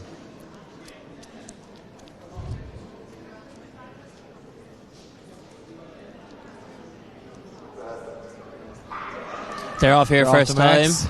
It looks like Katie Bergen storming into the Bergen lead is storming there away for with it. UCC. I think our DCU athlete in second and our UCD in third, I think. So that is Katie Bergen in first. And we'll... I feel like, apologies for pronunciation now, is it Yuchamin Dusu in second, and in third I believe it was UC athlete Deborah Lawal in third there, so just awaiting confirmation on the time. Looks to be 7:48. Yeah, that was a great race from Katie Bergen, pulling apart around the 40-metre mark from the rest of the field, and a really strong finish from her DCU athlete who came in second. She was quite far behind in the first 20 metres. We're waiting confirmation there.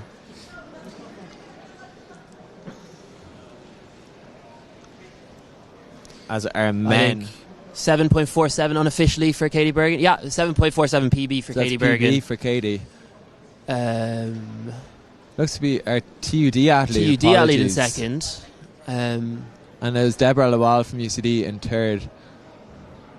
And Fatima from MTU in fourth, with a season's best of 7.76. And to round out the field was Emmy Timoney in fifth, and Rocha Gavin in sixth from UL in 7.82. So a really competitive 60 metres there that we had from the women, as our men are taking their start line and steadying their strides.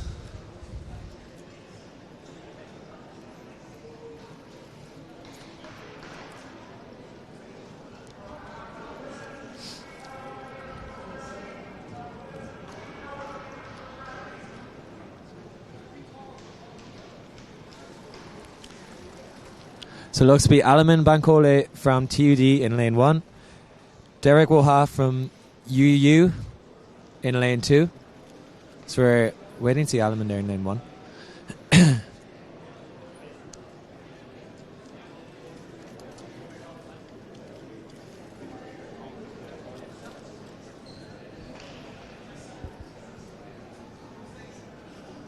I think our athlete in lane 3 is Jessie Osas from UCD.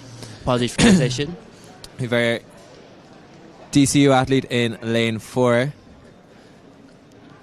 Jamie Moffat from UU in lane 5. Killian Curran from UCD in lane 6. Dara Burke from ATU in lane 7. And Stephen Mannion from UG in lane 8.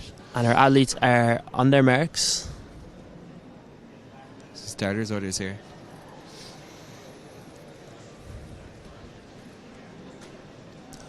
I believe they're off first time here.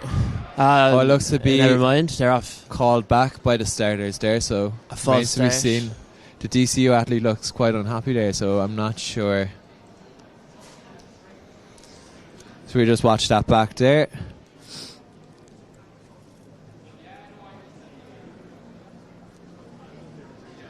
Ooh. Possibly a little hesitation from our DCU athlete. I think it's in lane 6 maybe.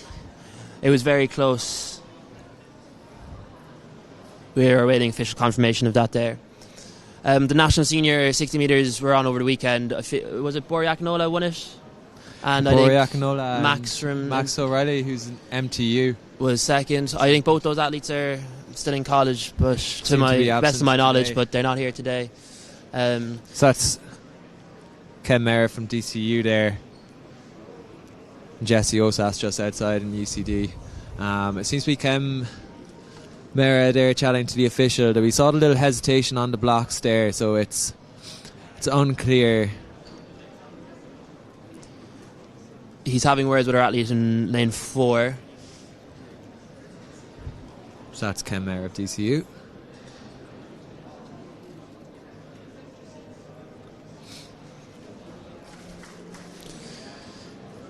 He's wearing an alternative DCU singlet. I think it looks very nice. A little speed suit.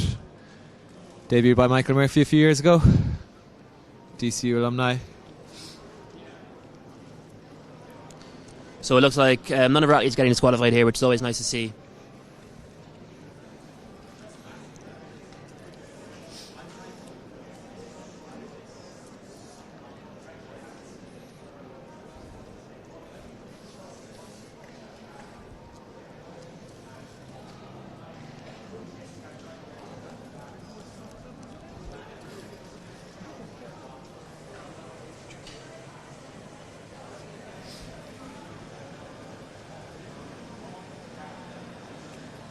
So for anyone just joining us, it's the men's 60 final about to go off, so there's just a delay there at the start. As our Ali's take our mark again. I think there was one athlete who broke 7 in the heats, finishing in 6.97, and that was Jesse Osas from UCD. Who comes into the final as our fastest qualifier. Jamie Moffat from UU with 7.00 in her heat, so there are athletes to look out for here. It's their call to the marks. He seemed to be off this time. Ken Mara from DCU with a great start, but Jesse Osas seems to be pulling clear. And was Jesse Osas first, DCU in second, and the lane 5 athlete in third, I believe, which was Jamie Moffat. Yeah. Looks like a very tight finish there, obviously. We're awaiting official results here. Bit of a photo finish there for second and third, I believe.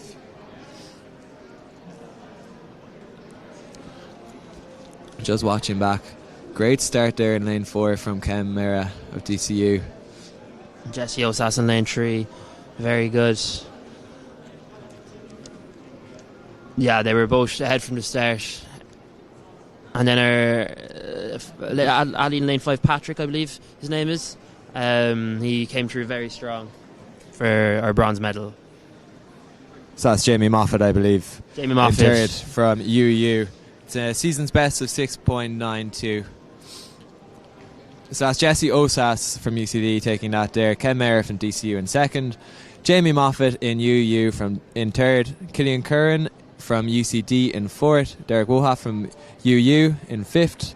Alaman Bankole from TUD in sixth. Stephen Mannion from UG in seventh. And Dara Burke from ATU rounding us out in eighth place. Extremely competitive 60 metre final. Extremely competitive to get into these finals as well. So extremely high standards. Our women's 3K seem to be lining up now.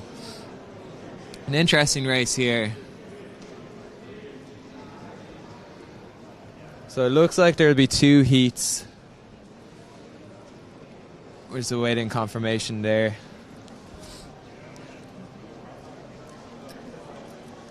Over in the calling room, I can see Holly Carroll from UCC, who I believe came second in the outdoor 3K last year. Yes, very good race from her there. She's very strong. We've Ciara O'Neill, who finished second in the InterVarsity cross country.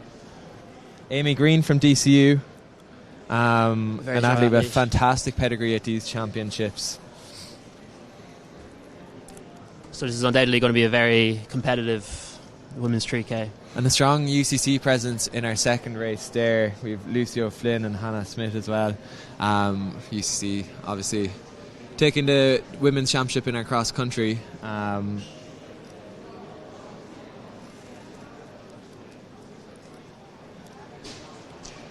So it remains to be seen now. We have our 2 heats here as the girls wait with much nerves and anticipation. We see a big smile on the face of Holly Carroll.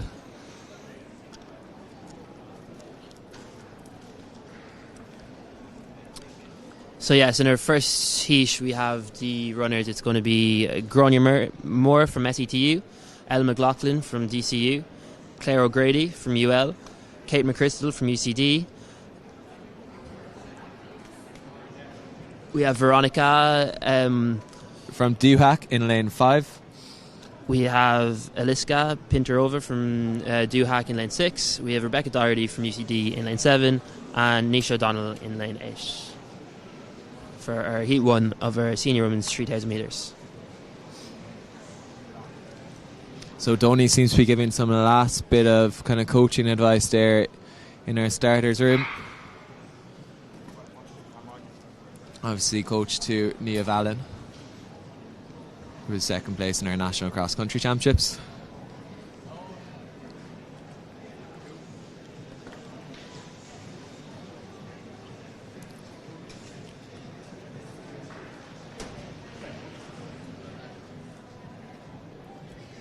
Any early thoughts on this race, Dara? It's very competitive now. I think it would be hard to call it. Amy Green looks like she's probably, alongside Ciara O'Neill, some of the favourites in this field. But Holly Carroll is strong pedigree here as well.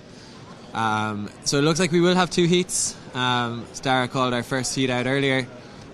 Just a reminder, these races are run as a time trial for both races, so it'll be the fastest from each race. So see, with our 3 heats in our men's 3K earlier, and it's our fastest runners will be on the podium. So they could come from our first race, they could come from our second race. So hopefully we won't see things get too tactical later on. Yes, often athletes that are in the second race mistakenly have a tactical race, and what happens then is that our athletes who've already won the first race might finish in a better time than our Heat 2 athletes.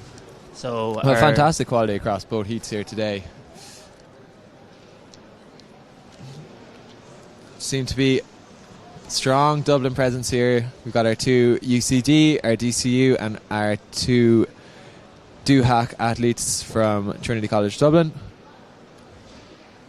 you have any predictions here, Ben, for our Heat 1 or Heat 2 or its final podium? Very close to call. Amy Green's obviously got a lot of pedigree at these championships. Holly Carroll's proven herself well over 3,000, 5,000, as she's called over our intercom. And I think Ciara O'Neill for sure to watch.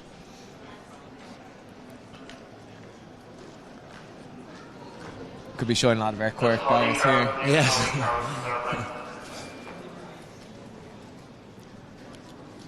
Holly Carroll appears to be called to the start line. It might be a bit of confusion going on here, as she's listed in our second heat, but remains to be seen right now. Oh, and it looks like Holly is making her way onto the track to be in her first heat. Holly does not seem happy with this. Throw the hands up, so we'll see how this situation evolves. She's on our second heat sheet here, so could be she's called away. Oh, the issue looks to be resolved. Yeah, Holly is going to wait for the second heat. Our girls have done a stride there. So get ready to take to the line for 3,000 metres. 15 laps. Obviously, I was competing in 3,000 metres myself earlier, and we were talking afterwards about how it's a real mental battle just trying to even stay on pace for the 15 laps. Especially indoors.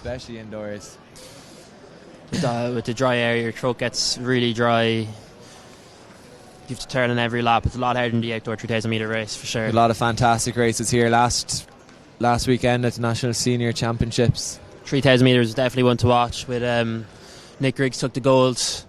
Andrew Coscoran had a fall with 100 metres to go. Very unfortunate. And Darragh McElhinney from Bantry, formerly UCD, in second there. And Louise Shanahan from Leavale taking the women's 3K. So lots of Olympic and World Championship class here last week. And obviously a lot of these guys and women were products of the InterVarsity system as well. So be watching some of our future talent here today. I think, yes, Andrew Coscoran and Darragh McElhinney, they're both from UCD, are they? And we're off here in women's 3K. I think Andrew Coscoran was a DCU man. So he was. We've Grania Moore in lane 1 from SETU, is Ella McLaughlin then from DCU, Claire O'Grady from UL, Kate McChrystal from UCD. We have Veronica from DUHAC, Veliska Pintarova from DUHAC as well, and then rounding out we've Rebecca Doherty from UCD and Nisha O'Donnell from UG. So it looks to be our DCU athlete there. Ellen McLaughlin in the lead at the moment, I believe. She's aware that the 2 heats are time trial, so she will want a strong time to be able to. There's no waiting around here. They've really gone for it early on, and the field starts to string 41 second out. First 200. So UL athlete there, Claire O'Grady, moves into second place. 2 UCD athletes are following closely behind, Kate McChrystal and Rebecca Doherty in third and fourth. And there already seems to be a gap opening between our first 2 athletes and the rest of the field. Obviously, again, 15 laps. It's a lot to be decided here, but it looks like our DCU athlete followed closely by Claire O'Grady from UL. So that's Ellen McLaughlin currently leading us out. As they come through here in 1:20. I think that's Kate McChrystal there in third place. Rebecca Doherty not far behind there in fourth. So they're on track for a 10-minute 3K here if they keep their current paces up, doing 1:2400s. So yes, the gap has been open now between the rest of the field, Ellen McLaughlin and Claire O'Grady, who really are showing their intentions of medal hopes here.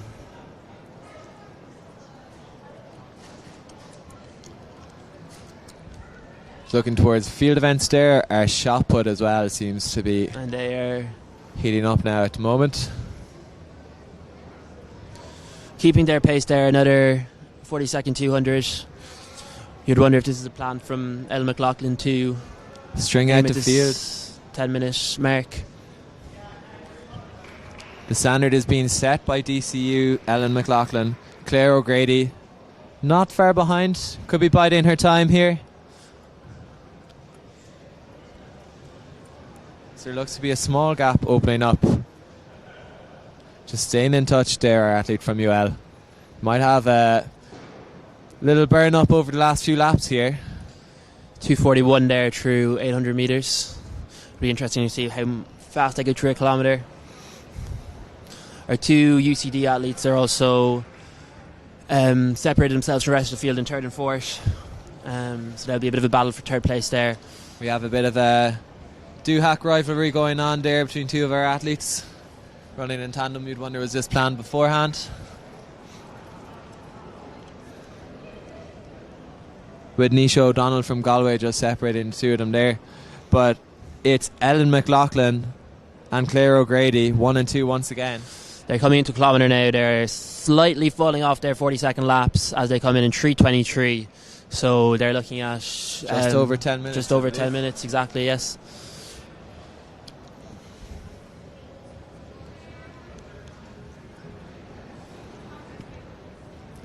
I believe that. Claire O'Grady looks to be coming up on the shoulder of Ellen McLaughlin here. We are two do-hack athletes just coming across on your screen. Followed by Nisha O'Donnell from Galway. Seems to be a big battle there for 5th and 6th position. But 1st and 2nd, not much has changed again. It's Ellen McLaughlin. Very brave running here from the DC athlete as she is just overtaking, Claire as I say, O'Grady makes a Claire move. O'Grady from She was biding her University of time. Limerick. She takes a look at the clock and realises we need to get going here. So obviously this is a time trial. So our two athletes now, Claire O'Grady and DC, were really putting pressure on the second heat athletes to make it a non-tactical race, as if they make it a tactical race. Claire O'Grady here and Ellen McLaughlin might overtake them into the medal positions. So I believe that's Kate McChrystal in 3rd place from UCD, really pulling out a gap now on Rebecca Doherty in 4th place. So that's about 1,400 metres there, I believe, from our two athletes in the front. Again, they're falling small bit off the 10-minute pace, but not fair at all. They seem to be keeping just about in tandem with it. As Claire O'Grady starts to pull out a little gap on Ellen McLaughlin, our early leader, but Ellen is staying in touch here, and she seems to be moving up very quickly. Yeah. There's very much a bit of a yo-yo going on. Up and down from the two athletes in 1st and 2nd. They look to be lapping some of the field now. As they come through what I think 1,600 metres, I believe. 8 laps completed now. They come through a mile in 5:26. 7 laps to go. Our leader from UL is Claire O'Grady. Ellen McLaughlin now is beginning to fall a small bit off her once again. I think Ellen's shown on the last lap she might have a bit more to come. Yes. This race doesn't look like it's sealed just yet.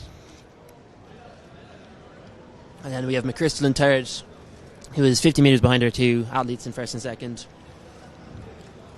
Very honest pace being set here. Claire O'Grady now has 5 to 10 metre gap on Ellen McDonald as she comes in with 1,800. So that's about 6 laps to go. And she is really, really getting going now here, Claire, as she's starting to open up this gap. You'd start to wonder now, has this gap gotten too big for our DCU athlete, or is she biding her time? Yes, it does look like Claire O'Donnell is stretching her lead now at every time she turns around the bend. It'll be interesting to see now what time she comes in for 2 kilometres.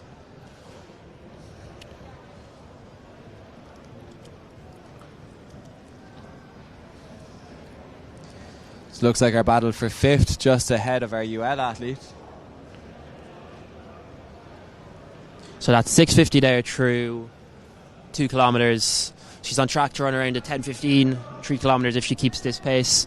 She comes past Veronica and Nisha O'Donnell there from Doohack and UG. She's gathered a gap of 20 metres now in her second place, Ellen McLaughlin, apologies. So Claire O'Grady is looking to run this home now with 900 metres to go. And the gap between second and third now looks to be closer between the gap from first to second, as Kate McChrystal has Ellen McLaughlin in her sights. Field events seem to be heating up there as well, for anyone looking to keep in touch. I think that's Orla Coffey in the high jump. There's also combined events at stake here.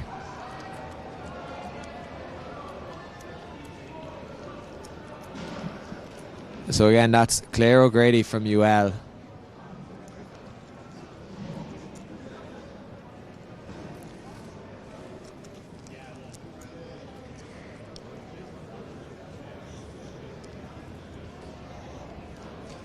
And our UCD athlete Kate McChrystal is closing in on second place of Ellen McLaughlin, I believe, as our leader Claire O'Grady comes in with 3 laps to go, 600 metres in 8:15. So she's falling off her pace slightly, but she's at a very modest pace to start with, so she is still comfortably in first position. So they're trying to get some of our combined events totals there for you. Can't seem to find them right now, but once we have them we will update you. There's a battle there on the high jump mat. I believe they have an 800 to come, but it's our 3K race here that's really... Claire O'Grady has started to run away with things.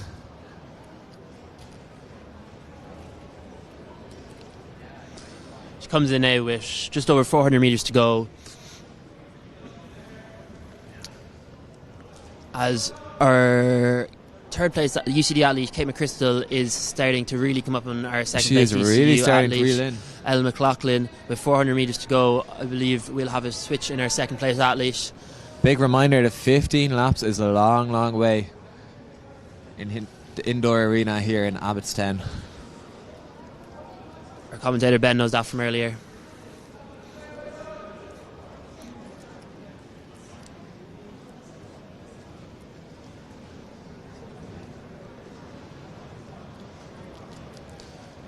So Claire O'Grady comes in now as she will take the bell. 200 metres to go. She comes in with a time of 9:40.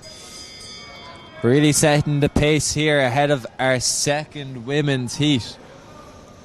She laps the UCD athlete who's in 4th position, I believe. And then second place we have our other UCD athlete there. It's Kate McChrystal. She's eaten into Ellen McLaughlin's initial gap. So it looks Claire like O'Grady seems to be running away with things. Looks like she's finishing around a time of just over 10 minutes and 20 seconds. So that will definitely put pressure on her women's second race to keep it modest, the pace. As Claire O'Grady comes in now, and it is 10:19.96 on the clock. So our A race will be keeping that time in mind.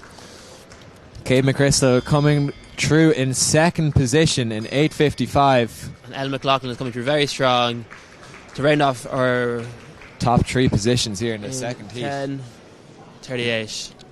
Joined shortly by Aaron Brennan from UG, a former 1500 metre university champion. So he'll be weighing in.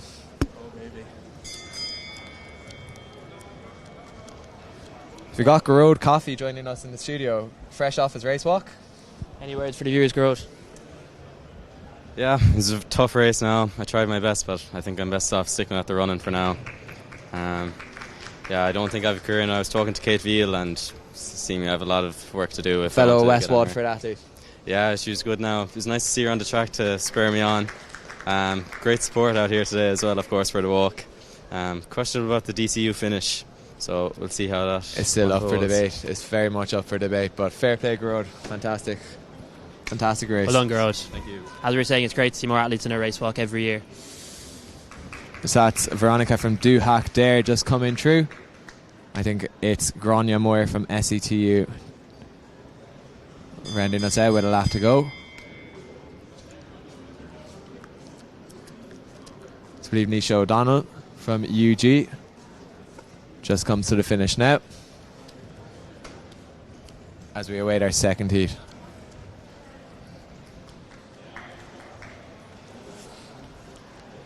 Aaron, we were just chatting there about our women's 3K. Any early predictions?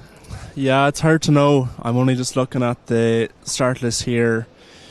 Obviously, Amy Green is a name that stands out to me. Holly Carroll and Caitlin Hughes would be my favourites, but maybe I'm missing someone in particular. Is there anyone? Ciara O'Neill from MTU, I suppose, had a strong run at her in varsity cross country. Okay. But it looks like the four of them would probably be the class of the field at the moment. Very good. So you never know at these Interest Championships. You never know. And Ben, you were running today as well, the 3,000 metres. You came 6th, I believe? I thought I was in 6th, ultimately 7th. Just picked on the line by Paul Hardnett from UCC. So tough race out there. Standards really, really improving. Yeah. So 15 laps, I know well from this morning, is a long, long battle. Yeah. Last year's winner, Sorka McAllister, not here. I think any of the medals last year actually are not here. I'm just looking now. Sorka McAllister, Alex Murphy and Faye Dervin. No, our field is wide open. Yeah, so we're going to have a new champion, I believe. Championship record 9:15 by Emer Mitchell. Or is that her name? Yes, I believe so, in 2014. Do we think that record is going to be under severe threat today, or we'll see? I don't think so, but maybe. Sorry, that's Emma Mitchell from Queen's in 2017 running 9:15, but yeah, maybe. Again, there won't be much room for a tactical race here after Claire O'Grady's run there from UL. Ben, talk us through the mentality of running 15 laps around the track. Humid conditions as well. Humid conditions, I've been doing a lot of heat tolerance training myself recently to acclimatise for this. I think there seems to be some issue with spikes going on here at the moment, as I see some over the race number. Ciara O'Neill has just left the start line. She has left the building. She's gone. I think our girls are doing a stride here, so Ciara might be given a lifeline to get back into this race now. She just remembered she left the immersion on. She's panicking. No. Hopefully she's okay now. Feeling no all too well. And here we are with Jack Maher, the man, the myth, the Maher. How are we? Any thoughts on this race coming up here today? How are you getting on, Breno? It should be a good race. We have the two DCU girls, Ava Costello and Amy. They should go well. Our very own Caitlin Hughes from University of Galway. We've Holly Carroll from Cork, who I think there was a bit of a mix-up with the seeding in the A and the B race. Yeah, there was. You might know more, Ben. We were at a loss here ourselves. It looked like she was in the second heat, but she was being called over consistently there, so she seems to have talked her way into this heat. I was actually talking to Holly very briefly before the race. She seemed in calm state of mind. I asked her for any fun facts for the commentary, but she didn't have any, so she said I can make one up. So I think she was getting an earful from Donny right beforehand. Oh, yeah. So I'm sure she's got some stories to tell us now after this race. But Donny Walsh, the coach at UCC, obviously. Mm-hmm. So do you have our fun fact? The fun fact is that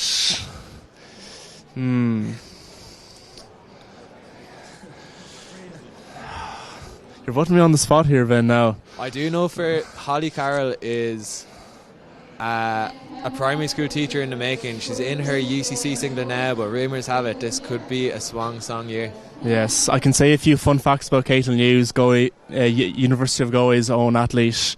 She did financial maths in first year, but decided that she didn't want to sell her soul to JP Morgan. So she's doing biomedical. I don't know, she's doing pharmacy now in the University of Galway. She's back in first year, and I know she's enjoying that a lot more now. So, and she's also training very well. So let's see if she can put that into action today. So Ciara seems to be walking off again. That immersion did not get switched off. She rejoins our field. I can personally relate to Claire O'Neill here. I also ran road relays this year, forgetting my number, so it happens to the best of us. It can happen to anyone before a race when you're nervous. As they're off here, the women's 3K. So that's Holly Carroll from UCC leading us out. It looks like Fiona Hawkins from UCD right behind her. So just from the off, it looks like a pretty tactical affair. No one's gone out too hard. No one wants to be the sacrificial lamb for the rest of the field, it looks like. Again, it's 10:19 is the time to beat, and I know the feeling all too well. It could be a sitting duck here at times in the 3K. A lot of 1500 strength in this field also. Saw Holly Carroll in the National 15 final last weekend.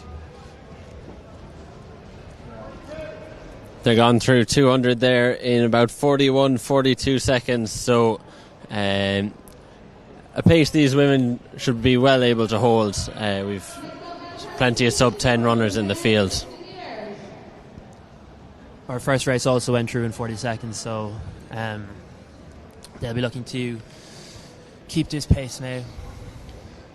Yeah, like 40-second lap for these women is still good moving. Like a 10-minute 3K at this level is still a good performance, but yeah, there's a few athletes I think that are still comfortable, but for some of these athletes, 10 minutes will be a good run. So they're 122 there through 600, yeah, so 400, yeah, so bang on 80-second laps more or less.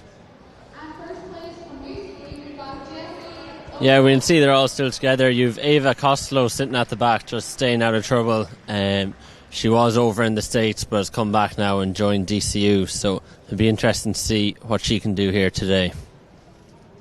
So very bunched up from our athletes here. As we can tell, they're all comfortable with these 80 seconds laps, as they're looking to maintain that, probably coming through 600 in just over 2 minutes.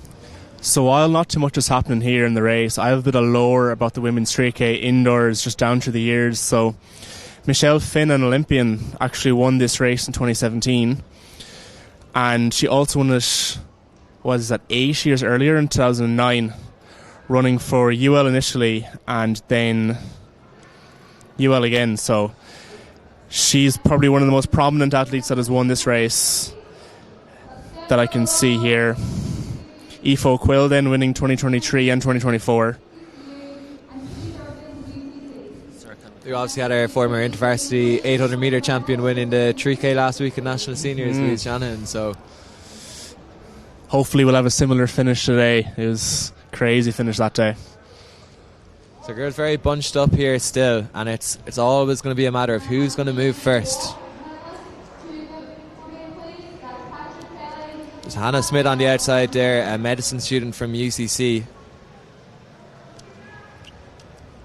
To really, really keep on bunching up.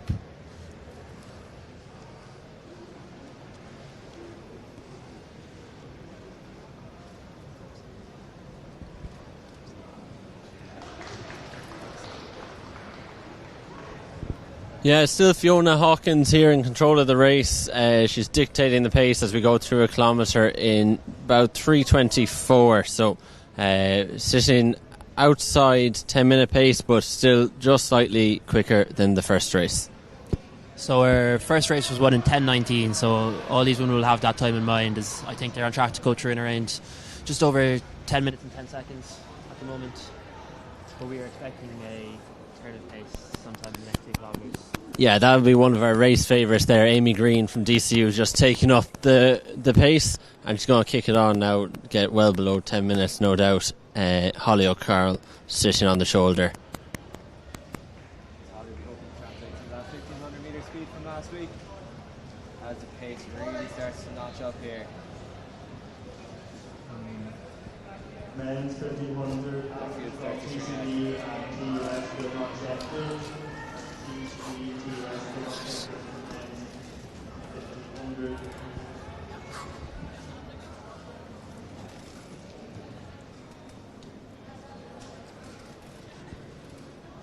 Oh, nice. So the field's still tight, bunched together here. It feels like Amy Green put an injection of pace in there, but just slowed down again now. Caitlin Hughes just almost out in lane 3 there, just trying to get into a good position.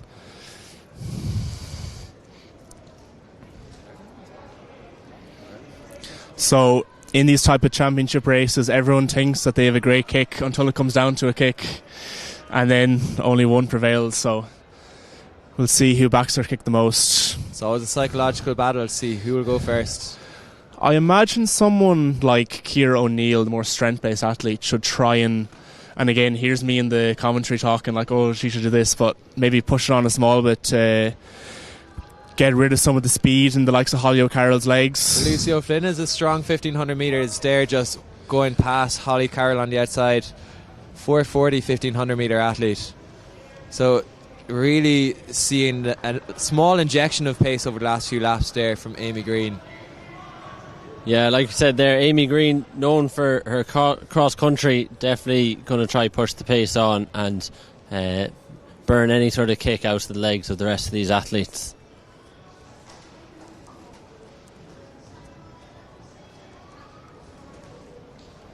You can see the group starting to slowly split up now, lap by lap. We're just losing 1 or 2 athletes off the back, and it's 5 in that main pack, with Fiona Hawkins trying to hang on there.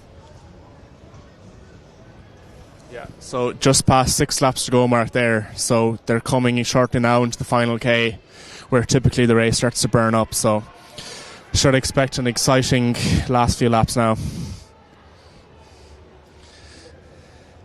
I'm not a gambling man, but Ben, who's your money on? Or Jack, who's your money on? I've obviously got my cork ties here, so Holly Carroll is looking well poised there on the shoulder of Amy Green. She takes a little stumble. Looks to be our top 3 there.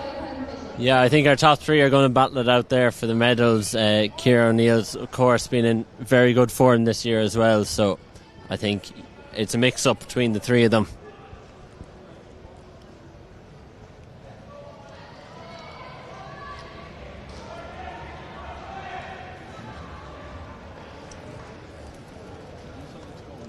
We come on to 800 to go now, very shortly. This race is still all for the taking here.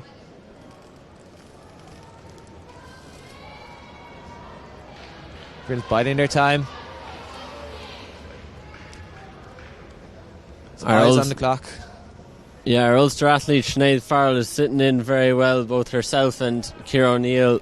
They haven't done any of the work to date, so they could be looking to get a good kick in here come the last few laps. Obviously Ciara O'Neill, former training partner with Lucy Holmes, our 1500 metre national senior champion as well. As Amy Green and Holly Carroll start to open up a small little bit of a gap here. Coming close to 600 to go. It's all to play for in our women's 3K. Sinead Farrell also looks very comfortable there, just tracking all the moves. She hasn't done a whole lot during the race, so it'll be interesting to see now how she fares over these last 550 metres. Looks like Ciara O'Neill back in touch there. Yeah. It's come close to 500 metres to go. Who can make that final killer move? Holly Carroll moves to the front. And it looks like Ciara O'Neill is just getting dropped off the back there, so it looks like we have our medals now as Holly Carroll is pulling away just about. So can she hang on for the gold, the prestigious gold InterVarsity 3K? Sinead Farrell moving into second place there, just passing her long-time leader Amy Green, as Holly Carroll opens up a big gap on our field here. Coming close to 300 metres to go. They were going to put her in the B race. They were going to put her in the B race. But Holly Carroll says not today.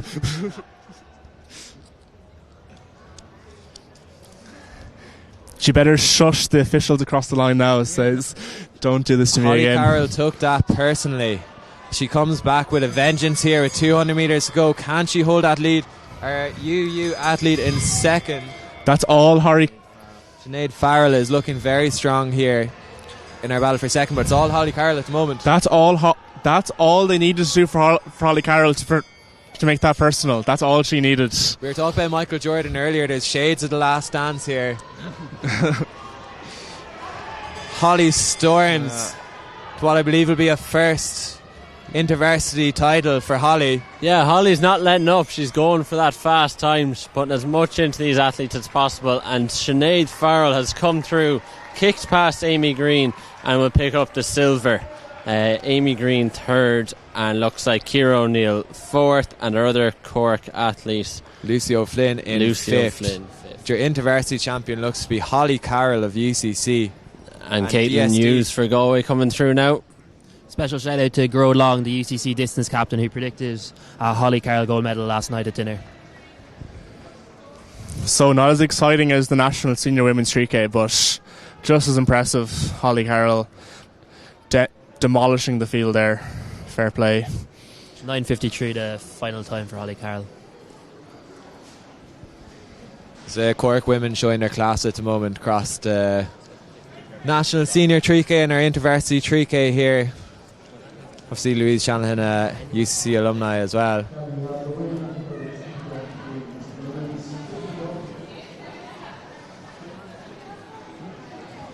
I'm also getting word that Scotland are substantially beating France in the rugby for any of our viewers that are interested.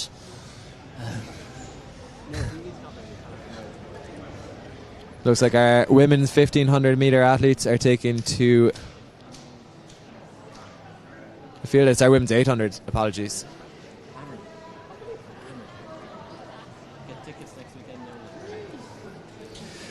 If anyone's interested in cycling as well, Tadej Pogačar won a good race today. The start of Bianca dominated the race, left the field with 78 kilometres to go.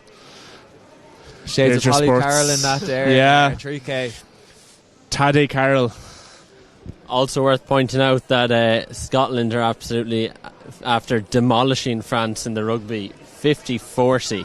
So Ireland can still win the Six Nations next weekend. None of this is near as exciting as this women's 800 final we have coming up. So we have the women's 800 here. Championship record 2:04 by...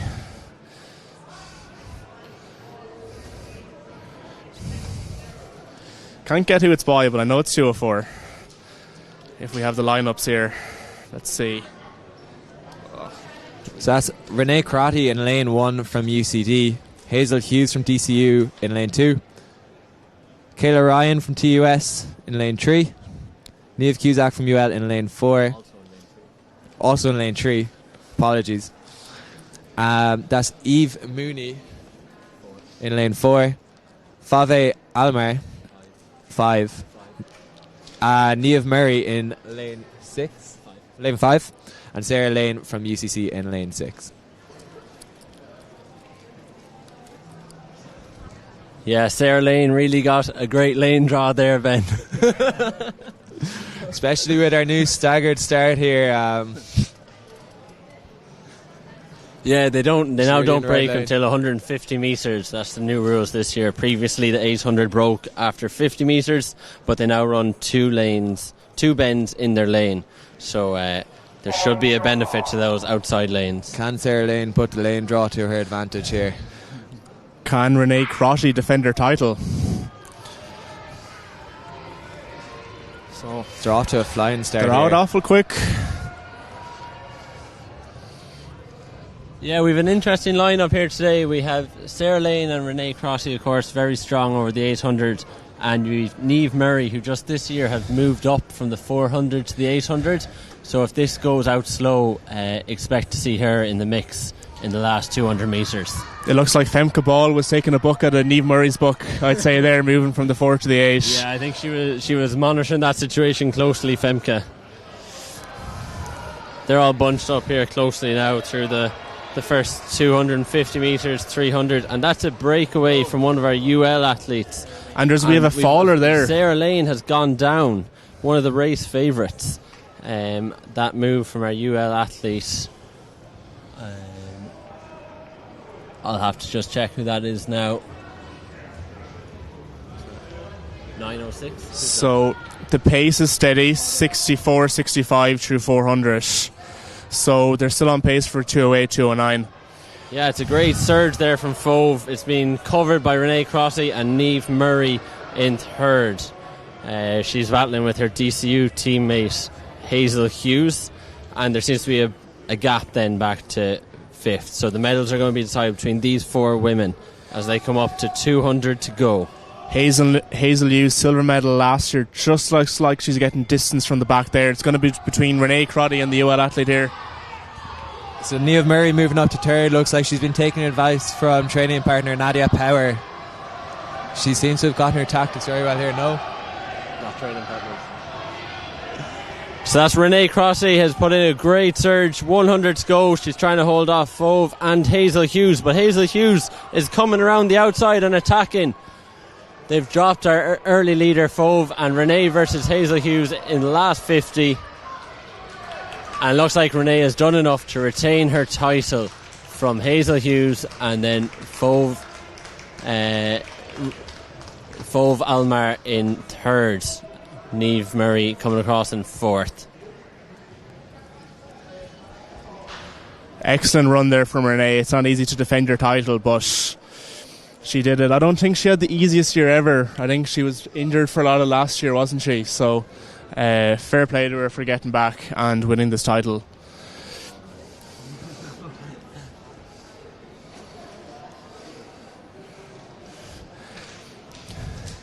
.210 as well, a very solid time. We can see here that early move from Fove that just caused a bit of chaos in the field and caused Sarah Lane to fall. Disappointing, because she could have really had an impact on that race in the latter stages. And we have the men's 800 just coming out onto the track now. Included in this race we have Finn Woodger, bronze medalist last week in the national senior final over 800 metres. I know the championship record here today is 1:51, something that he's definitely capable of running, so it will be interesting to see if he goes for that. From UL there we have the big bad man Barry Murphy. Big bad Bazza. As he's known in UAG, we have a little folklore song for him. It goes, he's big, he's bad, he benches 200 pound, he's Bazza. But we also have an extremely good athlete, Mark Hanrahan from UL. The two of them sharing the lane, and Mark's an absolute trooper today. He's raced the 3K this morning, and his warm down doubled as his warm up for his 800 heats. And he's back again today, so it'll be interesting to see if he has much left in his legs. And there's our results from earlier on. As you can see, Renee Crotty taking the win in 2:10. Really impressive time from her. Could the championship record be up for grabs? It's 1:51 by Joe Warren. I think he ran that like 2014. Of course, yeah, a DCU man, I think, at the time. And Finn Woodger, of course, DCU currently, would be the man to try and take that record. His teammate Ben Clavin. As we run through the field, we have Andrew McGlinton, UCD, Jack O'Donnell, TUS, Barry Murphy, UL, Mark Hanrahan, UL, Ben Clavin, DCU, Finn Woodger, DCU, Ted Collins, UCD, and Alan Hegarty, MU. Andrew McGilton had a really strong run in the heats. I think he ran 1:53.7, so it'll be interesting to see if he has much left in the legs, because that certainly was around a PB for him. So Finn is going for that championship record, it looks like, out in 26. Yeah, it'd be great to see. Very cool to see. And his teammate Ben Clavin's right on the tail. This is very quick. You can see how quickly that field has been spread. Mark Hanrahan being caught just at the back of that with Jack O'Donnell, but I think they'll work their way through. Two strong athletes. Very inspired by Killian Kerwin's run last week, out in 53. He wants to do it solo. No messing around. This is going to be some run now. If he can hold this, he'll definitely get that record. I was chatting to him in between races while he was getting his pass into him, and I said, surely he'll have to go after that, but he was giving nothing away. He's a man of few words, but he's a lovely lad, Finn Woodger, and he is just tearing it away here now. This is his 600 split, 1:21. He's really going for this. Ben Clavin through in 1:22, 1:23. These are crazy. Andrew McGilton fighting Ben Clavin for that medal, and Jack O'Donnell also making a big surge from 4th. He could be trying to catch Ben Clavin. True 700 in 1:35 there, so I think he's going to break 150. This is a sensational run from Finn Woodger. Coming off bronze in the National Senior. He's going to just dip under 150 maybe. I think that clock stopped late, to be honest. Big race to the line there for third. Yeah, Andrew McGlinton, after a very strong run this morning, came through for silver, and I couldn't just see if Ben or Jack O'Donnell came. So the championship record is 151.4, and the clock time there was 151.3. That's official. We can see it there on the clock. It's a championship record, yeah. Unofficial. When I say it's a championship record, it's a championship record. That's official. 151.3 championship record. Ben Clavin gets third place, narrowly from Jack O'Donnell. Mark Hanron in his third race of the day comes through in fifth, and Barry Murphy, his UL teammate, rounds out the field. Worth noting, Kyle Moorhead was missing there, last year's silver medalist. His calf is just a bit at him, but he'll be watching this race from his back cave, with very, very, very envious, and I think he'll have a point to prove now for the outdoors.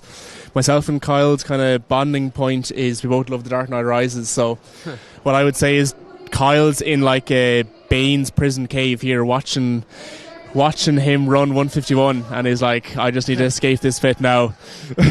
Try and challenge Finn. But I'm just saying words at this point, so I'll let... Very brave front running from Finn Woodger there. It's also worth noting he ran 150 this time last weekend at the National Seniors, coming in third. And I believe he was the silver medalist in the 2025. Of course, Caleb Hurley as well wasn't here today. Absent. He got injured, I think I heard, sometime between last week and this week. I think he came in at 148 last weekend, coming second. A massive PB for him. Yeah, very impressive run, PB at the weekend. I think, if I'm not wrong, I think it was an overall PB indoors, which is amazing to see. Yeah, that would have been an interesting race if Caelan was here as well. Yes. Would he have put it up to Finn? Of course, Killian Kerwin won at the weekend last weekend. I think he is also a past 800 metre varsity champion for DCU and UCC. Yeah, next up on the track, we're going to have our women's 200 metre final. So we'll be looking for them to come out and set up their blocks now very soon. And our start list for that is Sarah Malee, TUD, Fatima Umusa, MTU, Hannah Murray, UCD, Grania O'Sullivan, UCD, Cara Murphy, UCD, and Eve Ford, TUD. So we have 3 UCD athletes. They're going to try and take a sweep on the podium, but our TUD and MTU athletes aren't going to be letting that happen, I don't think. No. You can't be letting UCD have a 1-2-3 podium like that. You just can't. No, you can't have the whitewash. No. Currently happening on the infield, we seem to have the women's high jump is still going ahead. I can't unfortunately see what the bar is at the moment. We have the men's shot put happening down the far side of the field, and we have the women warming up for the triple jump here beside us. Jeez, some very strong men here. They can throw a weight. Very impressive here. Do we have a varsity record for the shot put, Brenno? We might be able to find one of those. Let me pull it up. Unfortunately, we've no way of knowing what they're throwing from over here. Jack, what do you reckon you'd throw for a shot put? Professional weight. I'm calling 7.5 metres. That's impressive, yeah. I don't think that could be overly optimistic. Yeah. Although I've been hitting the gym recently. Yeah, I feel like you have quite strong shoulders, to be fair. So, championship record here is a very impressive 16.97 metres in 2017 by John Kelly. Oh, John Kelly, of course, numerous national medals on the senior stage. I believe he was on the podium this last weekend behind Eric Favours, and he was joined up there by his brother.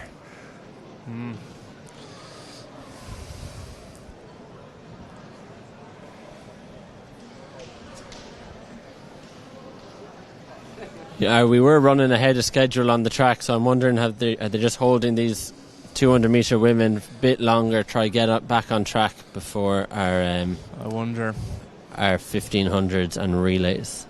That's okay. We can talk. I have a question for you, Jack. Okay. So myself and I think it was Oisin Davis we were talking the last day from about the 3K this morning, 4th place. Yes, Oisin Davis, 4th place in the 3K. Great run by Oisin. I think he would have been hoping for more, but he's been racing a lot recently, so still very solid. But we were discussing so this track, believe it or not, has pacing lights that you can actually set. It was developed by a secondary school student for, I believe, the BT Young Scientists. Yes. Now, my question for you is, typically for like an 800, a 1500, these fancy wave lights, do you need them, do you not?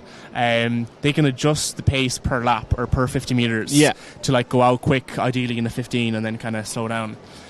My question for you with these pace lights, if you had this track to yourself and you were doing a time trial, would you want the pace lights to go out at like target 800 metre pace or maybe like goal race pace? For 800 metres, I think because it's something you'd normally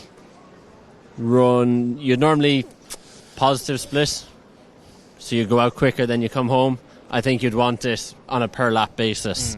So you're saying have it like if you want to run, let's say sub 2, have it go out in 57. Yeah. And it'll go 154, but you can just run the rest yourself. Yeah. Fair. Can you not make it go out in like 57 and come home in 60? No, this is my point. So these lights are fixed. Okay. So you have to just pick a pace and stick to it. Hear me out. I think it's better to have it be goal pace and purposely, like let's say for a 15, if you're looking to break 4, kind of typically you might want to close a bit quicker, earn an 800. So have it go out in like 208 and you go through in like 209, 210. Just keep an eye on it. Yeah, I think for 15 you definitely want it bang on target pace. 800 is actually interesting. I think you want your 400 to be right. You want to go through the right 400 and 800 and then sure it's just whatever you have left. Yeah. Now we're getting so sidetracked, but we do have our 200 metre women's final. They're setting up their blocks. So I think we have a withdrawal in lane 1. I can't see Sarah Malee. I believe she's withdrawn. And then so lane 2 we have Fatima Umusa. Lane 3 Hannah Murray. Lane 4 Grania O'Sullivan. Lane 5 Cara Murphy. And lane 6 Eve Ford. And the championship record for this event is, I think in my opinion, one of the generational athletes of Athletics Ireland. They haven't kind of made it on the world stage necessarily, but just had a lot of influence through the years. Phil Healy of UCC has ran 23.55 back in 2017. Yeah, Phil Healy, I believe was she 4th at a European indoors a few years ago. Yeah. Yes, sorry Phil. No, one of my favourite athletes, full stop. From the depths of hell as well, if you remember that clip where she was about 10 seconds back on the UCC 4x4 team and she clawed back a win. But anyway, back to the start line here. They're in their blocks.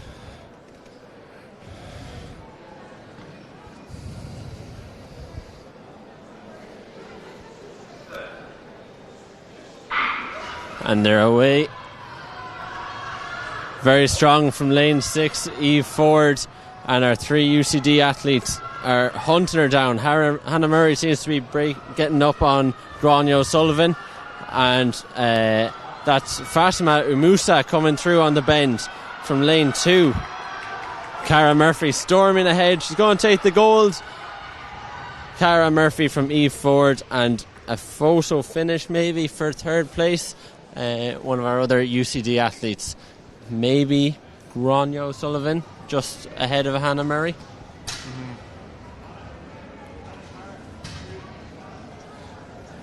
Yeah, poor A4 there. It looked like some kind of a chase scene there, where 3 UCD athletes are just hawking her down. But we had Fatima Umusa off the bend, and she just faded in that last 50, and it looks like Grania O'Sullivan Yeah, there we have a confirmation. Gráinne O'Sullivan, by 1/100th of a second, has gotten the bronze just ahead of Hannah Murray. That was a great race. They've actually, on a international stage, they've removed the 200 metres from the event because the lane draw is so important in the 200s. It's very difficult running on those inside lanes, and they just find there's too much of an advantage from lanes 4, 5 and 6. So we've seen that the 3 medals went to 4, 5 and 6. What are we saying, Jack? Ban the 200 metres for varsities. I can get on board with that. That might be controversial. Is this what you're saying? I never said. Like you're hinting. I never said such a thing. Okay, sorry. We're on the start line here of the men's 200. This is a stacked 200 metres here. We have in lane 1 Fintan Dewhurst, who was in that thrilling 400 metre senior final last week. Him and Sean Doggett running all the way to the line, and Fintan just fell in front of the line. Sean Doggett got the win, but Fintan managed to get across for that silver medal. Lane 2 we have Alex Cullen. Lane 3 Joe Doody. Lane 4 Dara Donoghue, a Dublin member of Dublin Sprint, who's been in very good form. He's PB'd in most of his races this year. Lane 5 Sean Harding, and lane 6 Danan Long. Yeah, so Sean Harding had the quickest heat out of anyone. Not necessarily that means anything. Then running 21.71, and then Danan Long second quickest 21.82. So let's see if the medals come from here. Yeah, I think our as strong as this is, and Joe Doody could get himself amongst the medals, lane 4, 5 and 6 are definitely ones to watch. Be difficult for Fintan here from lane 1. And of course he's a 400 hurdler. But it's all about team points. UL are going for that team title. And with Sean Harding out very fast there, he's eaten up the gap on Danan Long, and Dara Donoghue and Joe Doody are having a fight on that bend. I think Sean Harding is just going to hold off Danan Long, and that was Joe Doody through for the bronze medal, third place. 21.49. That is very fast from Sean. That would have actually put him amongst the medals last weekend at National Seniors, Aaron, but yes, he opted to do the 400 instead of the 200. No, very impressive running. Only 0.5 off, or 0.48 off, what's arguably one of the best championship records in this indoor intervarsities. Mark Smith running 21.02 in 2023, taking Rob McDonald, I believe, that day. Very impressive. And of course our national senior champion from last weekend, he's battled through injury and gotten himself back on the start line, which is great to see.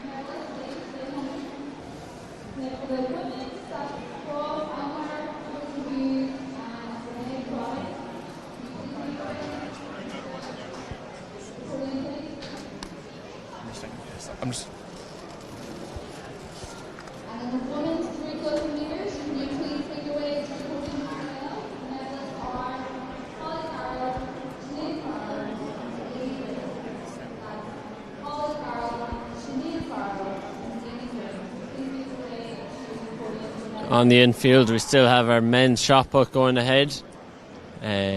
Looks like we're about to get going with our women's triple jump, and our women's high jump also seems to still be going.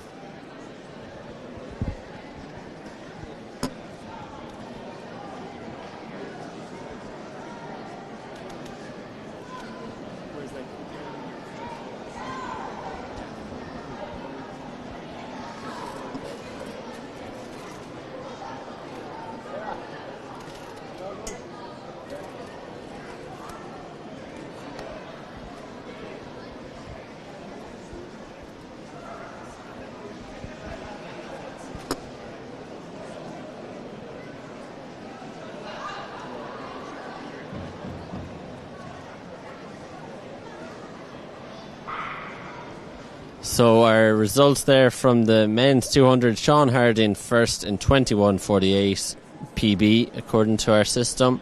Danan Long, 21.61, also a PB. Third is Joe Doody, 22.14. Dara Donahue, 22.24. Alex Cullen, 22.31. And Fintan Dewhurst, 24.28.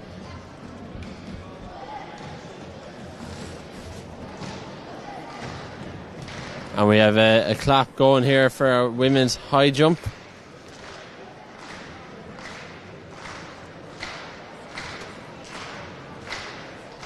This could potentially be an attempt at, I think, the championship record. I'd have to get the scoreboard turned. Pull over that one.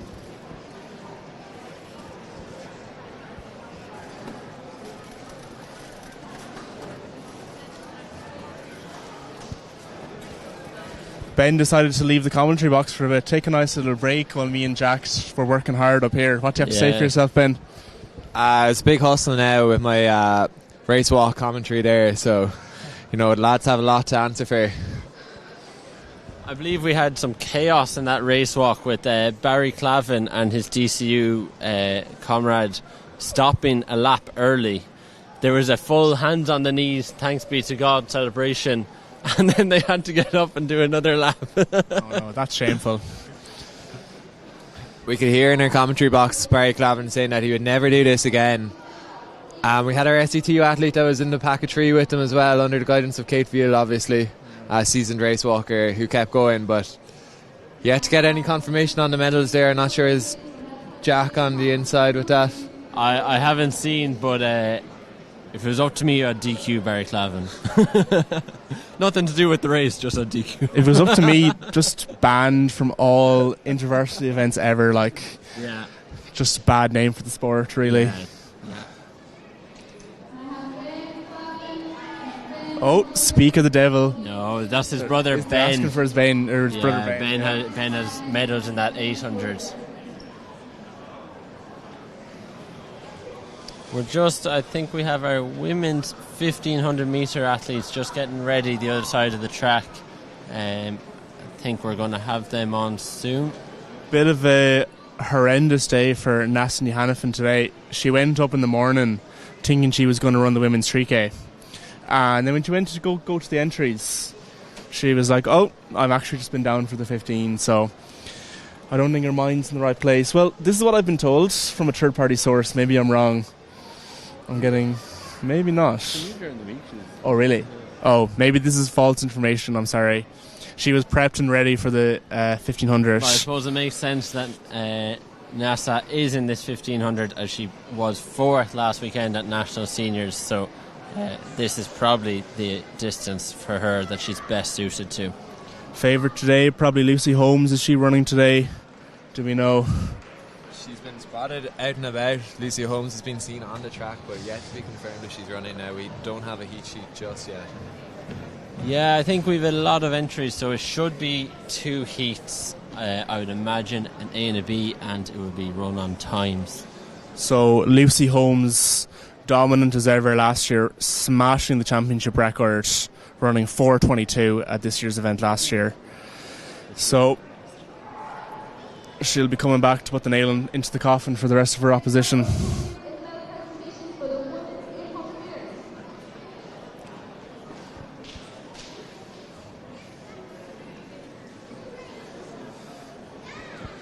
So here we have the long jump for the UL athlete. All these points matter. Triple jump.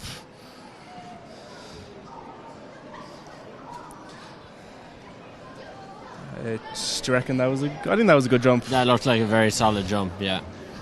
So points on the boards there for UL. I think our women's high jump seems to just be finished. Our 3 medalists are making their way over to the podium. And we have our 800 metre women getting their medals.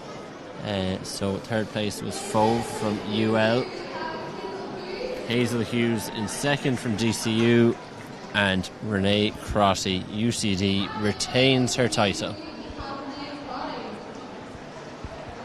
So in our overall standings, it looks like we're in a dead heat at the moment between UL and DCU, according to my own calculations, both on 78 points. So very exciting. So from here, yeah. So as you're watching, people, just keep in mind, like, it's UL versus DCU out here in the point standings. Yeah, I think that will really come into perspective when it comes to the relays. Of course, two colleges that have a lot of depth in their sprints and should be able to field strong teams. Not sure how up to date our list is in terms of results, if it's included any of our 200s that have just been run. Also, a small bit of a history lesson here. So, as far as I'm aware, they started running IUAA indoor since 1992. And back in 1992, the indoor varsity events were ran. Oh, sorry, we have a triple jumper there that is just seems to hurt her ankle. Hopefully, she's okay. The hop or the skip in the middle of the jump. Hopefully, she's all right. Sorry, go on. I feel bad moving on to my history lesson while an athlete just gets a bad injury in the middle of my history lesson. But it was hosted originally in Nina indoor track up until 2012, would you believe? And then Athlone IT took over the burden from 2012 to 2022. And then, of course, now we have the sports campus here to host the varsity events. I'm not going to lie, lads, I think I prefer Athlone. I think it's less of a commute for us Galway lads. Yeah, I don't know. It just let's get the Cork perspective on things.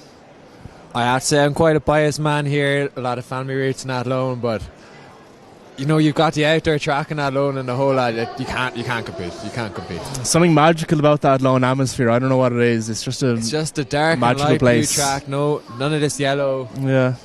The warm-up area upstairs, you know, it's something magical about Athlone. Yeah. Class. And you know what, Ben? They're planning on tearing down the Athlone indoor track. Did you hear about that? They have plans to get rid of it. Yeah. So, if everyone watching the stream, I don't know if there's a petition or not, probably not, but just email your local politician in Athlone and tell them hashtag stop the Athlone IT destruction. Yeah, I think if you remember clearly, Brenno, we saved Dangan track from the bypass. Yeah, myself and Jack alone saved the only good running facility in Galway, Dangan. Yeah. We set up a petition and we got someone very famous to sign it. Who did we get to sign it again? Well, we got Rob Heffernan. No, there was some US athlete, some very good US athlete, like Craig Angels or someone, signed the Galway Dangan petition to save Dangan. Someone messaged him. But yeah, he's just helping out. Craig Angels, of course, competed in this arena about a month ago. In the 800 metres, NIA Live one evening. Got those kind of Dublin City or Phelim Kelly connections. Dublin Track Club connections, doing his bit. But on the Athlone IT bit, so the president of Athlone or whatever is just saying that it's not making enough money. And they want to turn it into a theatre or something, I believe. So, hashtag stop the AIT track destruction. I think that's a definite vote to bring the InterVarsity Championships back to Athlone. So, anyone watching, petition your university committees, your captains. So guys, I'll set up a GoFundMe and you can give the money to me. And then we'll see where that money goes. Hopefully it goes to saving ATU, but I can't guarantee it, guys. Finlay Daly, obviously UG alumni, is quite familiar with the track out in ATU. Or TUS as it's now known. Yes, currently based there now. He loves the indoor track, to be fair. It's a lovely facility. He loves spiking up after a good threshold session and doing a few 4x200s and 29. It's his bread and butter. So I'm actually joined in commentary by two steeped championship racers over the metric mile. Jack Meyer, obviously multiple time medalist as a juvenile and junior athlete, and Aaron Brennan, our 2022 outdoor 1500 metre men's champion, I believe. Yes, thank you very much. Any advice for our athletes here as they get ready for their race? Listen, lads, just enjoy it, Yeah, like speaking, you know, as a varsity champion myself. Yeah, just enjoy it and have fun. That's all I can say, really. Hopefully now today, extremely biased, I can join that great pedigree with Oisín Murray. I drove down with him today from Galway. He's in good form and hoping to take the men's 1500 metre later. That's actually going to be one of our most stacked races today, I believe. We have Jonas Stafford, Oisín Murray and Louis Woodger, just to name a few, will be taking the line in that men's 1500 a little bit later on. But before that, we're still waiting on this women's 1500. I think they're just trying to get this timetable back on time. We have the DCU athlete here coming into the triple jump. Clean jump, and she makes it to the pit. So well done to the DCU there. Every point counts. It's a war between DCU and UL at the minute. Yeah, as you can see with that triple jump there, they appear to have 2 or 3 different lines just to ensure each athlete is able to make it to the pit and complete their jump phase before reaching the pit.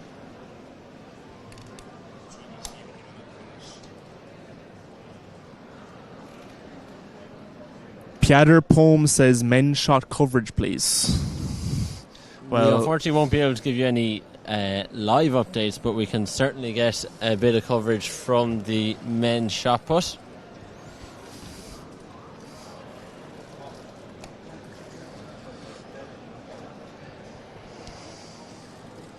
So, yeah, just as requested, you just ask the question and we'll deliver. So here we are, the men's shot put.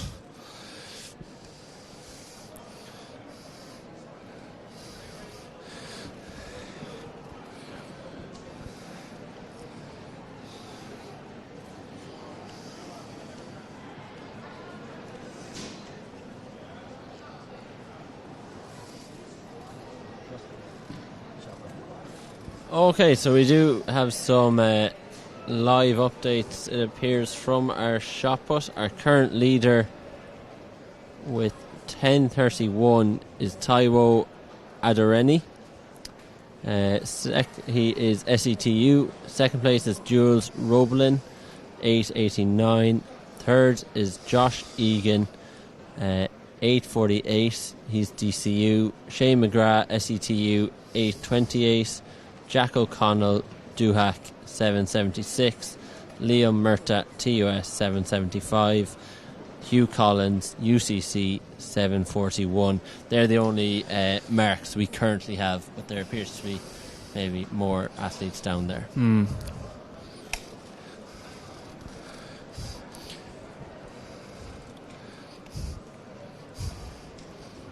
I know it's not exactly shot put, but I always thought that the weight for distance was literally like weight divided by your body weight. I thought, like, until I was like 17, 18, I honestly thought the weight for distance was that. But imagine if it was. Yeah. I think we could compete. We mightn't do too bad. You know, it'd make it a lot more interesting anyway. Yeah. And we have our women's 1500 meter, the first race. Is just stepping out onto the track. They're being lined up. Looks like we're going to have 2 races, and I think it's going to be our A race. These are split by seed, so I think it'll be our A race first. Oh no, they're taking them back off the track. Psych. Again. Psych. Tells you what we know. Normally it goes the B race and then the A race, so it'll be just interesting to see how this works out. Letters are just a human invention, you know. A, B, B, A. It's irrelevant. Doesn't really matter. Just enjoy it, man. Just go with the flow, bro.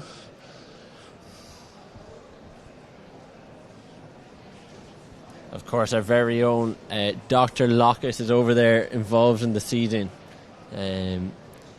Former head of Endurance Athletics Ireland, I believe. Is that his title? Yes, so Matthew Dr. Lockett, PhD in biomedical engineering. He was a prominent athlete himself. Ran, I believe moved. he broke the 4-minute barrier for 1500. No, his PB for 1500 meters is 4:04, I believe.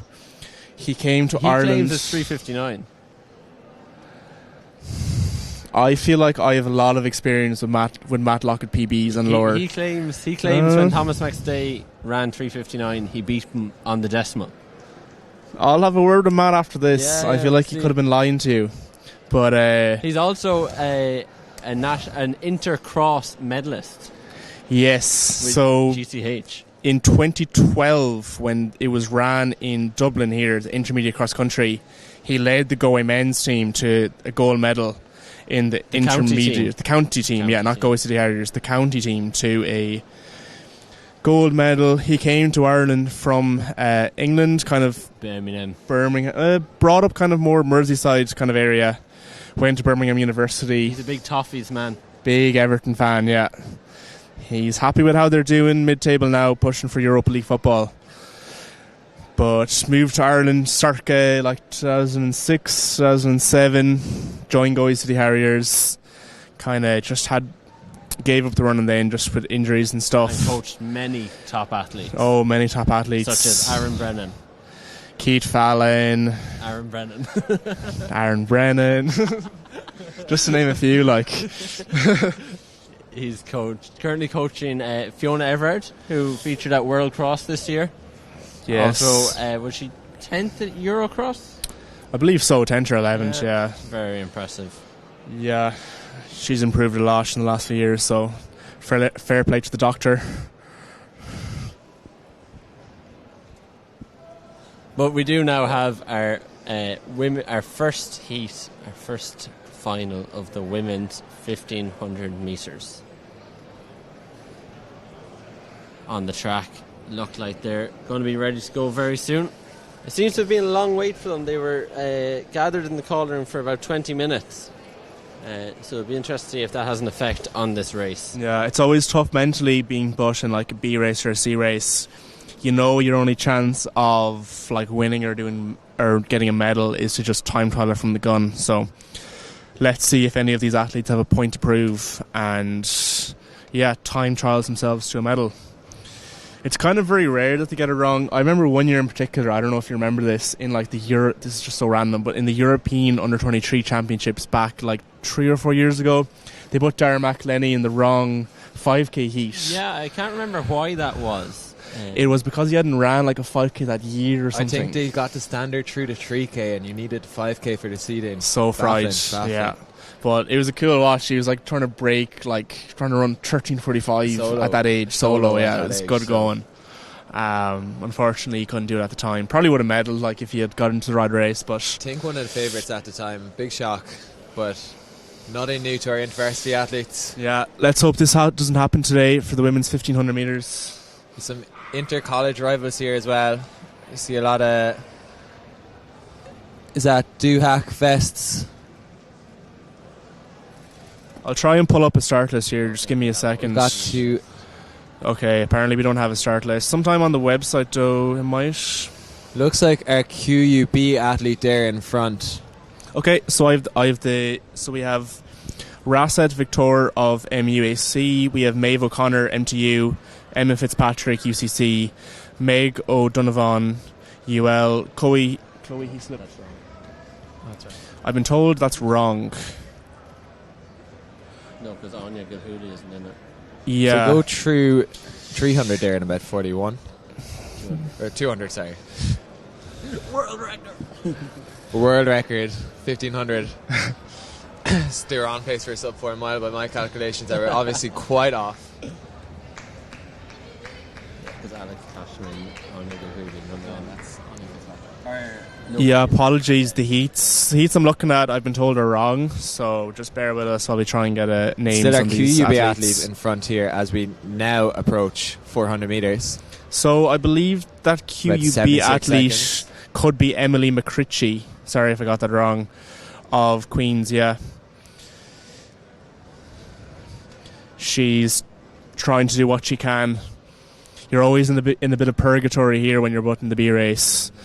It's not really fair that you can't race against the the faster women, but I guess they have to be seeded somehow.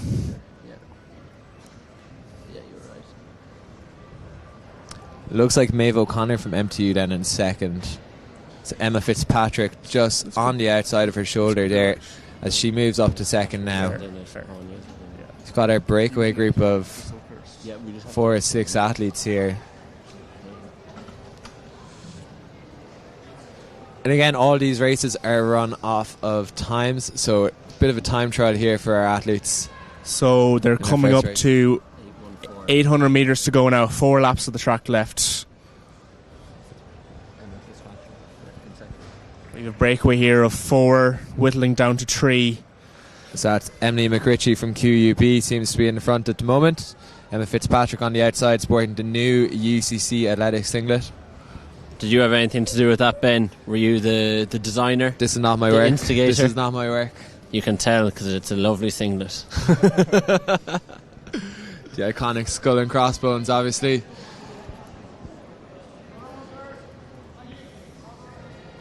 QUB in their lovely Adidas gear in front as Emma Fitzpatrick looks to be making a move. No, the QUB athlete tracks it here.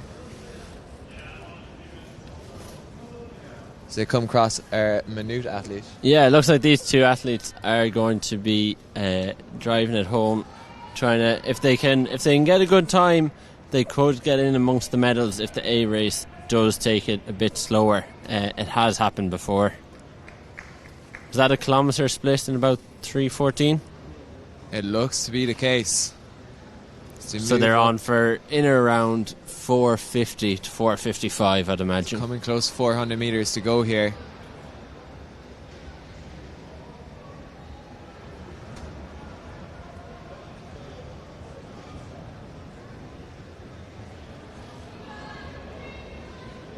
Two girls really running away from the field here. I think it's going to be a good last 300 from the 2 of them. See who has that turn of speed to try and win this race. Always nice to win a race. Cross the line first. It's not something that actually happens very often. As Keith Fallon always says, you need to win at least 1 race a year for the confidence. It doesn't matter if it's a park run, if it's your charity 5k. It's always good for the confidence to win a race once a year. So Emily McRitchie will be hoping she'll be getting that confidence now, but she's tracked closely by Emma Fitzpatrick as we come into the closing stage of this race with about 150 metres to go. Emma Fitzpatrick looks like she's just trying to get back onto it. And our race is not over yet. Emily looks as though she's just going to stretch away here. 75 to go. Opened up the stride. And she's going to storm home looks to be on for win. an impressive time here in our first it's quite a good time. metre race. It's about 4:44 through the line there. Very good. The clock recorrects itself to 4:47. Having a few issues with that clock today, but still a good time.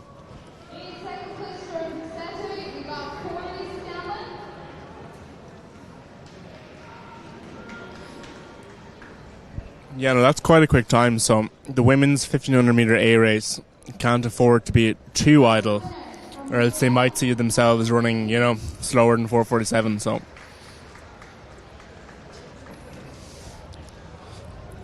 any pre-race favourites ahead of our second race as we see the girls take to the line? If Lucy Holmes is lined up, you'd be hard bet to beat Lucy, but Nass obviously had a great run at national seniors there. The UG athlete, obvious bias, she's been training well. She can definitely go well. She's pretty quick, Nasa. We were doing some hill sprints there the last day, 4 by 8 or 10 second hills, and low-key I was watching my back sweating. She took me on a one. I'll just say it on the comms here now. Now I'm not exactly the fastest sprinter ever, but championship champion there. So listen, I have no shame. Big sprint from it. Let's go. So she'll be looking to put that speed to go to work here today.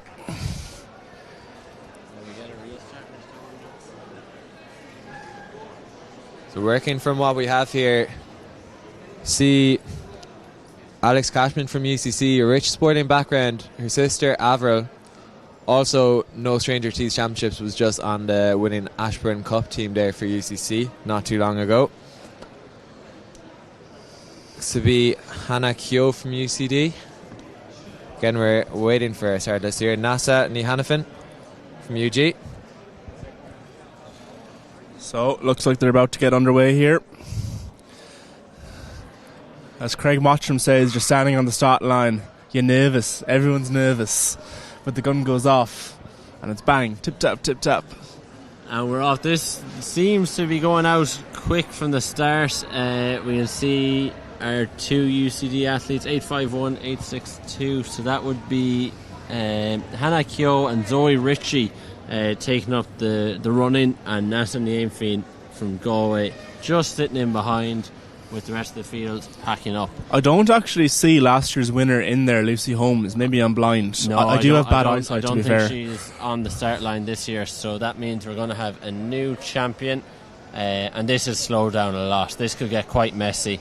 A lot of pushing and shoving and potential to be tripped, as we've seen that 800 earlier on.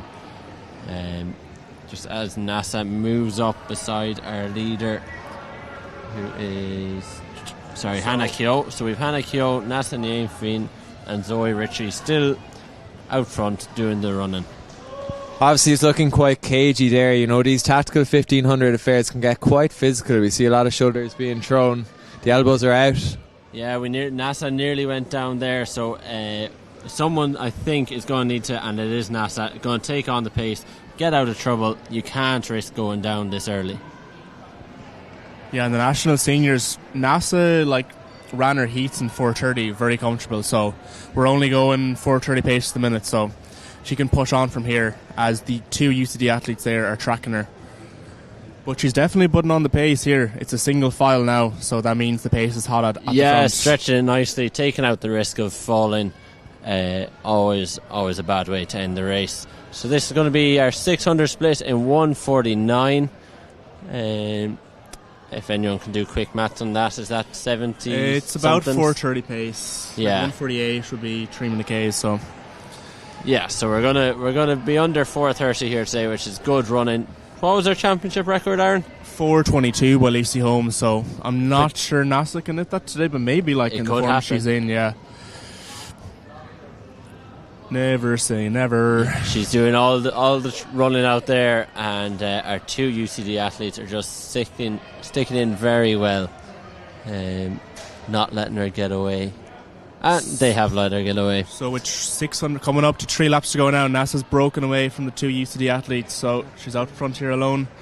Has she gone too early, or will she hang on? And that's Hannah Keogh just leaving behind her teammate Zoe Ritchie to try and get after NASA. So I think it's going to be NASA and Hannah to battle it out for that gold medal, and Zoe Ritchie's going to have to try and hold off a charge and for bronze. Keogh seems to be closing the gap as we hit 500 metres to go here, so it's not over yet.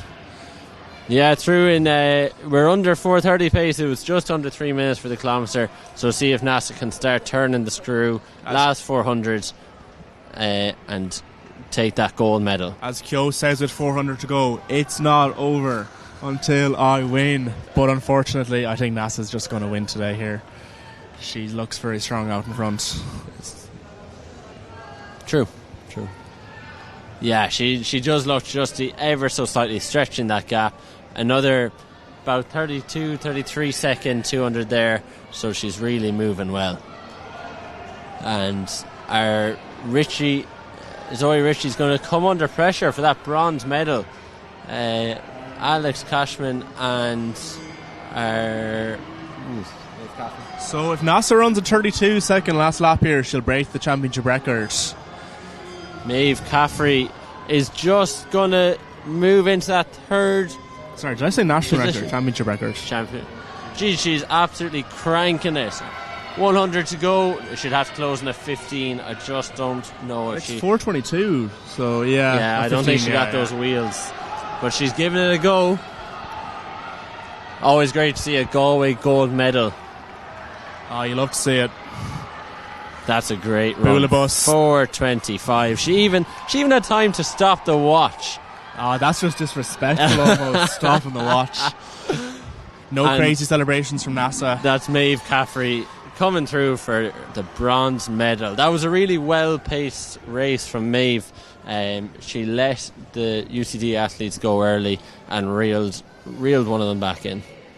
So it's been a great 12 months from NASA in terms of improvement. I think she came 8th or 9th in the 1500 metre this time last year. So she's, to go now and win the race, it's a great improvement. Fair play.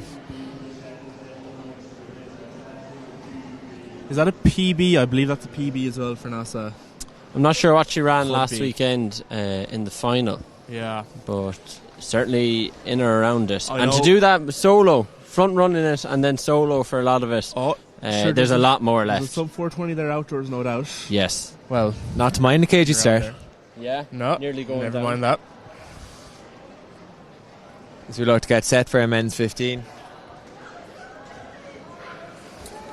I believe this is also going to be 2 heats, so... Yeah, it's often been 3 heats, so it just depends on numbers.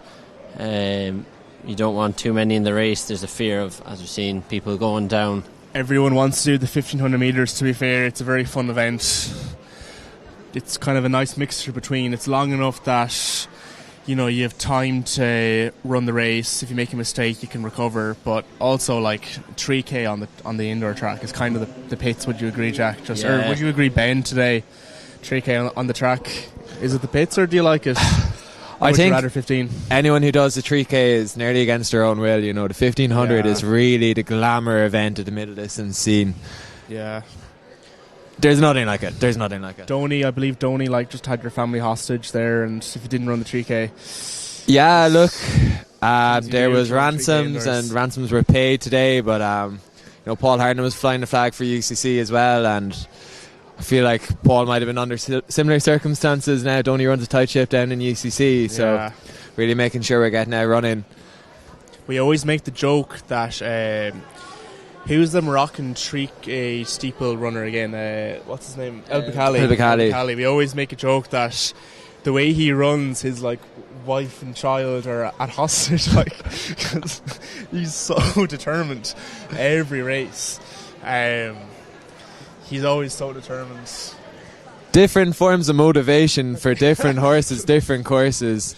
Now we know how Matt Lockett might be doing it in Galway with some insider knowledge from Aaron Brennan. Matt Lockett leads with the carrot, is not the stick. Back to what's actually happening on the on the infield. That women's triple jump is still going, and our men's 1500 is getting sorted out. We have some lineup. I can see over there. We've Keane O'Boyle. We have Ushie Murray, Jonas Stafford, Louis Woodger. You can see the athletes deliberating over what heat they'll be in, and I'm sure the two lads can relate. You know, it's a tough feeling trying to figure out, are you in the A race, the B race, the C race. There seems to be a lot of talking going on with officials at the moment. You got to fight for your position. I love it.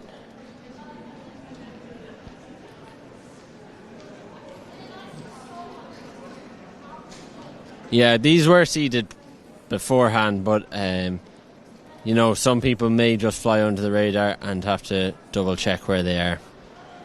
So instead of seeding the conventional way where we have people's times or whatever, I think each athlete should be given a 30-second segment where they plead their case to be in the A, the B or the C race. So you can bring documentation with you. You can show your Strava graph. You can show videos of your training, your immaculate form, and then let the judges decide who's in what heat. You know, I think it's a much fairer way. What you make the Irish Milers Club method, I suppose, of your predicted PB as well. You know, I've seen some great predicted PBs put out recently by some athletes here today. Maybe not. I think that'd be great, Aaron. Everyone can plead their case. Yeah, athletes always, when they're writing down their times, tend to be a bit overly ambitious, but listen, it's the things we have to do to get into a good race. Don't hate the player, hate the game. And obviously taking into account other metrics, we've got Strava followers, massive Instagram reels, views on the reels. I feel like an underrated one is Strava likes and comments. So what if you have like 100 Strava followers? If you're getting 6 kudos on a run, like what it's all is about that? the engagement. It's all about the engagement. 100%. And if you're farming those likes but you're not getting the comments, are you even engaging your followers? Yeah. Sure, I'd say there's people these days buying Strava followers now, like trying to puff up their account. It's just not the same as a true proper Strava account. Any personal favourite Strava accounts at the moment? I really enjoy Fergal Curtin's Strava. I was just going to say, I think he's my God, dominating the game at the moment. Him and David McGlynn. Really, I haven't been following his too much, but bit of a back and forth, bit of banter. Him and McElhinney recently. Okay, so. Always a few jokes here and there, but I always remember when John Tracy. John Tracy's a very like established athlete, a lot of legacy. That marathon record is very respected. And then there's Fergal Curtin, runs 2:07, and then on his Strava he's like, "Oh, time for the Gegenpress tactic today." Big Sunderland fan. All out. Sunderland and he has a video of his national record where he took down John Tracy, and it's a Sunderland fan going, "Let's get carried away. I don't usually get carried away, but let's get carried away." On such a prestigious national record, it's just so funny, but I do love it at the same time. We really do love to see Fergal's content, so on the off chance Fergal is watching our first of our 3 men's 1500 heats, please do keep it going. Yeah. And if anything, Fergal, if you're watching, like, the first heat's usually the best. The second, like, the final sometimes, bit cagey. Someone's going to be a bit cagey, yeah. Sometimes the tactics in particular, because these guys need to try and run a quick time, it can be even more exciting. So let's wait and see.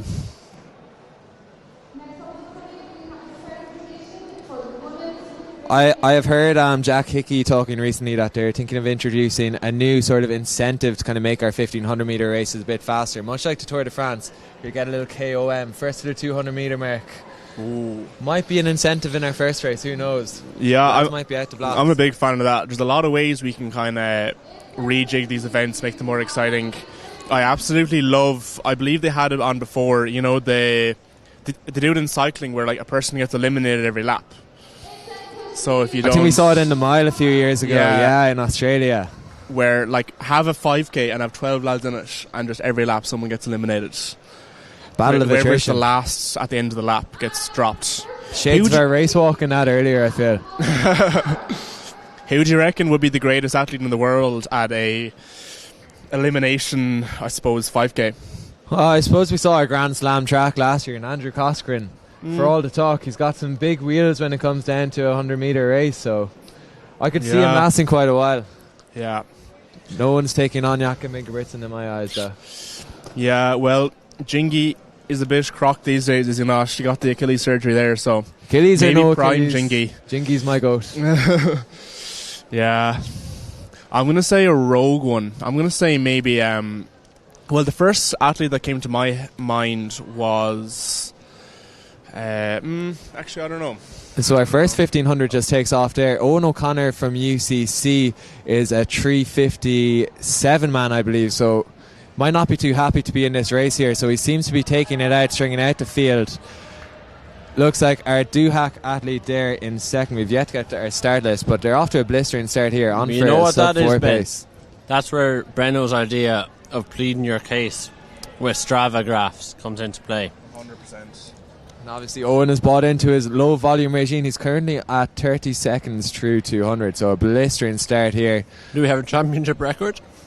Is it 3:45? We might see 3:42 by John Travers back in 2014. John Travers is shaking at the moment watching this. So lads come through here in about 46 seconds, so maybe this is the race to be in. Maybe Owen will be delighted now here.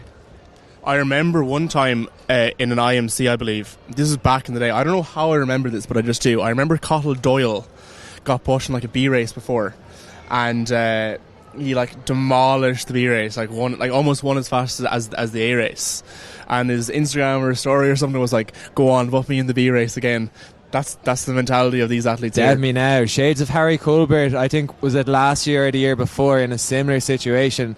These guys come through at a I do have to say pace. on that situation, Ben, that was Harry Colbert induced, as he did not check in. So very important you check in on time or you can't be in the race. But athletes come through here at We've 63-second 400 pace, so very much on for the sub 4 1500. So that's our athlete from Trinity. 7:43. And if you're in the B or the C race here, like, you just have to respect it. Like, there's no point in, well, I suppose for these athletes maybe they're not able to run at this pace, but if you are, like, there's no point trying to play around tactically. Like, you might as well just go for it. Just embrace it, man. Just embrace it, yeah. It's come through at 2:04, so that's a 62-second pace, and there seems to be no let up from our Doohack and our UCC athletes. I think that's John Brenner from Doohack. I don't have my start list at the moment, but that's Owen O'Connor in second. If that is John Brenner, I think that could be. I was looking at the start list earlier on. If he is an American athlete, according to World Athletics, he's an 8:13 3K guy. So I actually don't know how he ended up in this race, because he was seeded higher than this. He was actually seeded second. But if we remember last weekend in the 3K at National Seniors, the winner of the B race, despite that A race being insanely stacked, actually I think finished 7th overall on time. Similar situation in our race this morning with our men's 3K here as well. So there'll be no let up for a tactical race in our next heat. Both athletes battling here. Owen O'Connor, obviously a 14:36 man over 5K, showing his strength here. John Benner Doohack is absolutely going for it here. He's going to come through here with 200 to go in 3:22. He's going to be on for roughly 3:52. This is just pure rash from the Trinity athlete. This is InterVarsity heritage. InterVarsity heritage. This is heritage.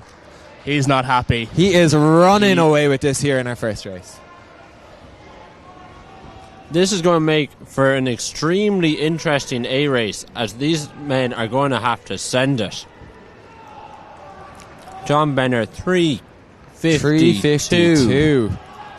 Wow. O'Connor in a UCC record of 3:56, it seems. This clock is wrong. The clock is slightly off. 3:54. Neil Barrett there from Cork City AC in third, and I believe is that our Minute athlete in fourth.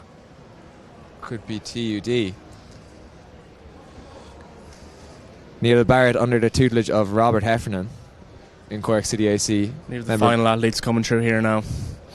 So we have the A, or do we have the B coming up here? This is the A, is it? No, it's the B. This is the B, wow. Oh my god. This is our B 3K. 3:54 in a C race. 1500 meters is crazy behaviour. Big act to follow. So you're telling me the B race athletes are going to run sub 350? Seems to be the case, and then the only way from there is 3:45 and below. So, to be fair, the standard of Irish athletics these days is very impressive. So we did see our I wouldn't be surprised 1500 champion and the senior 1500 champion in our 3K this morning. So yeah, well, we have in our last race in the 1500, we will have a few men well capable of running around that 3:45 mark. Jonas Stafford, Oisin Murray, and Louis Woodger, all well able of getting around that 3:45 mark.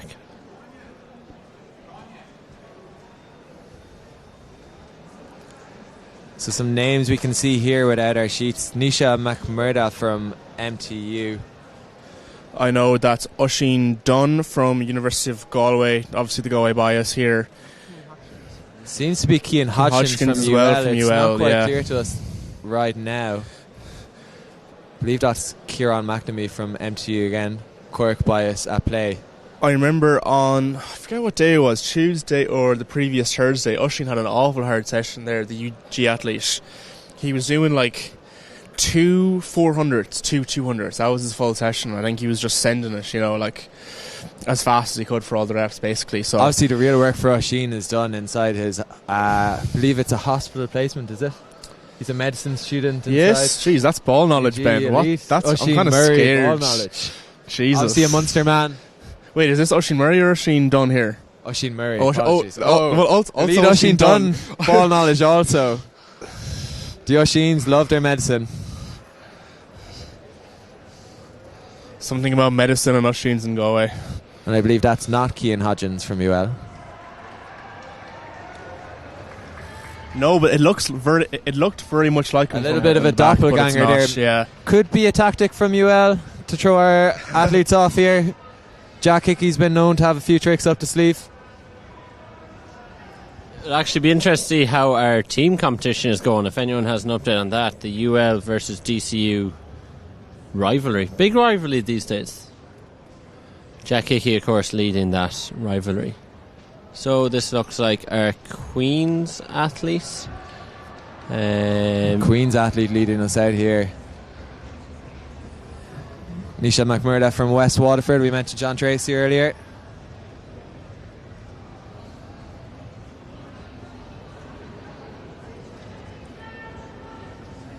This is a very strong run. He's going through the 400 in 63 seconds. So he's on for roughly 4 minutes. It'd be interesting to see if he can keep that pace up. Really showing the depth of our 1500 metre athletes today.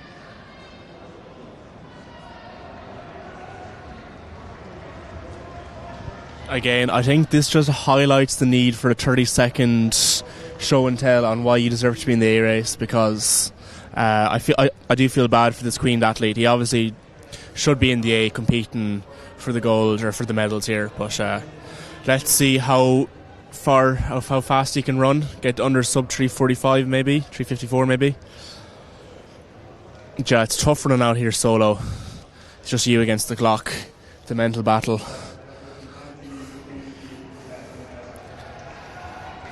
They say the hardest sporting event, like the most painful sporting event, is the 1 hour indoor cycling where they just go around the velodrome. I think it's a 200 metre track or pretty similar for like an hour basically, and just you against the clock.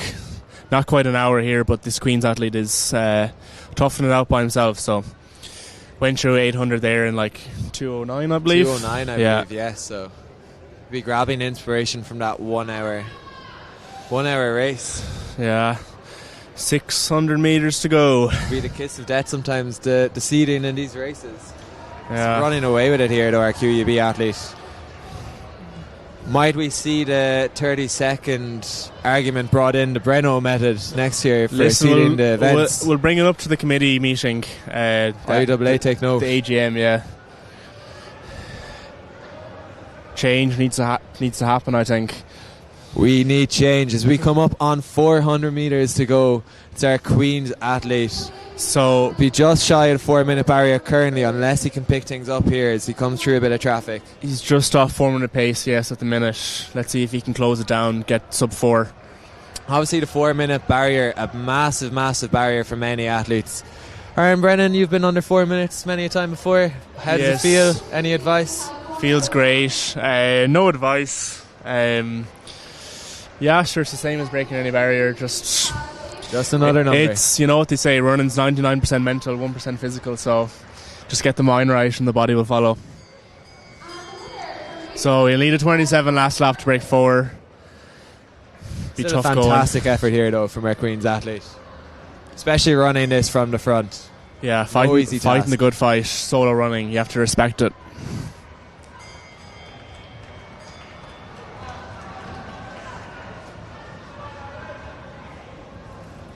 She comes close now to about 60 metres to go, coming around the final bend. Really the class of this field here in a low 4 minute clock in. 4:06, yeah, like when you go out that quick and you're all by yourself, it's very hard to hang on to that pace. And here comes Oisin Donegal chasing the UL man through the line. 4:17, that's a good time for him. He'll be happy with that. Again, as Aaron said earlier, it's great to get these race victories in early in the season. The confidence up, whether it's parkrun or your InterVarsity 1500 second race. Listen, if you need to rock up to a charity 5k race with bicarbon and super shoes, that's what you have to do to get a win under the belt, you know. I don't care what they say, a parkrun's a race. Yeah, exactly. Try and find the most obscure parkrun and just rock up. But it's the A 1500 metre, and Jack, you know what that means. The Galway bias, Oisin Murray Glaze is going to begin. To be fair, we're known for being very unbiased, very impartial. We judge everyone evenly, but Oisin Murray is the best athlete. Listen, we treat all athletes equally, but Oisin Murray is just a bit more equal than the other athletes, isn't that it? I have to show my own bias here. I promised Conor Flaherty I'd give him a shout out. The hottest prospect from Clonmel since Sean Tobin, so it's our UCC representation in this race. But in all seriousness, we do have quite an impressive field here. If I just look through the field, we have Cian O'Boyle, 3:49 I believe, maybe even quicker. Jonas Stafford, I believe like 3:45, 3:46. He'd be in that shape anyway. Louis Woodger, he ran 3:47 in the National Seniors last week, and he was scrapping and battling his way through that race. So I think there's 3:45 shape there, and obviously the man, the myth, the legend, Murray the Muzzler. We also have Cian Gorham, another sub 350 man. 3:45, yeah. Oh yeah, Cian Gorham as well. 3:48 athlete, I believe, or 3:49. Yeah, so it looks like our full field is Cian Hodgkins, Lorcan Benjicar, Louis Woodger, Kieran Connolly, Conor Flaherty, Oisin Murray, Cian O'Boyle, Francis Donahue, Anthony Rio Murphy, Matthew Fitzpatrick, Jonas Stafford, and Cian Gorham. And we have a faller early. It looks like Louis Woodger.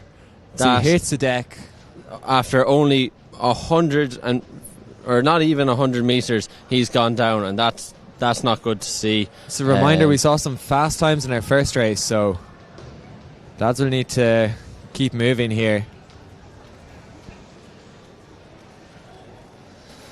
So it's been strung out here by the UCD athlete.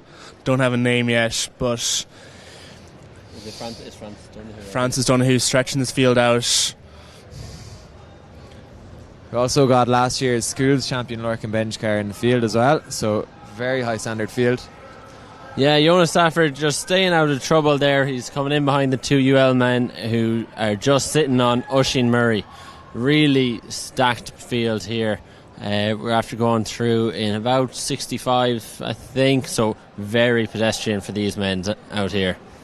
So yeah, as long as the pace doesn't slow down anymore, if they can keep ticking off 64, 65s, they should be able to close down the C race time of 3:54. But if things get too tactical all of a sudden, but that's not going to happen because Cian O'Boyle has shot straight to the front. A very aggressive move by Cian. He's not messing around. He's taking this by the scruff of its neck as he's closely followed behind by Oisin Murray and Jonas Stafford. Seem to be breaking away now. Yeah, that looked to be roughly a 30 flat from Cian O'Boyle. So he's really splitting up this field. And Cian Gorham just needs to be careful he doesn't get left behind because he wasn't on that break. And these are top quality athletes that he's letting away. It seems to be anyone's race at the moment. So this kind of insert of injection of pace by Cian O'Boyle definitely suits Oisin Murray and Jonas Stafford, two athletes in very fit shape at the minute. And yeah, the gap's been closed now by Cian Gorham, so there's 5 here coming up to 800 metres to go, or 600 metres to go actually. Cian Hodgkins also Murray there makes as well, a move now. That's Oisin Murray, the man from Galway. Well, from Galway. We're taking him. He's wearing the Galway vest, and he's going to really try and him and Jonas have had their battles across 1500, and they're always toe to toe. So it'll be interesting to see what happens here over the last 400 metres. They're going to have to close in sub 60 to make sure they get under that time. Yeah, so as long as they close in 62, they'll be within reach of the C race, but I can see that happening, no doubt. Athletes of this calibre, it'll be a sub 60, I'd say, at least. So it's our top 4 or 5 athletes seem poised here. And Cian Gorham's looking very good. He was just coming up on shoulder Jonas Stafford, but Oisin Murray, Jonas Stafford have just kicked again, and this is going to be a phenomenal last 200. It's all to play for here as Oisin Murray takes the bell. Go on, Muzzler. So it seems to be Oisin Murray and Jonas Stafford in this little tussle for inter-varsity bragging rights. Jonas is going to try get him on the bend. Oisin needs to go again. Oisin holds his line. And it's going to be neck and neck here to the finish here. Jonas goes around him. Might Jonas Stafford have too much? Our UCD athlete, as he storms to the finish here in a 3:50 clocking. So both athletes And under that time. It's very important to note that our athlete from the C race was about 1 second off that bronze medal. So very disappointed for him to not be in that A race, because that solo effort would definitely have translated to a medal there. But very impressive last 100 by Jonas Stafford. I don't know what we clocked that at, but the lads closed really quick. Yeah, that was a 58 last lap, so great running by the lads.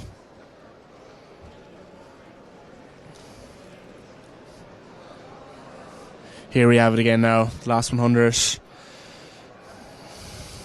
Very good form as well by Stafford. Taking a leaf out of Louis Mallon's book from last week, leaving that move late. Something about these UCD athletes, you know. Speaking of UCD athletes, we have them going in for a picture here. How nice. One to look back on in a few years, I'd say. But well done, Oisín. You know, the Galway bias. Let's just praise Oisín Murray for a few minutes here now. What a legend. What a guy. Yeah, I think although Oisín Murray didn't win the race, he was probably the best athlete I've seen here today. I'm giving him Athlete of the Day award. Yeah, no, great race, and there's a confirmation of the results. PBs must be indoor PBs there for Cian O'Boyle, Vuel, Cian Hodgins, and Matthew Fitzpatrick, DCU. There's, you can see that UL versus DCU scrap. That will definitely affect the points come the end of the day. But I believe next up on the track we are going to have our relays, and this will be the decider on what university gets the bragging rights. We might have our combined event 800 first, I think, to close out the day. We have a UL athlete here. So there's more points on the line. I believe there's a battle between our second, third and fourth place athletes here. We don't have the results to hand. Who's our leader, Ben? Is it Laura? I think it might be Laura from UL. Laura Frawley, I believe. Laura Frawley, yeah. It's been a long day for these women. 5 events?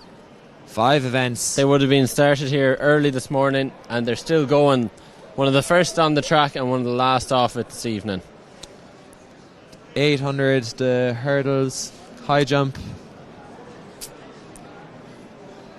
a throw, and a long jump. And I think the long jump. Yes. So it's been a long day here.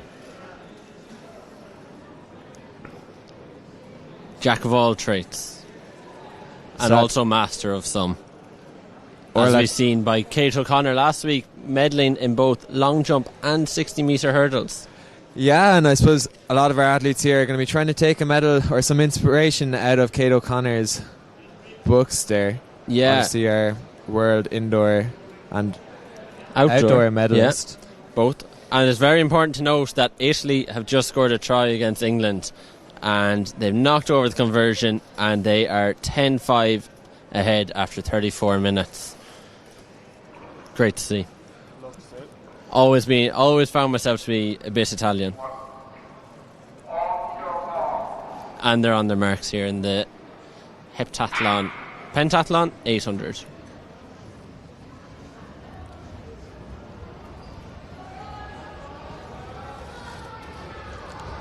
So Orla Coffey from UCC actually in her 7th event of the day.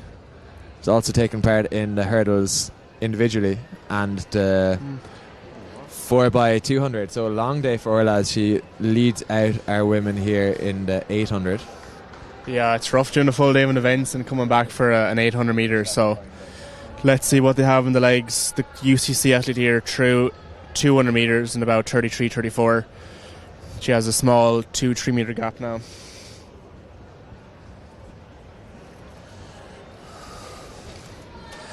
Yeah, and with this, the 800 at the end, it's always just down to who has what in the legs.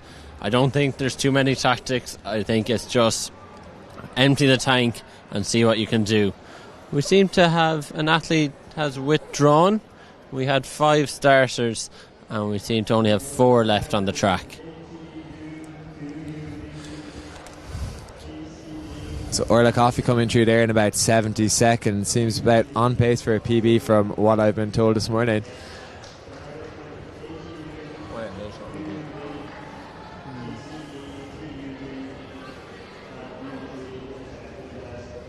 So it's a 2:25 PB for Orla, so she's well she's under on that pace at yeah. the moment.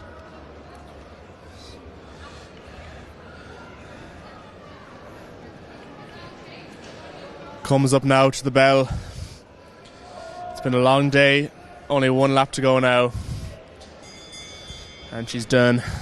Yeah, and she has to keep fighting here despite having this big gap, because the points are all correlated to the time she runs, so it doesn't matter the distance back to the next athlete. It's all about how fast you can go. Precious points at stake here. There's medals at stake.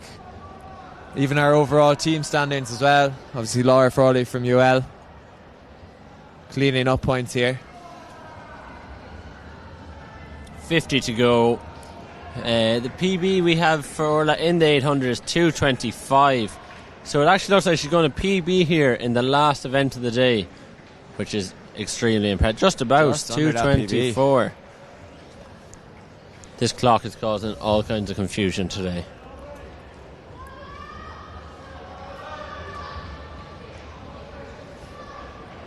And Laura, who has a PB of 2:40, is just outside that, but a great run from her there.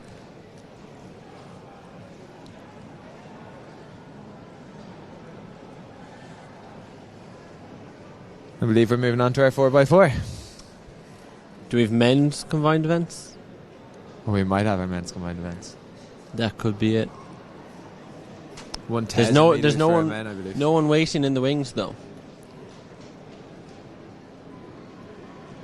I can see some athletes lining up. I believe that's Hugh Collins from UCC. I believe the men's combined events is 1,500 metres. Is it? Kind of brutal, isn't it? Doing the 15. Make it 800 for varsities. I'm not sure. Maybe it's 800 for varsities, yeah. Ben, would you ever consider doing... Oh, it's 1,000 metres. My ignorance showed there. Ben, would you ever consider doing a combined events just to mog that final K at the end of the day? I would love to, but unfortunately I feel like I'd be disqualified early on, whether it was the shot put, the high jump. Don't think I'm going to be clearing it, unfortunately. You were assuming he'd make it through all the other events to get to the 1K.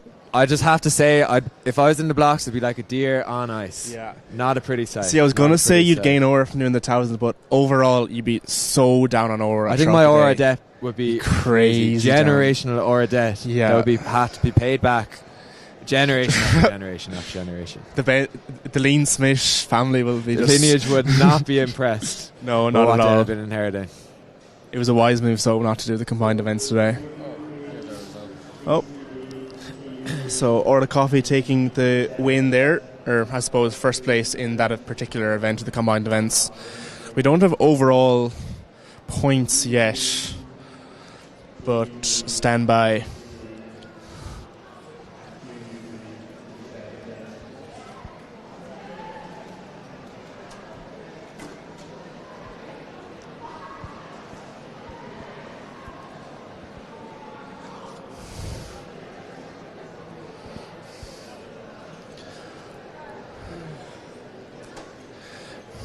These relays are always very exciting now. I've been getting a few Instagram reels or whatever on the edits of the Jamaican versus American teams over the years. Johan Blake, Usain Bolt, link-up play.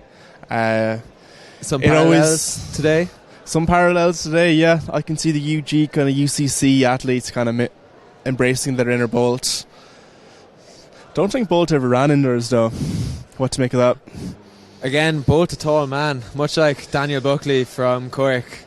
Sometimes not so suited to the indoors. Yeah, I think when Bolt ran his 9:58, his 60-metre split was like, it was very impressive. It was like 6.3, like it was borderline the world record or like just over like. That's peak Bolt we're talking about. Peak Bolt. If he had done the world indoors 2009, 2010, he might have done well, but he's no Christian Coleman, to celebrate in the 60 metres, who knows? Yeah. just while we wait for these relays, I just have a hypothetical question, guys. Who would win in a fight? 1 Usain Bolt versus 2 Christian Colemans? Controversial question. Christian Coleman. Did Christian Coleman serve a ban? So he is. Yeah, so he is an illegal. So maybe he can. Okay, so for that reason, I'm giving it to the 2 Christian Colemans. I think there might be a sort of hierarchy here that maybe I might not get into. But we might have some American athletes that might be ahead of Christian Coleman there, who might be ahead of Bolt. Okay. Not sure what you're alluding to there, Ben. But yeah, like if you're willing to miss a whereabouts test, God knows what you'll do in a fight, you know. So I wouldn't trust Christian. Yeah, I agree with Jack there. Maybe we'll go like 1.5 Christian Colemans. His glutes and go. What about a Bolt-sized Christian Coleman versus a Christian Coleman-sized Bolt? I think a Christian Coleman-sized Bolt would be crazy genetics. Christian That would be crazy Bolt genetics. Will give me nightmares. I don't think. Thanks, Jack. I won't gonna sleep tonight. Right after that image. Oh my God, that's a fever dream. Okay, I'm liking these questions, lads. I'll just go straight up 1v1. So Femke Ball, obviously, if anyone doesn't know, recently moved from the 400 hurdles to the 800 metres, and she'll be coming up against Keely Hodgkinson in the World Championships in years to come. But who would win in an all-out fight? Street fight? Who are you backing? Keely Hodgkinson just seems to have that dog now. I think Keely got that dog. Jack Hickey's actually joined us, and I think he is keen to have input on this question. Jack, who would win in a fight between Femke Ball and Keely Hodgkinson? I just came up to make sure this live stream didn't have any legal cases to worry about afterwards, and I walk into this. I don't know. Frankly, I don't care. But potentially Keely Hodgkinson. Yeah, just came to check in on my minions here in the commentary booth. It's been a good day. I haven't had any complaints yet. Apparently I featured profusely at one point, but such is the joys when you've been at varsities for a million years. The camera just has a way of finding you. Bentley and Smith, it's been a long day for UCC. Long day. Long road home. 9 a.m. What are we getting? Junction 14 on the way home? Junction 14, a bit of Zambrero on the cards, I believe. Zambrero. UCC crossover, so. Yeah, huge news if true. The question is, Jack, where are we on team standings? Team standings. The UL and versus DCU battle. This is the update I came to give. In terms of the men's competition, there is no battle because we just haven't shown up today. So DCU and SETU are locked in a single point margin battle for the men's title with just the relays to run. We have an SETU athlete featuring here in our men's 1,000 metre, it appears. Yes, I forgot the men's multis haven't done. Oh yeah, Taiwo, who seems to be the difference. Massive emphasis on multi-eventers. Case in point, Laura Frawley, who seems to have got 1 million medals today. And how is the women standing? It looks like a first non-DCU winner in 20 years, as UL are 20 points ahead currently at the latest tally. But of course, these are all one man and his statistician who's doing he's actually Owen Kenny, who's currently warming up for boat relays and counting up the points as we speak. Yeah, we've 2 SETU athletes in this combined event and 1 DCU, so this could change things before the relay. It certainly will, because that's how it works. That is how it works, I believe. Someone told me that. Camera minions scream back into action here as well. UL 4x100 metre record holder Dave O'Shea is here. Have to get it in.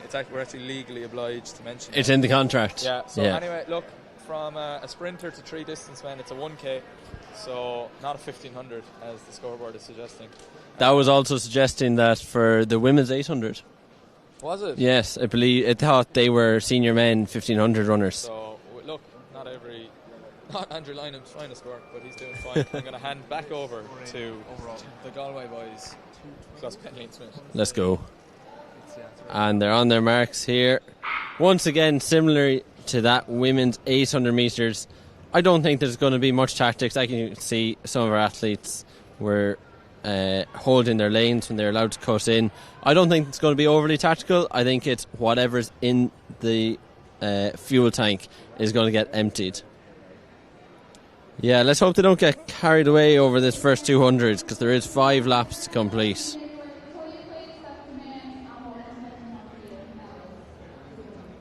Wow. I can see this slowing down, because that is very quick for these men after a long day of competing. Our Trinity athlete loves it though. He's sending it. And our SETU athletes are gapping our DCU athletes, so massive impact on the men's standings, I'd have to imagine.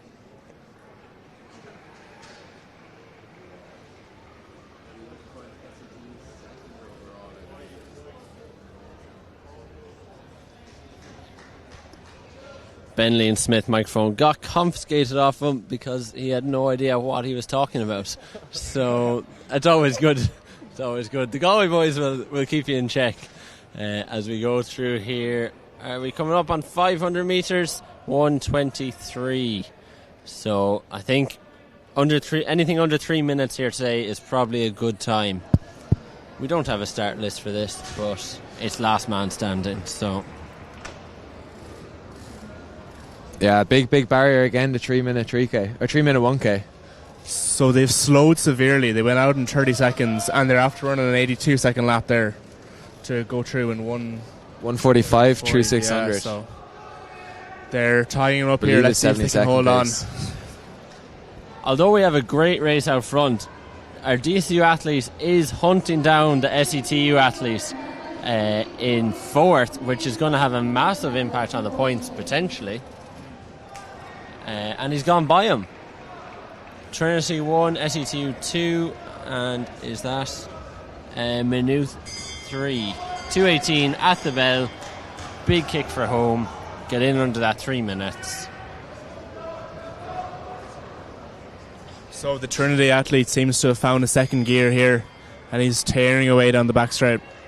100 metres to go. Motivated by that sub 3 barrier. I wonder what the indoor 1000 combined events record is. I don't know. I'd say like 240 maybe.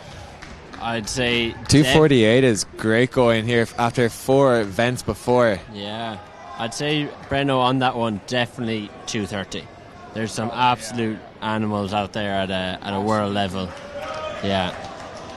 So I'd have to expect some of them have put in some very fast times. Our DCU athlete coming across the line, and he's put a good gap into that last SETU athlete, so it all matters in this final calculation. We have our 1500 metre runners waiting for their medals. Of course, 2 medals going to Galway between the men's and women's. That's phenomenal. Oh, there's a big battle here between our UCC and our TUS athlete in the 1K. Big dip.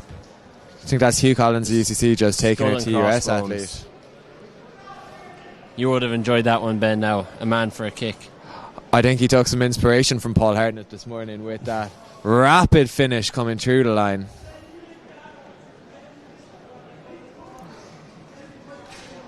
Now, I think it's time for our relays.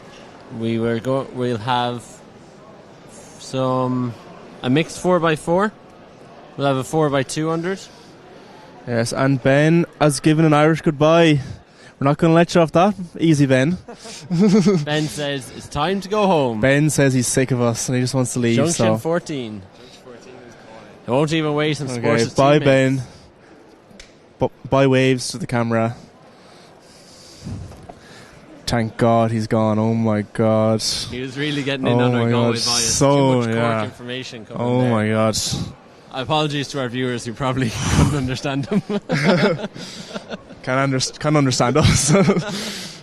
But yeah, thankfully now it's just pure Galway commentary, so We're so back. We have our 1500 metre runners are going to hop up onto the podium now, I believe. We're actually looking at some of the Cian teams Gorham, bronze medal. It was a great run from Cian Gorham. He wasn't on the breakaway early on, but he made his way back and got that medal, which was very impressive. Yeah, he did very well. He had to make a few dramatic moves during the race, so well-deserved bronze medal, and I'm sure he'll have a great outdoor season now. Silver medal goes to Musler. Silver medal to my former housemate, Oisin Murray. What a guy. Goat of athletics. And Jonas Stafford takes the goals. Phenomenal race. Great athlete. Very impressive last 100 by Jonas. And well done on the goals. Even last 50, he really kept it there. Versatile athlete. Won the Raheny 5 mile. Then storms down the last 100 metres in the 1500 metres. So when you're fit, you're fish, isn't that it? Yeah, he has the wheels to go with it as well. And I think we're doing the women's 1500 metre presentation as well. Yeah, we just seem to be missing one athlete there. Oh, he gets a vase. Nice. I always wanted a vase. Yeah. Such a practical thing to do. Jealous enough of that. Yeah. I think that was Athlete of the Year 24-25 they just said. It may not be for that race. But yeah, you can buy some nice flowers, bouquet of flowers. Yeah, if anyone out there wants to help him celebrate. Oh, I'm sure he has plenty of flower donations, Jonas. He's a very handsome guy. But we're more a handsome Jack, isn't that it? Couldn't have said it better myself. You know, he's even more handsome. Oisin Murray. Oisin Murray, the most handsome man in Irish athletics, isn't that it?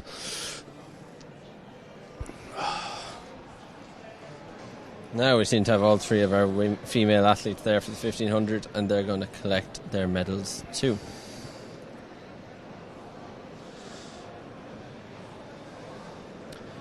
Plenty of athletes practicing their handovers in the warm-up area on the far side of the track. Be interested to see, can these teams get the betting around cleanly? Yeah. It's always the issue. Jack, I have another question for you. Do you think they should make it legal to be able to throw a baton within a certain range?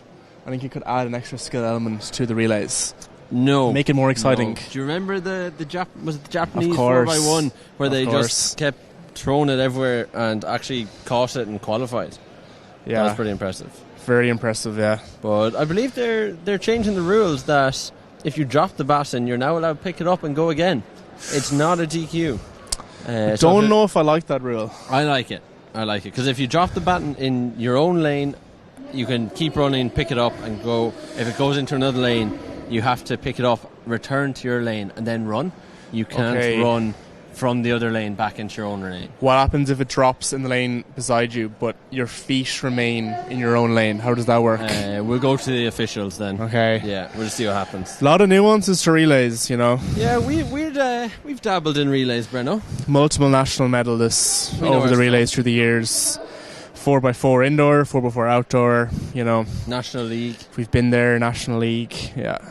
We've been around the block. Here is Nasa Niamfin from University of Galway is going to get her gold medal in the 1500 metres.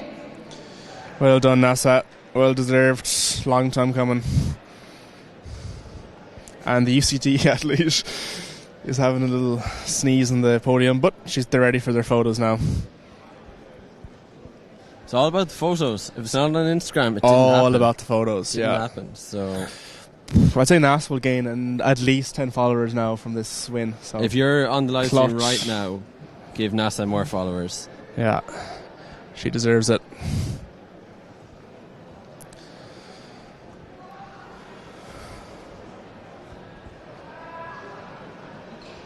And follow University of Galway Athletics. Of course.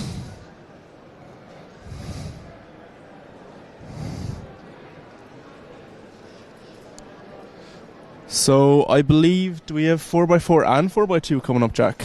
I don't know, is it just a 4x4 mixed or do we have a 4x4 Oh, the mixed, interesting. Let's see. We have 4x4 mixed and then 4x200. No 4x4s. That would be too many races for our athletes, really. Yeah, 4x4 mix is always an interesting interesting dynamic. Do you push some of the women first and then the men try and catch up, or vice versa? Has that not been... I believe that was only for the first year you had that option. Now it's a set... Oh, okay. Set legs. Yeah. I'm trying to remember what it is. I guess it's woman, man, woman, man. Man, woman, man, woman. Interesting, yeah. Jack O'Connell won that men's 1,000 in the multi-events. 2:48's good going for a combined event athlete. And you so see there, well done, Jack. Sam Vines from set 2 didn't actually start that 1K. So that, once again, if he was able to start, he could get points on the board in this men's team event, which seems to be, according to Owen Kenny. If people aren't up to speed, it's a generational battle between SETU and DCU in the men's competition, overall competition, so every point matters. And is the women's competition, I believe, being dominated by UL to some UL extent? takeover, yeah. DCU are washed in the women's events, apparently. DCU apparently one of the past, 20 years or something? Wow. According to Jack Hickey. Sure. What can you take from him? Everything he says, pinch salt. Yeah. Pinch salt. Maybe a handful of salt.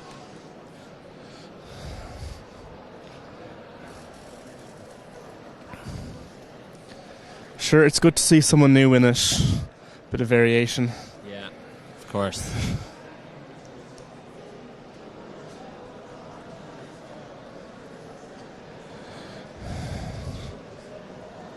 We're actually, today, the lack of action on the track currently is due to just how efficiently we ran today's event. We were so efficient that we're now so far ahead that we need to stop to give athletes time. Fair play to all the officials. It's running like clockwork here. Couldn't be any better. I suppose thanks to our athletes for running so fast. Yeah, they just getting it done before messing around. schedule. Yeah, jeez, super quick. It must have been all the Avamore protein milks. Yeah, hashtag sponsored by Avamore Protein Milk. They had the coffee flavour, the strawberry flavour and the plain flavour out today. Hashtag sponsored. You'd go for the chocolate, yeah. Yeah, I'd have to say the same. Don't know how I feel about coffee chocolate milk. It's just trying to, I don't know. Good. It's like a mocha. Oh, really? Yeah. Yeah, I never had it. Interesting, yeah. Might have to give it a go. To be fair, Oisin Murray actually, it's Oisin Davis, sorry. He would always, when he was in the grind of his winter study, he would always get a coffee and a Tesco meal deal. And in the Tesco meal deal, he'd get the chocolate coffee protein milk, so he'd get extra caffeine. And would he mix it? For his day's work. Maybe, yeah. That'd be rogue. Could be done, yeah. I wouldn't be surprised, but...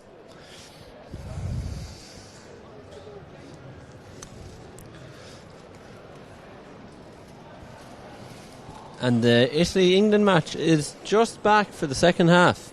I know we're not showing that, but we've nothing else to show, so...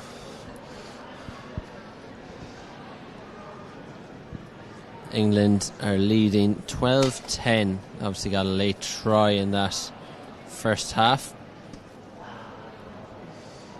And they look like they're close to scoring another... Wait, is that a try or is that just a... No, they're nearly over. They have... Yeah. They've gotten a penalty on the 5-metre line. So, guys, we're going to switch from athletics commentary to rugby commentary as we're watching the game live here. Very tense battle. We're equally clueless on both sports. So we have a scrum 5 metres out from the... It's a penalty. I thought it was a scrum. Tap and go. The Italians are trying to hold them up. Oh, they're over... They're over the line, but they're being held up. Yeah, that's what it looks like. Knock on by England. Italians will relieve the pressure and have a scrum on their 5-metre line. Rome has not fallen yet. It's all kicking off. Few scraps. Jeez. Who are you backing? The Italian boys or the English boys? Oh, I'd love to see the Italians give them a good run for their money. Yeah, we are Irish at the end of the day, but... Yeah, well, if we actually need potentially the English to beat France next weekend and for us to beat Scotland to win the Six Nations. Okay, so there's maybe many permutations. You want English to have good morale going into the France game, maybe, or they need to have bad morale and have something to prove. Yes, you know, that's probably the best of both worlds. Yeah. So they lose, they get a humiliating loss, and then they fight back. Yeah. So we get to laugh at them, and they also do us a favour. Yeah.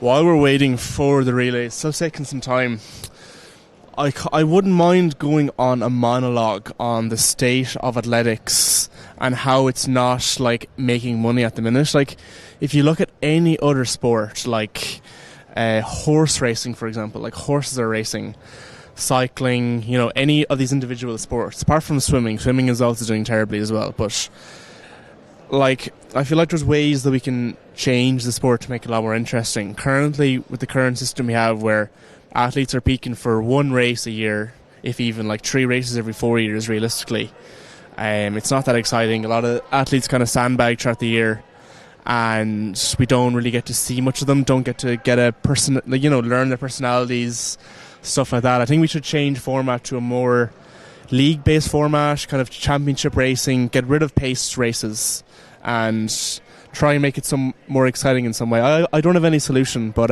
it's interesting. Jack, you bring any points there? You opened that dialogue, Bernard. Thank you. Because we had Grand Slam track and field, which kind of went bankrupt.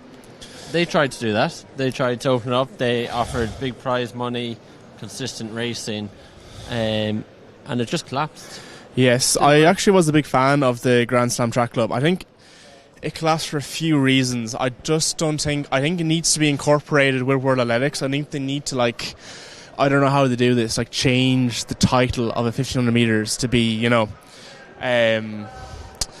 someone who does it over points, or some new format that's kind of official.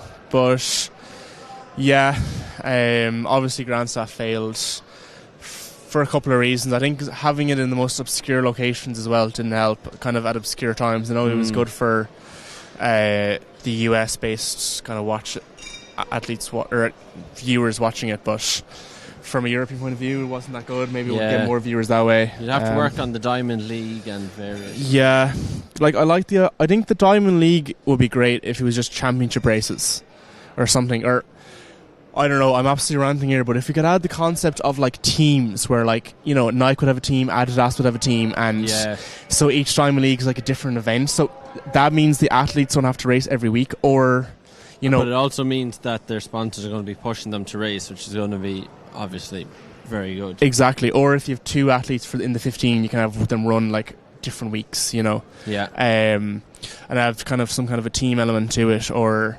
points-based system. I think that would make it more exciting and make it a World Athletics event. I don't know. Just need to keep trying things. While you keep thinking about that, we have our mixed 4x4 teams coming out onto the track. So we're going to have 2 heats. It's going to be, let me see, TUS, SETU, UCD and UCC in heat 1. And heat 2 is going to be comprised of DCU, UL, MTU, and I'm missing one team in there. Couldn't tell you. That looks like Queens.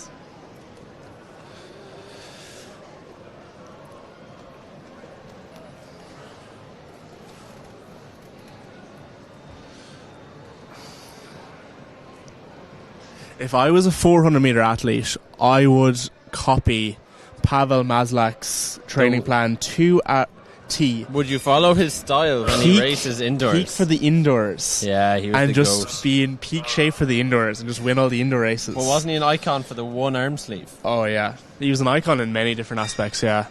Was he? He was multiple-time world indoor champion over 400. Yeah, and when it came to outdoors, he was nowhere. But at the end of the day, he knew how to get to the break first. Yeah, I'd say during winter he was just trying to peak for indoors, and he was cooked for outdoors. But you know what? I fully rate it, and Yeah, practicing that indoor cushion, being able to go out quick and then hold on. Maybe one leg was longer than the other, and that's why he was able to run so well on the bends. Yeah, maybe it was his physiology. Same with his arms. Maybe one arm was too long, so he had to put on an arm sleeve to compensate. There's a lot of things you don't know about Pavel, but he's my GOAT anyway. Absolute GOAT. Let's see if we can replicate a Pavel Maslach type performance here. So it seems like the order is male, female, male, female for the mixed 4x4. So a lot of pressure on that last runner. Jeez, is that Holly Carroll I see lined up for UCC? So Holly Carroll's on the second leg by the looks of things for UCC, back from her victorious 3K. And if she brings the speed from that last lap, we're getting a wave, that's good. Yeah. If she brings the speed from that last lap in the 3K, she's going to go fairly well here.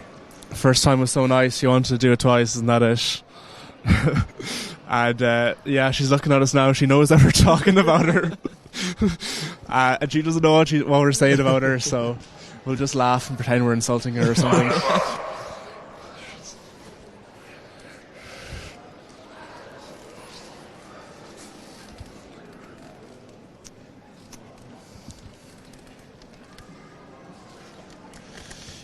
Here we go.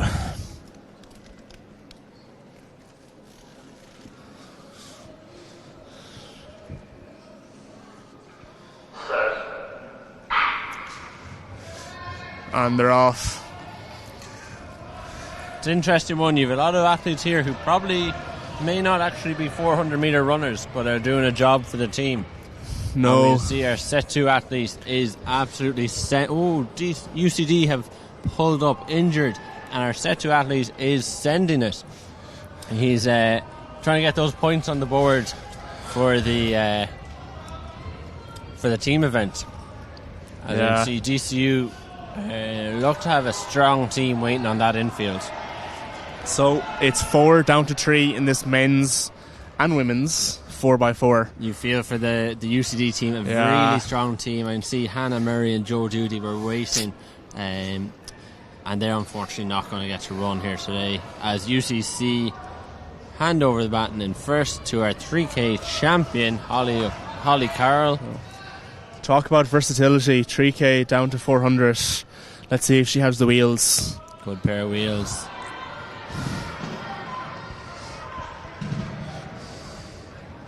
Our set 2 athletes just trying to stick with Holly, but Holly Carroll gapping the set 2 athlete. So I have to imagine her second lap could even be quicker.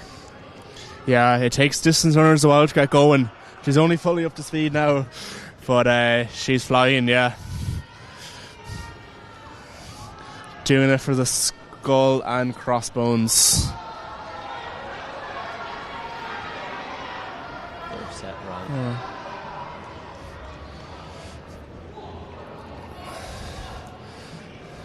Yeah, you see here our athletes who are about to receive the baton, they're placed in position when there is 200 or 100 metres to go. So although TUS are going to pass the baton in second, they're out in the third place position. Great handover from Holly Carroll there to her teammate, and they're off. So the SETU athlete, I think, doesn't realise he can run in lane 1. He's out in lane 3. TUS and no. Step 2 athletes are holding their lanes. That's going to add a bit of ground, but I think someone needs to tell them. Hopefully he cuts in now. Oh Lord. Okay, he's cut in. Thank God. He's after earning an extra 30 metres there, but it's fine. He still is in second place. And Cork are storming ahead here. Yeah. They're going to win this heat by a landslide. But it all comes down to the time. Strong teams in the second heat. So 400 metres to go now. Not the smoothest of handoffs, but that's okay. Our set 2 athletes coming back. And it's going to be down to the last leg runners here.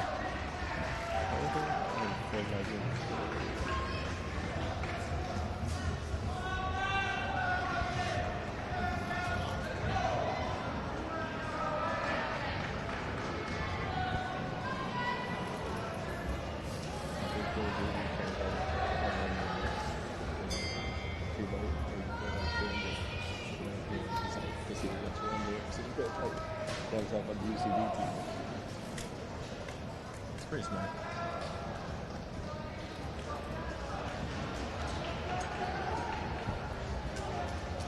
And that's like UCC here have 80 metre lead over TUS and set 2. So good run in here. They're going to be just outside the 4-minute mark.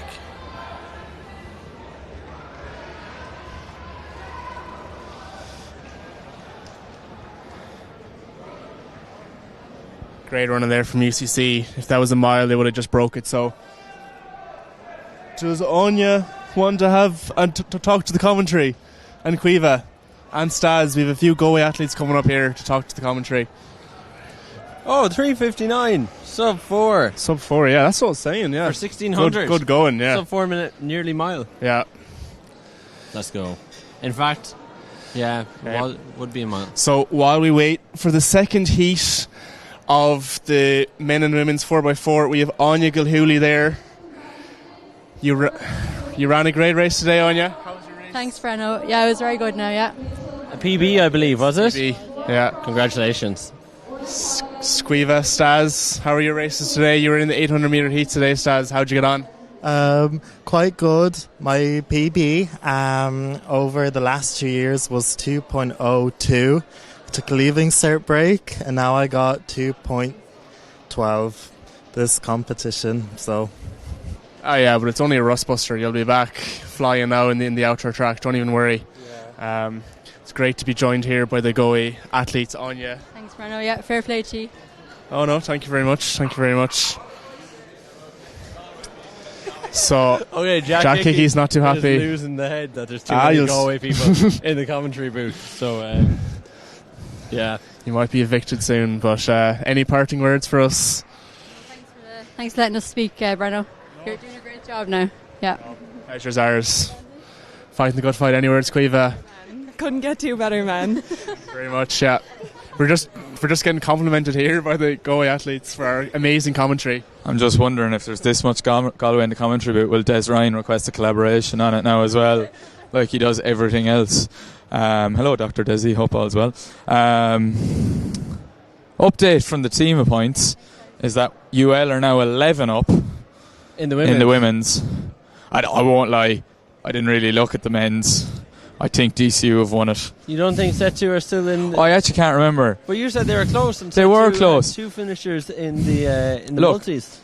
You're not really giving us information. I didn't really. I just came up to get rid of the Galway people, to be honest. Yeah, I know. Far too much Galway involvement here. Owen Kenny is here in the blocks now, about to go. Shame about the UCD fella too, wasn't it? Yeah, that was awful. Yeah, that was They tough. had a very strong team waiting. They did. Like Hannah Murray and Joe Doody. And who? Cara Murphy. Good. Look, we researched that one. Right, back to you, Aaron. Thank you, Jack. We'll take it from here now. We passed on from a waffler to a 400 metre relay expert here. So. Okay, so we have UL, MTU, Queens, and DCU. DCU? Strong lineup. The UL team, very strong. They're using their distance boys. Keano Boyle is in there on the third Wow, leg. didn't know Keano Boyle was like that, but here we are. Must have wheels. Wheels Not long to burn. after 1500. Fair play to him. Doing it for the UL commune. I think Owen Kenny could go well here on this opening leg. Wow, the UL athlete is off to a stormer. Catching up the stagger on the 2 Cork athletes, I believe. That's MTU as well. MTU and Queens. Queens, no actually. Apologies. Yeah, really smooth from Owen here. DCU though, out of him. in close order.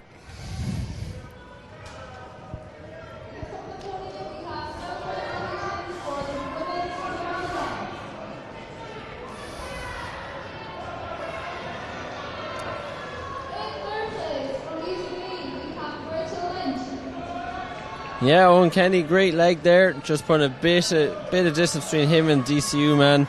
And I remember here. It's awful close in the points between or is it close in the points between UL and DCU? No. DCU and set 2.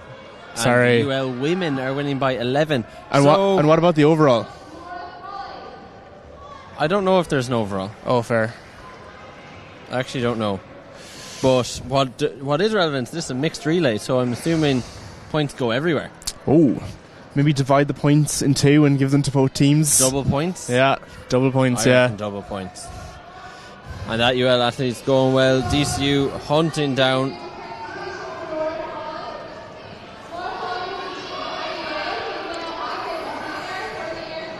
Big battle on that back straight, but our UL athlete's holding on really well.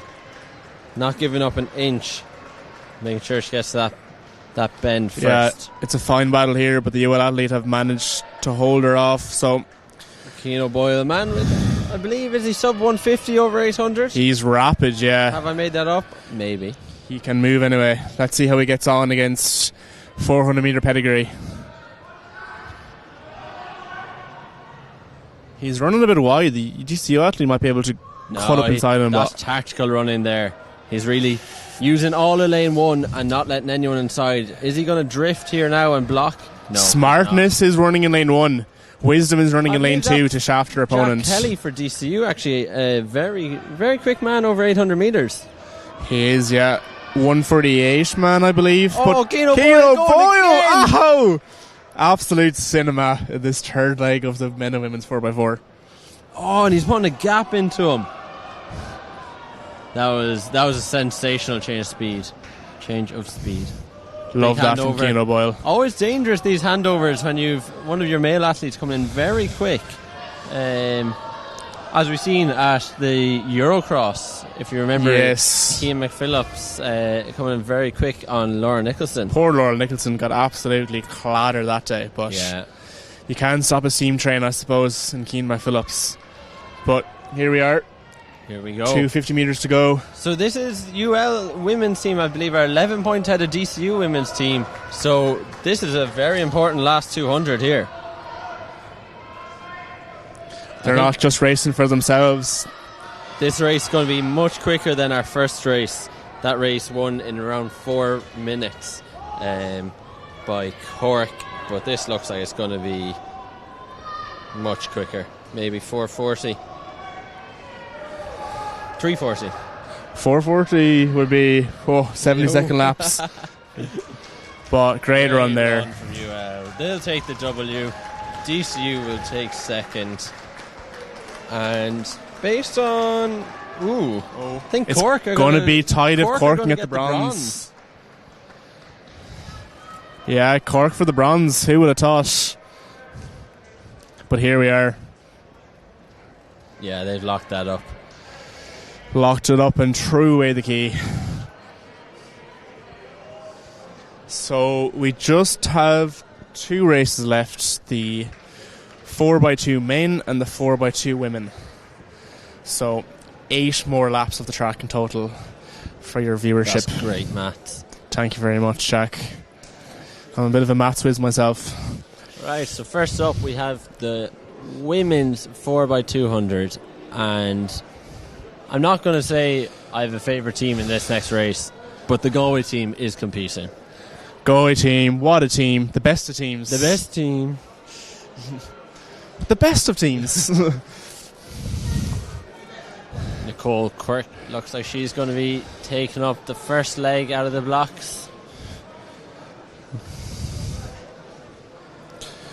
Trained under the tutelage of Brendan Glynn, a fine coach. Just an update on the rugby. 18-13 to England. Okay. Italy have a man in the bin for another 4 minutes, and England have a man in the bin but in the bunker for a red card review. Wow. For another 8.5 minutes, so that could be upgraded. England have a man in the bunker just like half the men in the Middle East at the minute. Apologies for that.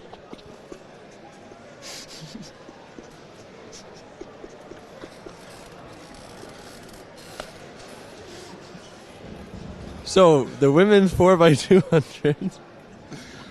So, moving on, the women's 4x2. I'm not biased, but I think Galway actually do have a good team. They will be up there, as far as I'm aware, yeah. I think so.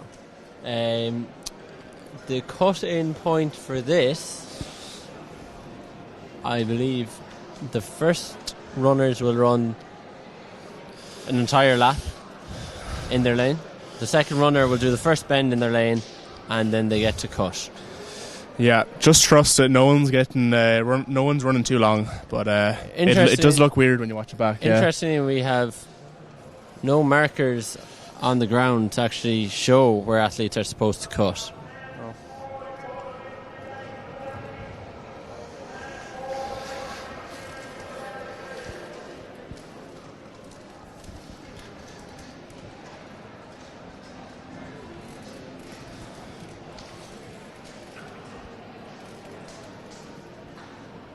I believe the markers will go down after the first runners go through the area.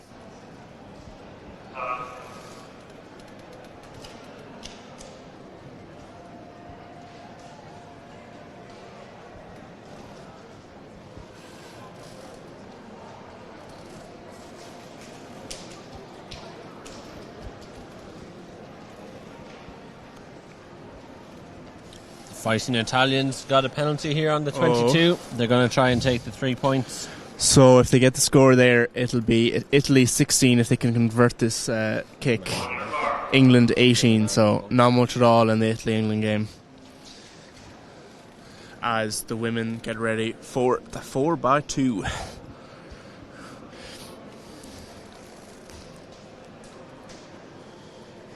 Time prediction, I'm going to say 1:48. 1:48. That's not a bad time prediction. Thank you. I'm going to go 1:46. Interesting. Ooh. Big speed there from lane 5.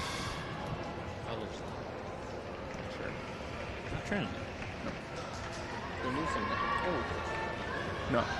Or maybe, I don't know.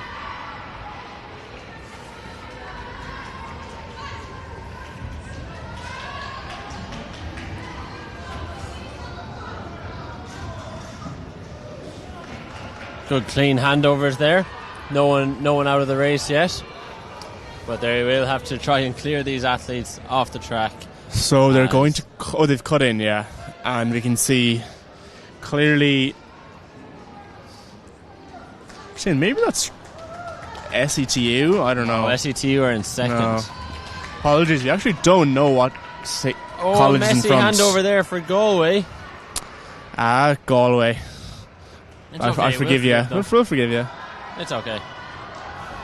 Oh, and the SETU athlete thing. Never mind. No. MU. Yes, she's cussing now. Great. As we approach is a really strong run the last lap here. This college. Great college for 4x2 women's athletes anyway. Yeah, storming it. Whatever is in the water in that college.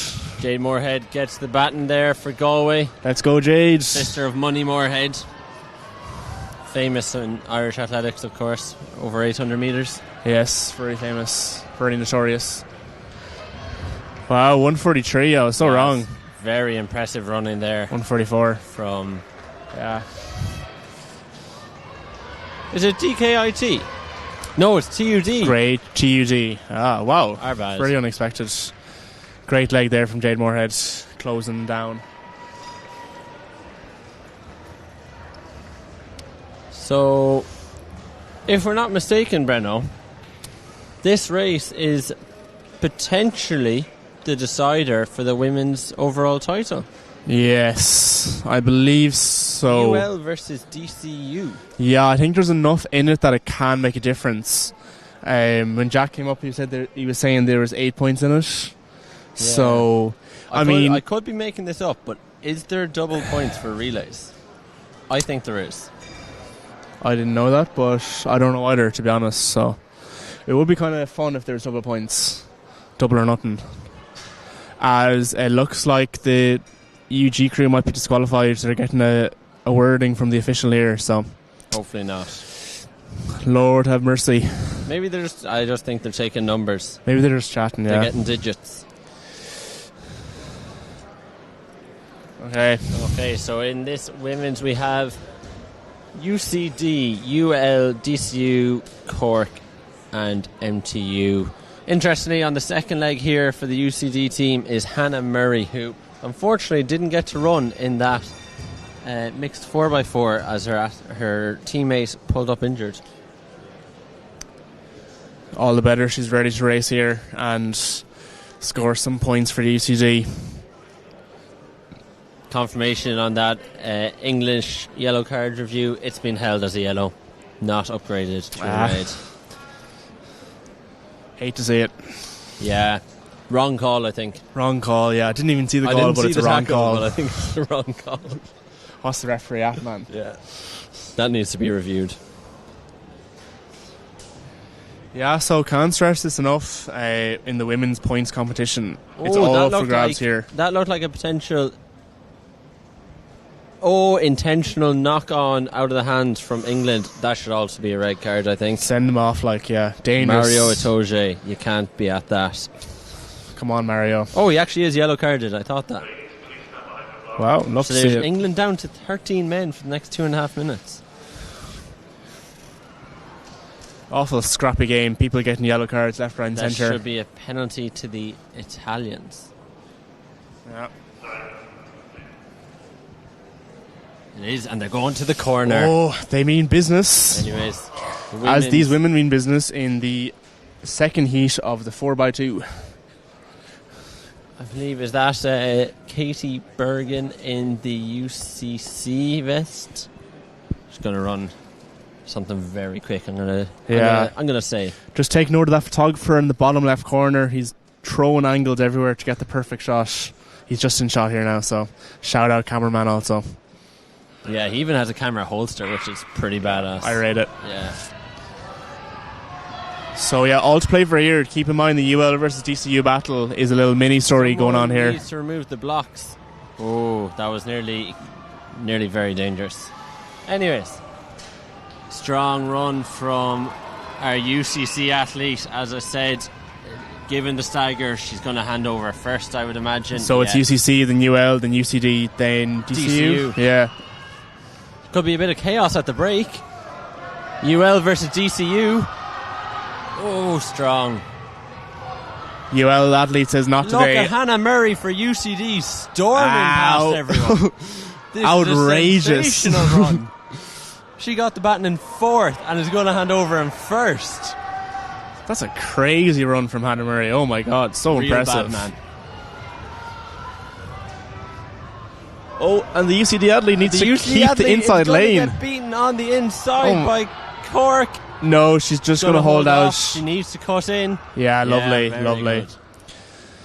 Textbook professionalism there. UL leading DCU, which is very important for that team competition. Keep that in mind. I think they have enough of a gap that UL women are going to bring it home. But UCD are storming away here. Niamh Murray on the last leg for DCU.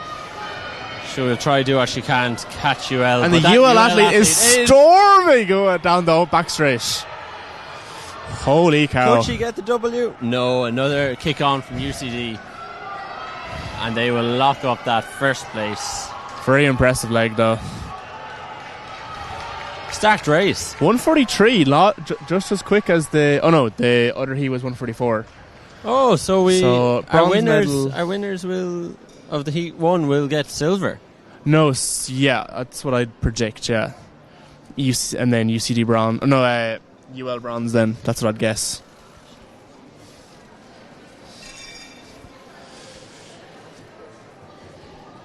That second leg for UCD from Hannah Murray was outrageous. 4th to 1st in about 100 metres. Run of the day, low key, like. Potentially. Well, definitely one of the most exciting runs of the day. Very cool to see. Do we have an update from the Italy-England game? Italy turned over the ball there from the line-out eventually.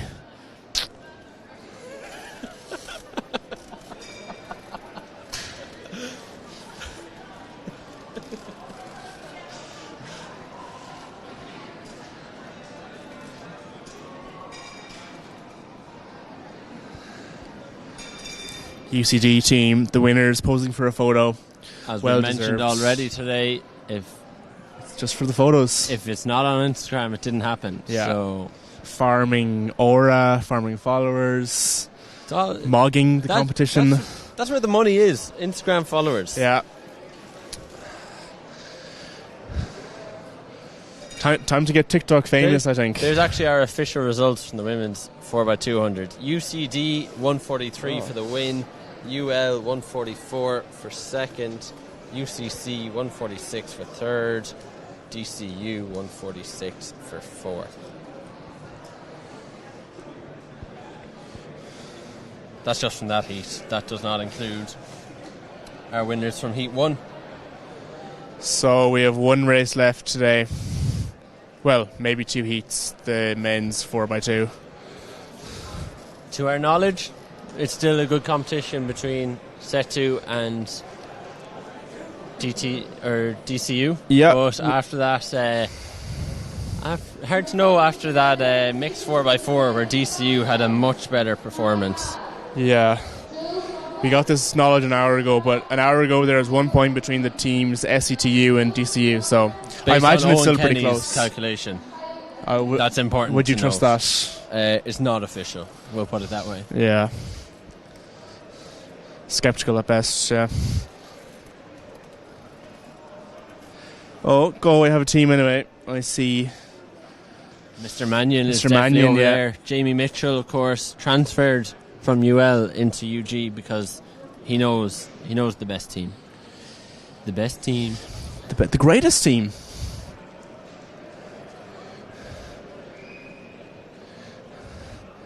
I would say make Galway great again, but it's great already. Great. Yeah.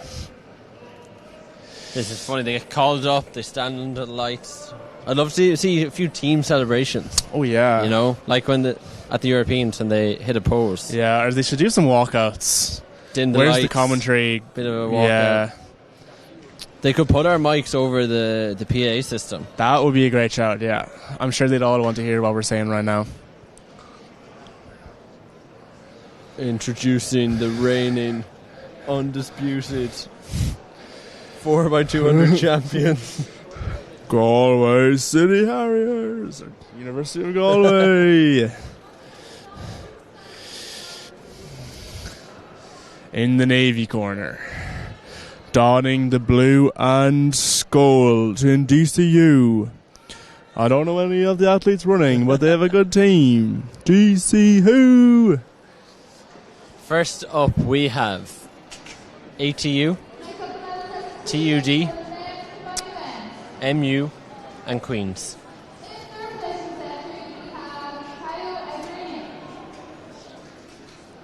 This looks to be our medal presentation actually for the men's multi-events.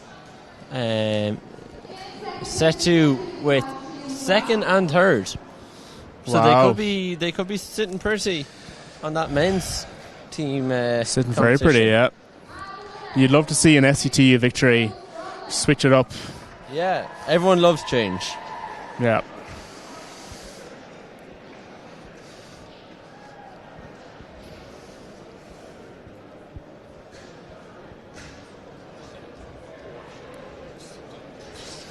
It's been a long day for some of these athletes. They might have competed individually, so let's just hope that no one pulls a hamstring or something like that, like in the previous race. Yeah, that's always the risk with these inter-varsity competitions, especially because you're trying to do everything you can for your college, but the workload just at the end of a long day, if you haven't gotten everything bang on, recovery, nutrition, hydration, you're definitely at risk of an injury. Yeah.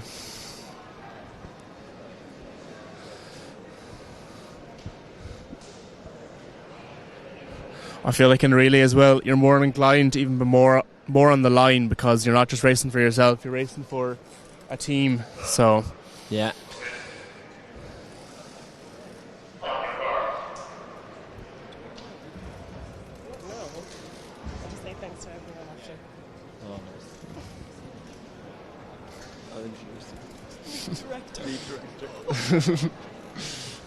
Our athletes are taken to their blocks here now from the outside, Queens, Maynooth, TUD and ATU.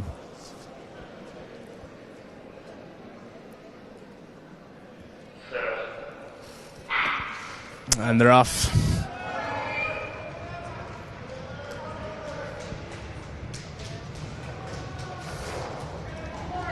Looks like we're going to have 3 races here in the 4x200. Oh wow, a lot of heats. A lot of teams entered here. A lot of heats to bring the heat, isn't that it? Looks like TUD here out really strong. Terrible handover from, is that MTU? I don't know who that is, but the outside lane. Outside lane Queens. TUD are flying this. They're absolutely storming away. Be interested to see what the time is of this. Yeah. It's got a 400 metre split, which is 2 legs. Like 43, 44. So good handovers. Very good. Very smooth. Someone cooked here. It's all about the smooth handovers in these relays. Yeah. As these teams probably haven't practiced too much together. Shout out to the Japanese 4x100 metre team, men's team a few years ago. Shout out to Italy, who just scored a try and are beating England. Shout out Italy as we are into the last lap. Really strong, and ATU hunting them down, Queens and Maynooth. We'll have to watch the clock here and compare to the next 2 races.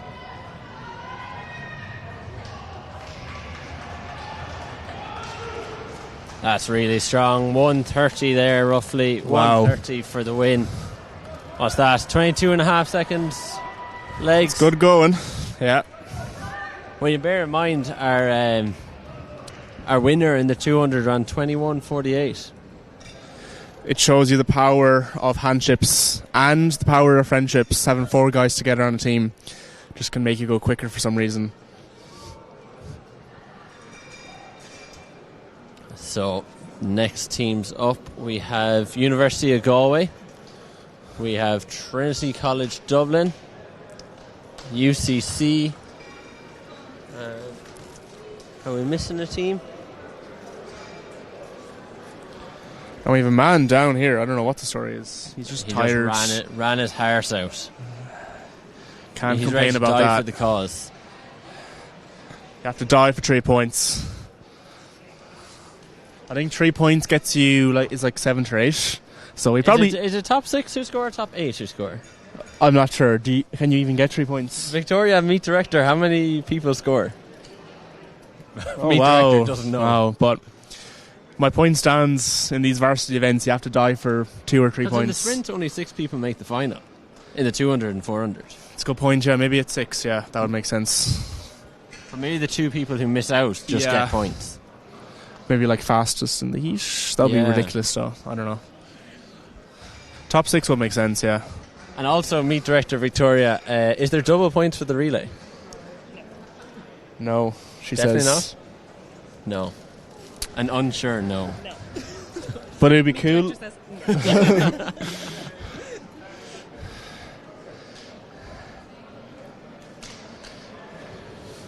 I feel like there's been a team there hard done by the seeding, and that would be the Galway team being given lane 3. Yeah, the best team by far should be in the outside lane, I think, Yeah. you know.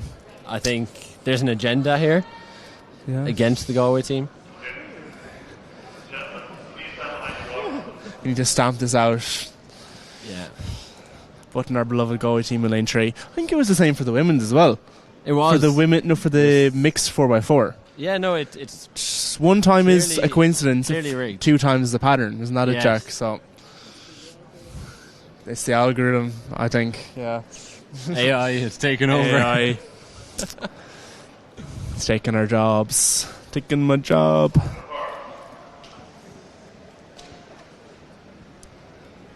As these athletes take their blocks, there's 5 minutes left in the rugby. Italy leading by 5 points. Just like the rugby, we're in for a Grand Slam finish here at the Athletics. Oh.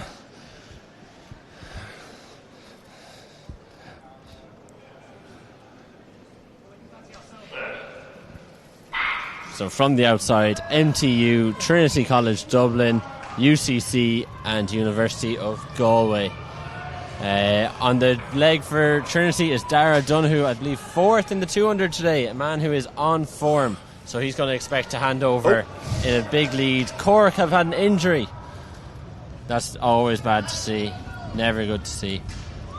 And Jamie Mitchell handed off very well for I think Galway. Galway are in the lead at the minute, but maybe Trinity will big time eat Trinity. up the Scot. Yeah. But a really strong run here from the Galway athlete. He's going to hand off in second place. But Galway have Mr. Mannion on the last leg, so it'll be interesting to see if he can get the baton in a good position, how he can do. So very close now between Trinity and Galway. Nothing to separate them. And when I say nothing, I mean 2 metres. Oh, great run from Galway. Eating up the ground. If this baton gets to Mannion, I think we're in for a W. It's game over. Let's go. Let's go. It's game over. Yeah, I never had a chance. Look at that speed. What? You wouldn't expect anything less now. You also can't tell Lovely which brother it is. Can you tell which brother it is, Aaron? I can't tell you, no. Is it David? I guess we'll never know. It's David. Crazy It's David speed. Mannion. He was so fast. Raw the clock speed. didn't stop. 1:15, I'm going to say. Wow, it's like when you 1:15 could not be the time. It's like actually. when you're just driving too fast and the speed limit doesn't even detect your speed. Not that you we drive be so doing that. fast, speed man can't catch you. I think it's like if you're driving at like 500 kilometers an hour, it like That's actually been done. Top Gear, I believe. Yeah, you can. I don't think it's 500. I think it's much slower. Oh, I think there's a few supercars who have done it. 1:32 is the time that we got. I don't know where that came from.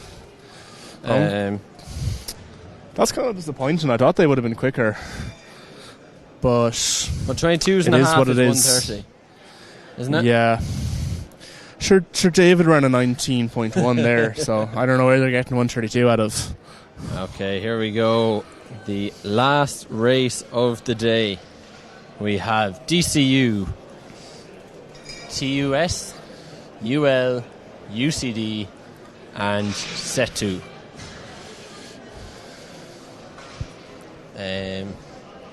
What are we saying for the men's competition? SETU will have to beat DCU. Tall order. Let's DCU just make it fun. Very strong. Let's team. just make it fun, and let's just say whoever wins this race wins. Yeah, I like that. Let's just say that and ignore actual facts. It's like last goal wins. Yeah, Next goal wins. golden goal. When one team is winning at lunchtime, 10-1. Oh, but it's next goal wins. Golden so you have goal. to go back to class. Yeah, exactly.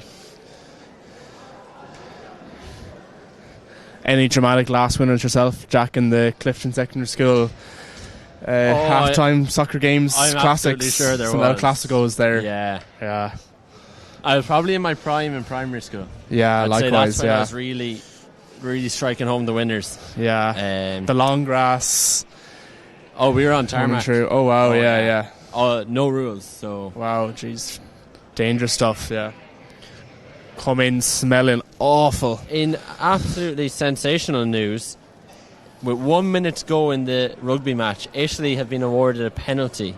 So all they have to do is time waste, kick the ball out, and they have defeated England. You love to see it. They should treat themselves to some beer Moretti tonight. Plenty of beer Morettis. But this is, we're hoping, giving England the edge to beat France next week. Yes, massive comeback now against France. They're gonna. Oh, it looks for not releasing in the ruck. Really strong turnover from the Italians. I wouldn't expect anything less from the English player, but the Italians are crying, and the game is not yet over. Quite poetic. Tears of being ready at the same time as the Athletics. Yeah. So we have DCU, TUS, UL, UCD, and SETU. Last race of the day. Medals will be decided. Remember, as we said, whoever wins this wins the team event. Yeah, it's just what we're saying. They're going to win the commentary gold medal. Yeah. really strong there. Lot from at stake TUS. here. Is that poor Hassett? He's been everywhere today, driving it on from the front. Also respect. from UCD, great leg.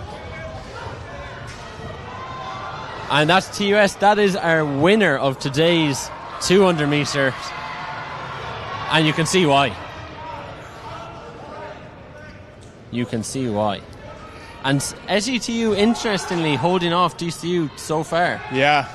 We'll have a look at their team depth to see Have a what look happens. at the 3rd versus 4th place match. This could decide the overall Sean team Carmody points. for DCU. He is a man of great pedigree over the 60 metre hurdles and the 110 hurdles, and he is storming away. Is the 200 metre too far for him? We're about to find out. Oh, this is a great race for first. UCD are back in the lead. Will UCD be what able to are the cut in? handovers like? Oh, no! Jeez. We have a faller. Oh, wow. There was chaos there for every team. Face planted on the track, but the race goes on. And it looks like DCU have come out really well from that, storming ahead of SETU. Most likely to take the team title, but we're giving it to UCD, so they're the champions. UCD take the commentator's gold medal. Owen Kenny on the dip, beating DCU. You know what that means? If I'm not wrong, and I'm often wrong, Galway could have gotten bronze. Could have gotten bronze, yeah. Sorry, our meet we have director would like to have fantastic some meet director. Well, such a good, brilliant, such a good meet organised director that the race. event ran ahead of time. Half an hour ahead of time. I will just state that for the record. No, I just wanted to thank everyone watching at home, everyone who came here in person, all the officials, all the athletes, of course, coaches, backroom teams for coming to the indoor event. Can't wait to see you guys at the outdoor event. It will be in Cork. But yeah, just a shout out and a thank you very much to everyone involved. And a massive shout out to Italy, who have beaten England in the rugby. Sensational. Oh, what a day. Alright. The commentators will leave it there anyway.